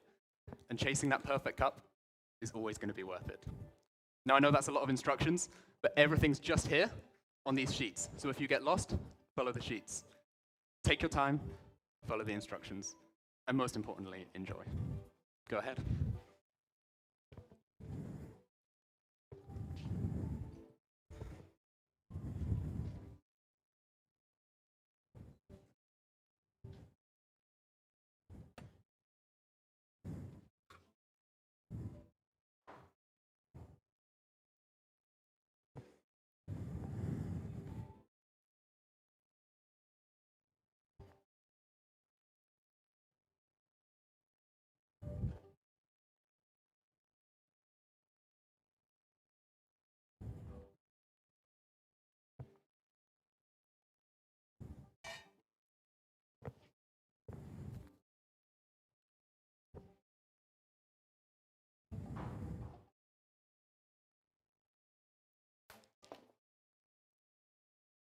Time.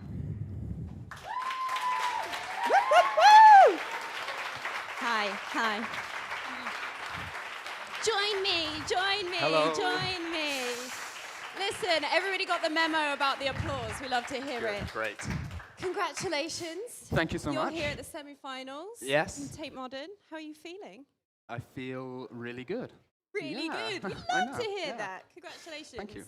You are always such a wonderful performer to watch because you're so cool and calm and collected, at least from the outside. Yeah. I'm not in the brain, so I can't testify there. But speaking of change, which was the theme here, there's been some changes since your routine in the heats. Do you want to talk to us about the changes and the through line of theme of change? Go on, yes. Come on, tell us everything. Well, I don't want to keep us here for too long, but Okay, fair enough. coffee changes, changes in the service, signature drink changes. To be honest, I started from scratch. The only thing I kept was the espresso coffee. Are you happy to share why? Reasons related to? The theme of change is a nice one. I think so. I mean, I believe what I say, and I think changing, like sometimes you have to change to keep improving. And Yeah, you said you have to be open to change to be better and better. I relate to this a lot.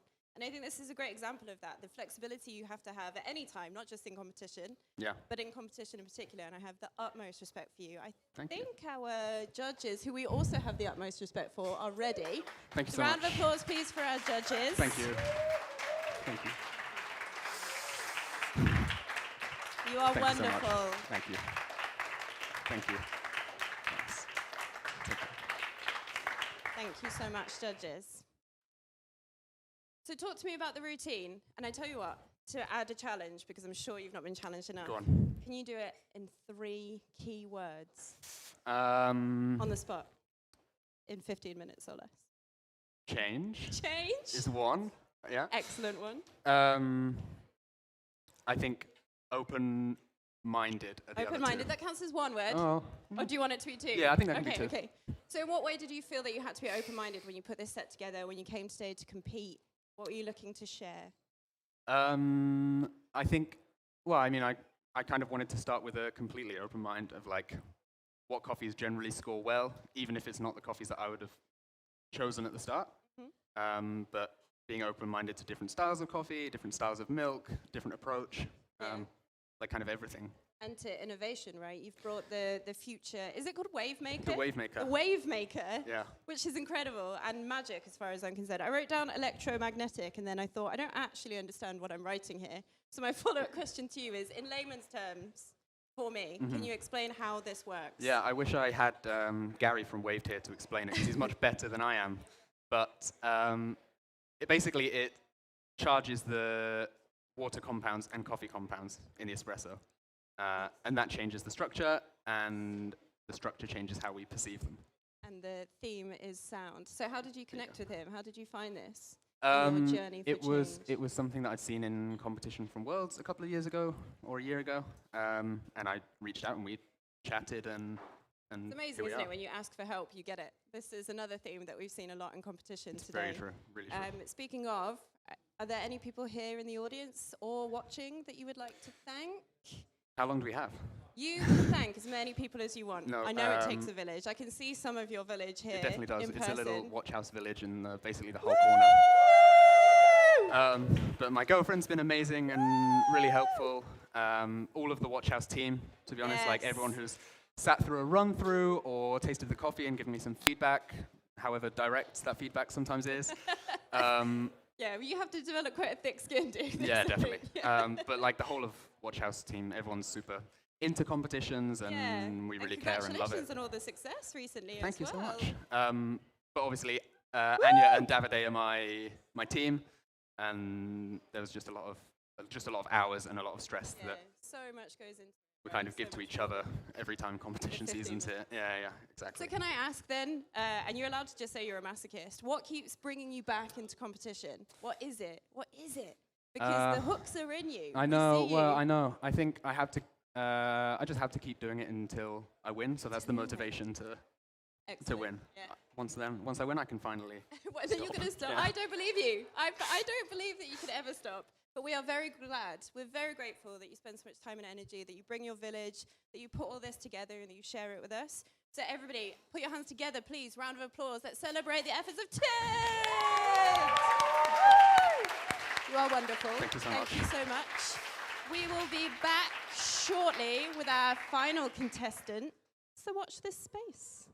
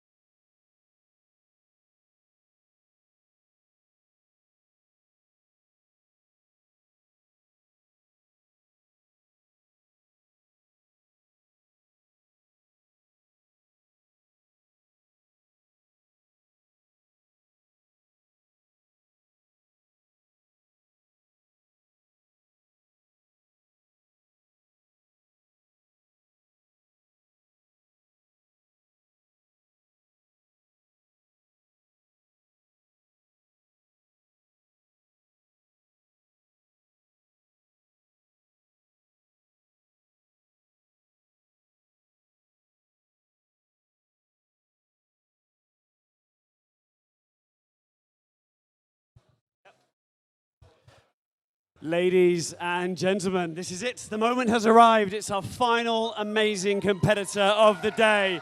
Let's keep that energy in the room as we welcome our beloved judging panel up to the stage. Judges, for one final time. Let's do this. Keep the round of applause going. Keep the love in the room. It's the amazing Shijiao, everyone. Shijiao. Nice to meet you. I'm Shijiao. Nice to meet you. Nice to meet you. Hi. Nice to meet you. So today I'll make the first shot will be signature drink, and the second one will be the milk beverage, and the last one is espresso. So could I check my music, please? Are you ready, judges?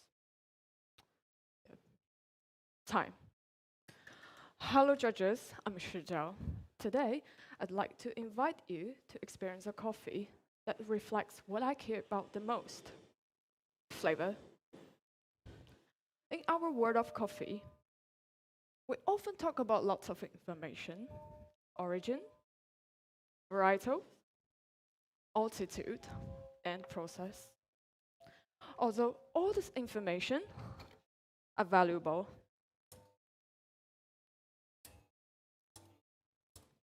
sometimes they can distract us from what really matters. What actually the coffee tastes like. As a barista, one important part of my work is recommending coffee to customers. I start by asking them, what kind of flavor do you enjoy? If something fruity, smooth, or low acidic. When I offer them something that fits their preferences, I can see their eyes light up after the first sip.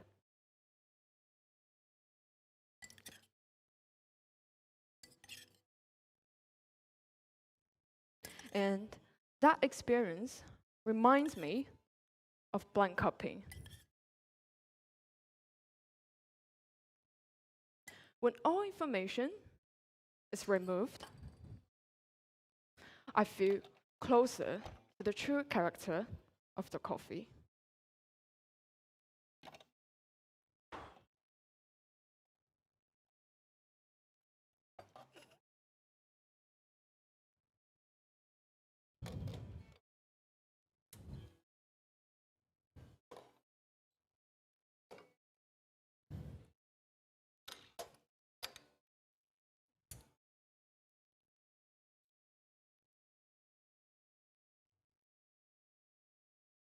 So today, I'll invite you to experience a coffee flavor first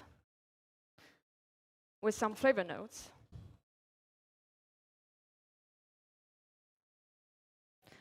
Then, at the end, I will share more information about this coffee.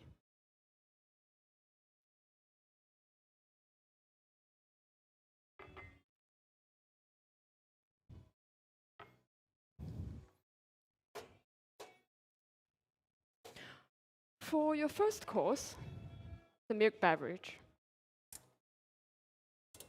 please note down the flavor of Earl Grey tea,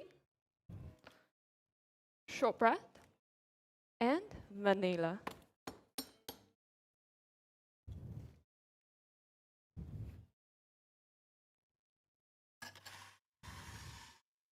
To achieve this flavor profile, I searched a milk that could with body and balance, which I love in my milk beverage.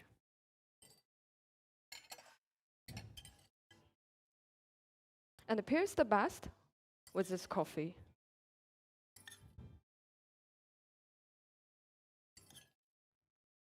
I found Jersey breed, which contains 20% more protein content and fat content, which creates a richer mouthfeel and combines with this espresso, gives clarity to the flavor notes of Earl Grey tea, and shortbread in your drink.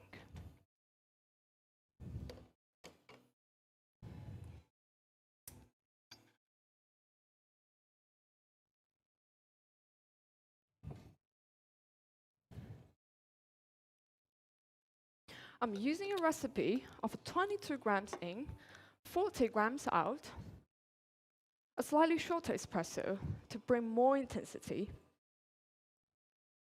to cut through the milk. And I will steam the milk to 60 degrees Celsius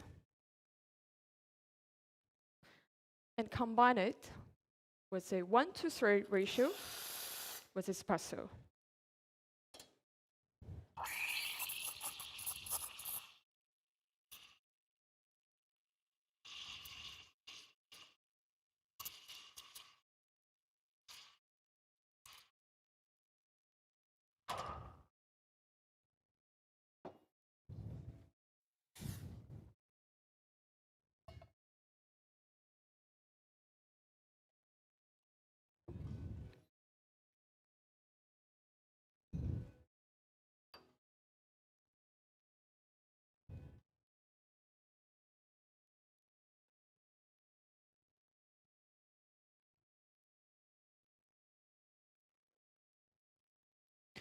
To ensure the clarity of these flavor notes in your coffee, we roasted coffee 15 days ago. It's for you. By using fast roast profile for 10 minutes and 30 seconds, and 15% development time.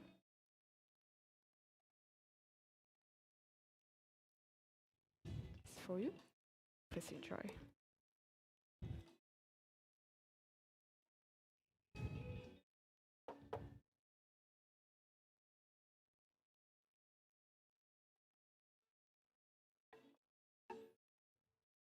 For you. Please enjoy.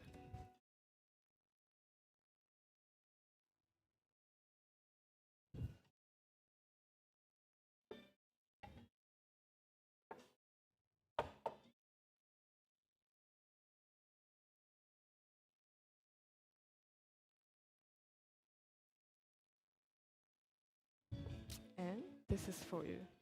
Please enjoy.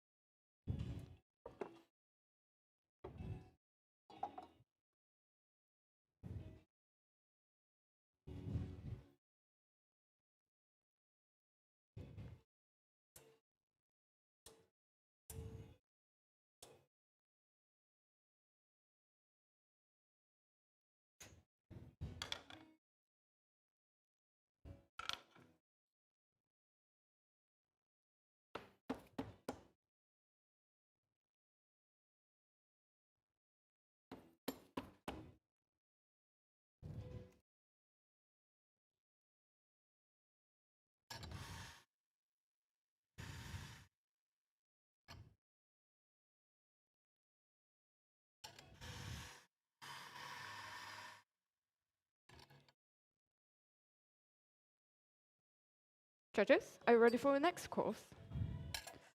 For your next course, the espresso course, continue with my flavor first approach. I'd like you to note down the flavor notes of bergamot, peach, and brown sugar.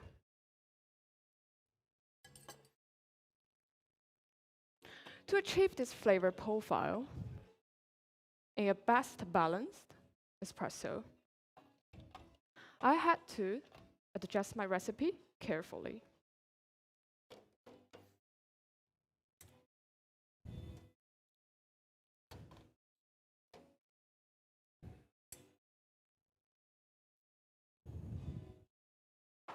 I'm using 21 grams in for the best tactile you will enjoy medium body for weight, silky texture, and a long-lasting black tea finish.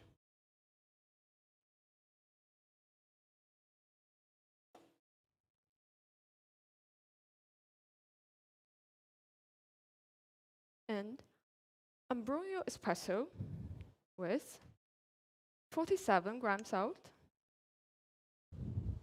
with 94 degrees Celsius, which soften acidity and highlight floral notes. When I serve you the espresso, please stir 5 times and put a spoon, a small pot for you. Please enjoy. It's for you. For you.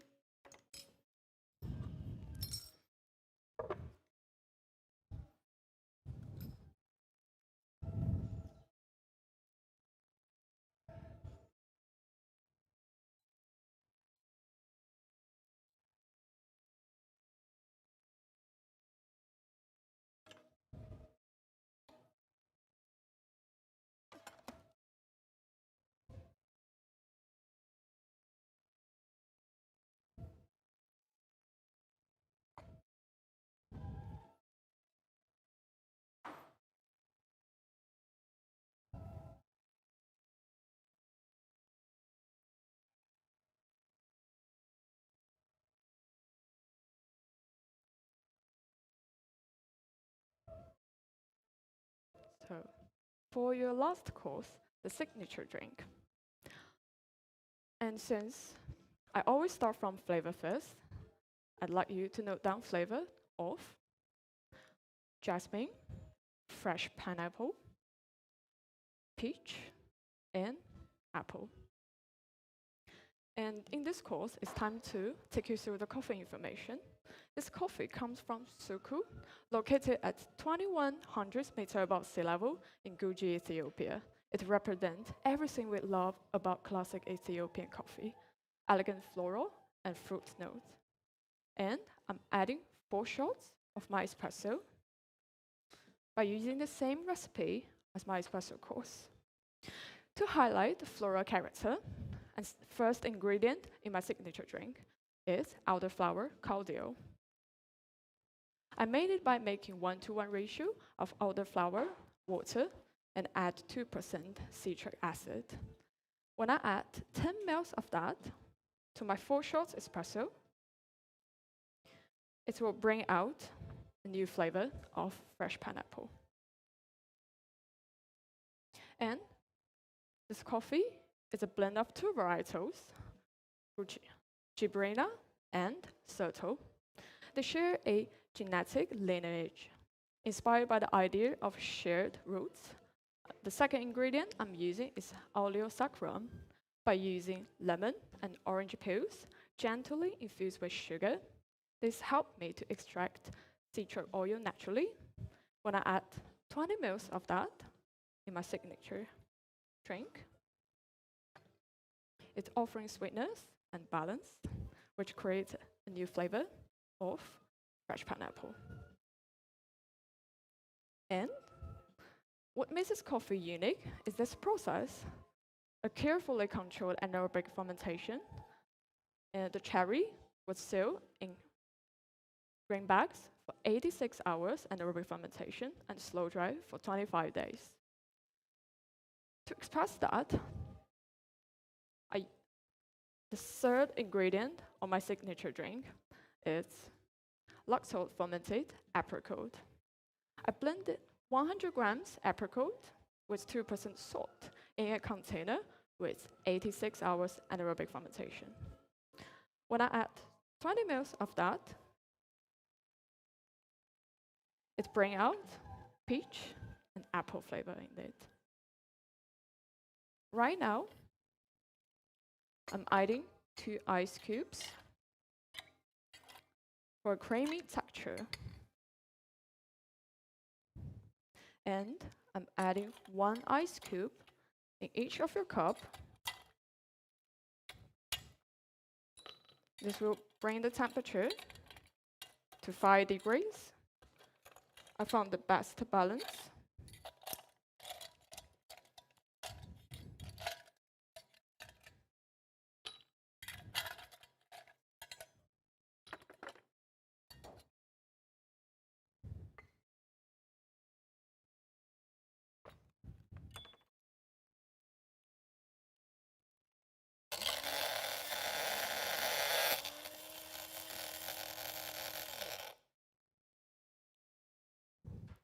The signature drink is designed for reflect the coffee journey from its origin to its varietals and to its process.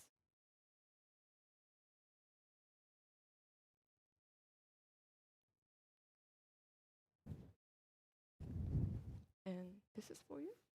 This is try. This is for you. This is for you. And thank you, judges, for being with me with Flavor First. I hope every course bring you closer to this coffee and time. Let's hear it for Shizu. Shizu, come over here.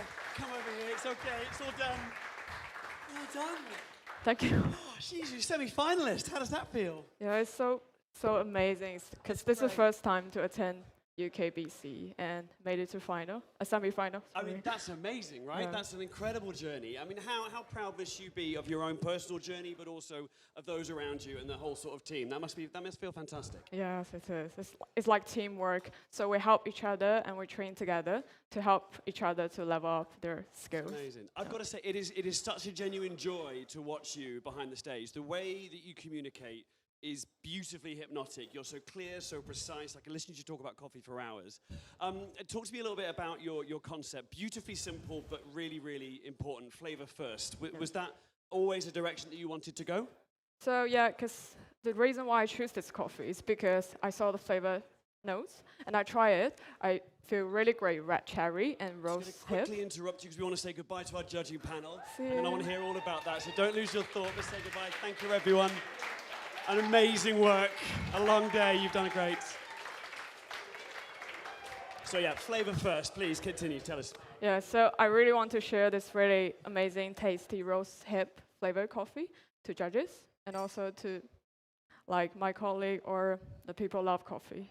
Yeah, just want to share my joy. I was going to say, I think the first sentence you started with, if I remember it, was you always start with your customers about what it is that they like, and you pick your coffee from there. Yeah. So is this sort of genuinely how you approach the cafe work as well? Oh yeah, it is. Because for like some customer, they really know what the flavor they like. So I just offer them some like fruity or like some delicate coffee. And for some customer, they know which farm or which process they like. So I can escape this process, but I like to introduce flavor because I feel this is like a bridge to introduce people and coffee. So I guess obviously you're discovering flavor when you're choosing coffee and selecting coffee, but obviously with the signature you're creating flavor, right? You're adding your own interpretations. Is that a complex thing for someone like you approaching this, or is it a challenge that you look forward to? I'm looking forward to it. What is it about that? How do you go about building, with a white sheet of paper in front of you, metaphorically, about how you build the ingredients for your signatures? So basically, it's like I really enjoy the feeling to shake some shakers, feel like pretend I'm a bartender. Bartender, right? So it's Cocktail mixologist. Yeah. So and create some ingredients, some syrup. It's what I really enjoy to do it. It's to explore the fruit. Beautiful, amazing.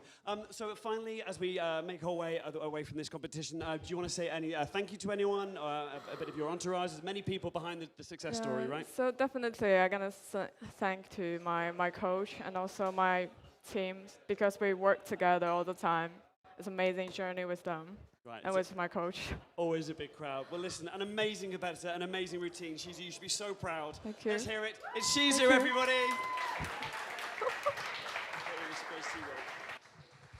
All right, Grace, come on up, my partner in crime. Okay. It's been 12 hours. How you feeling? Has it? It actually has been 12 hours, yeah. I think I can see through time now, but I think that might relate more to the coffee consumed than... I can smell colour. Yeah, it's wild. So... Hit me. We are sadly coming to the end of the semi-finals, the UKBC 2025. Woo! That was a bit lackluster, but well, yeah. We just watched 14 of the UK's best baristas perform on work. stage in one mad day. An amazing job. And that's In to the get Tate Modern. whittled down to 6. It will. We're going to announce those 6 finalists. When and where? Well, we are going to announce the 6 finalists at some point tonight.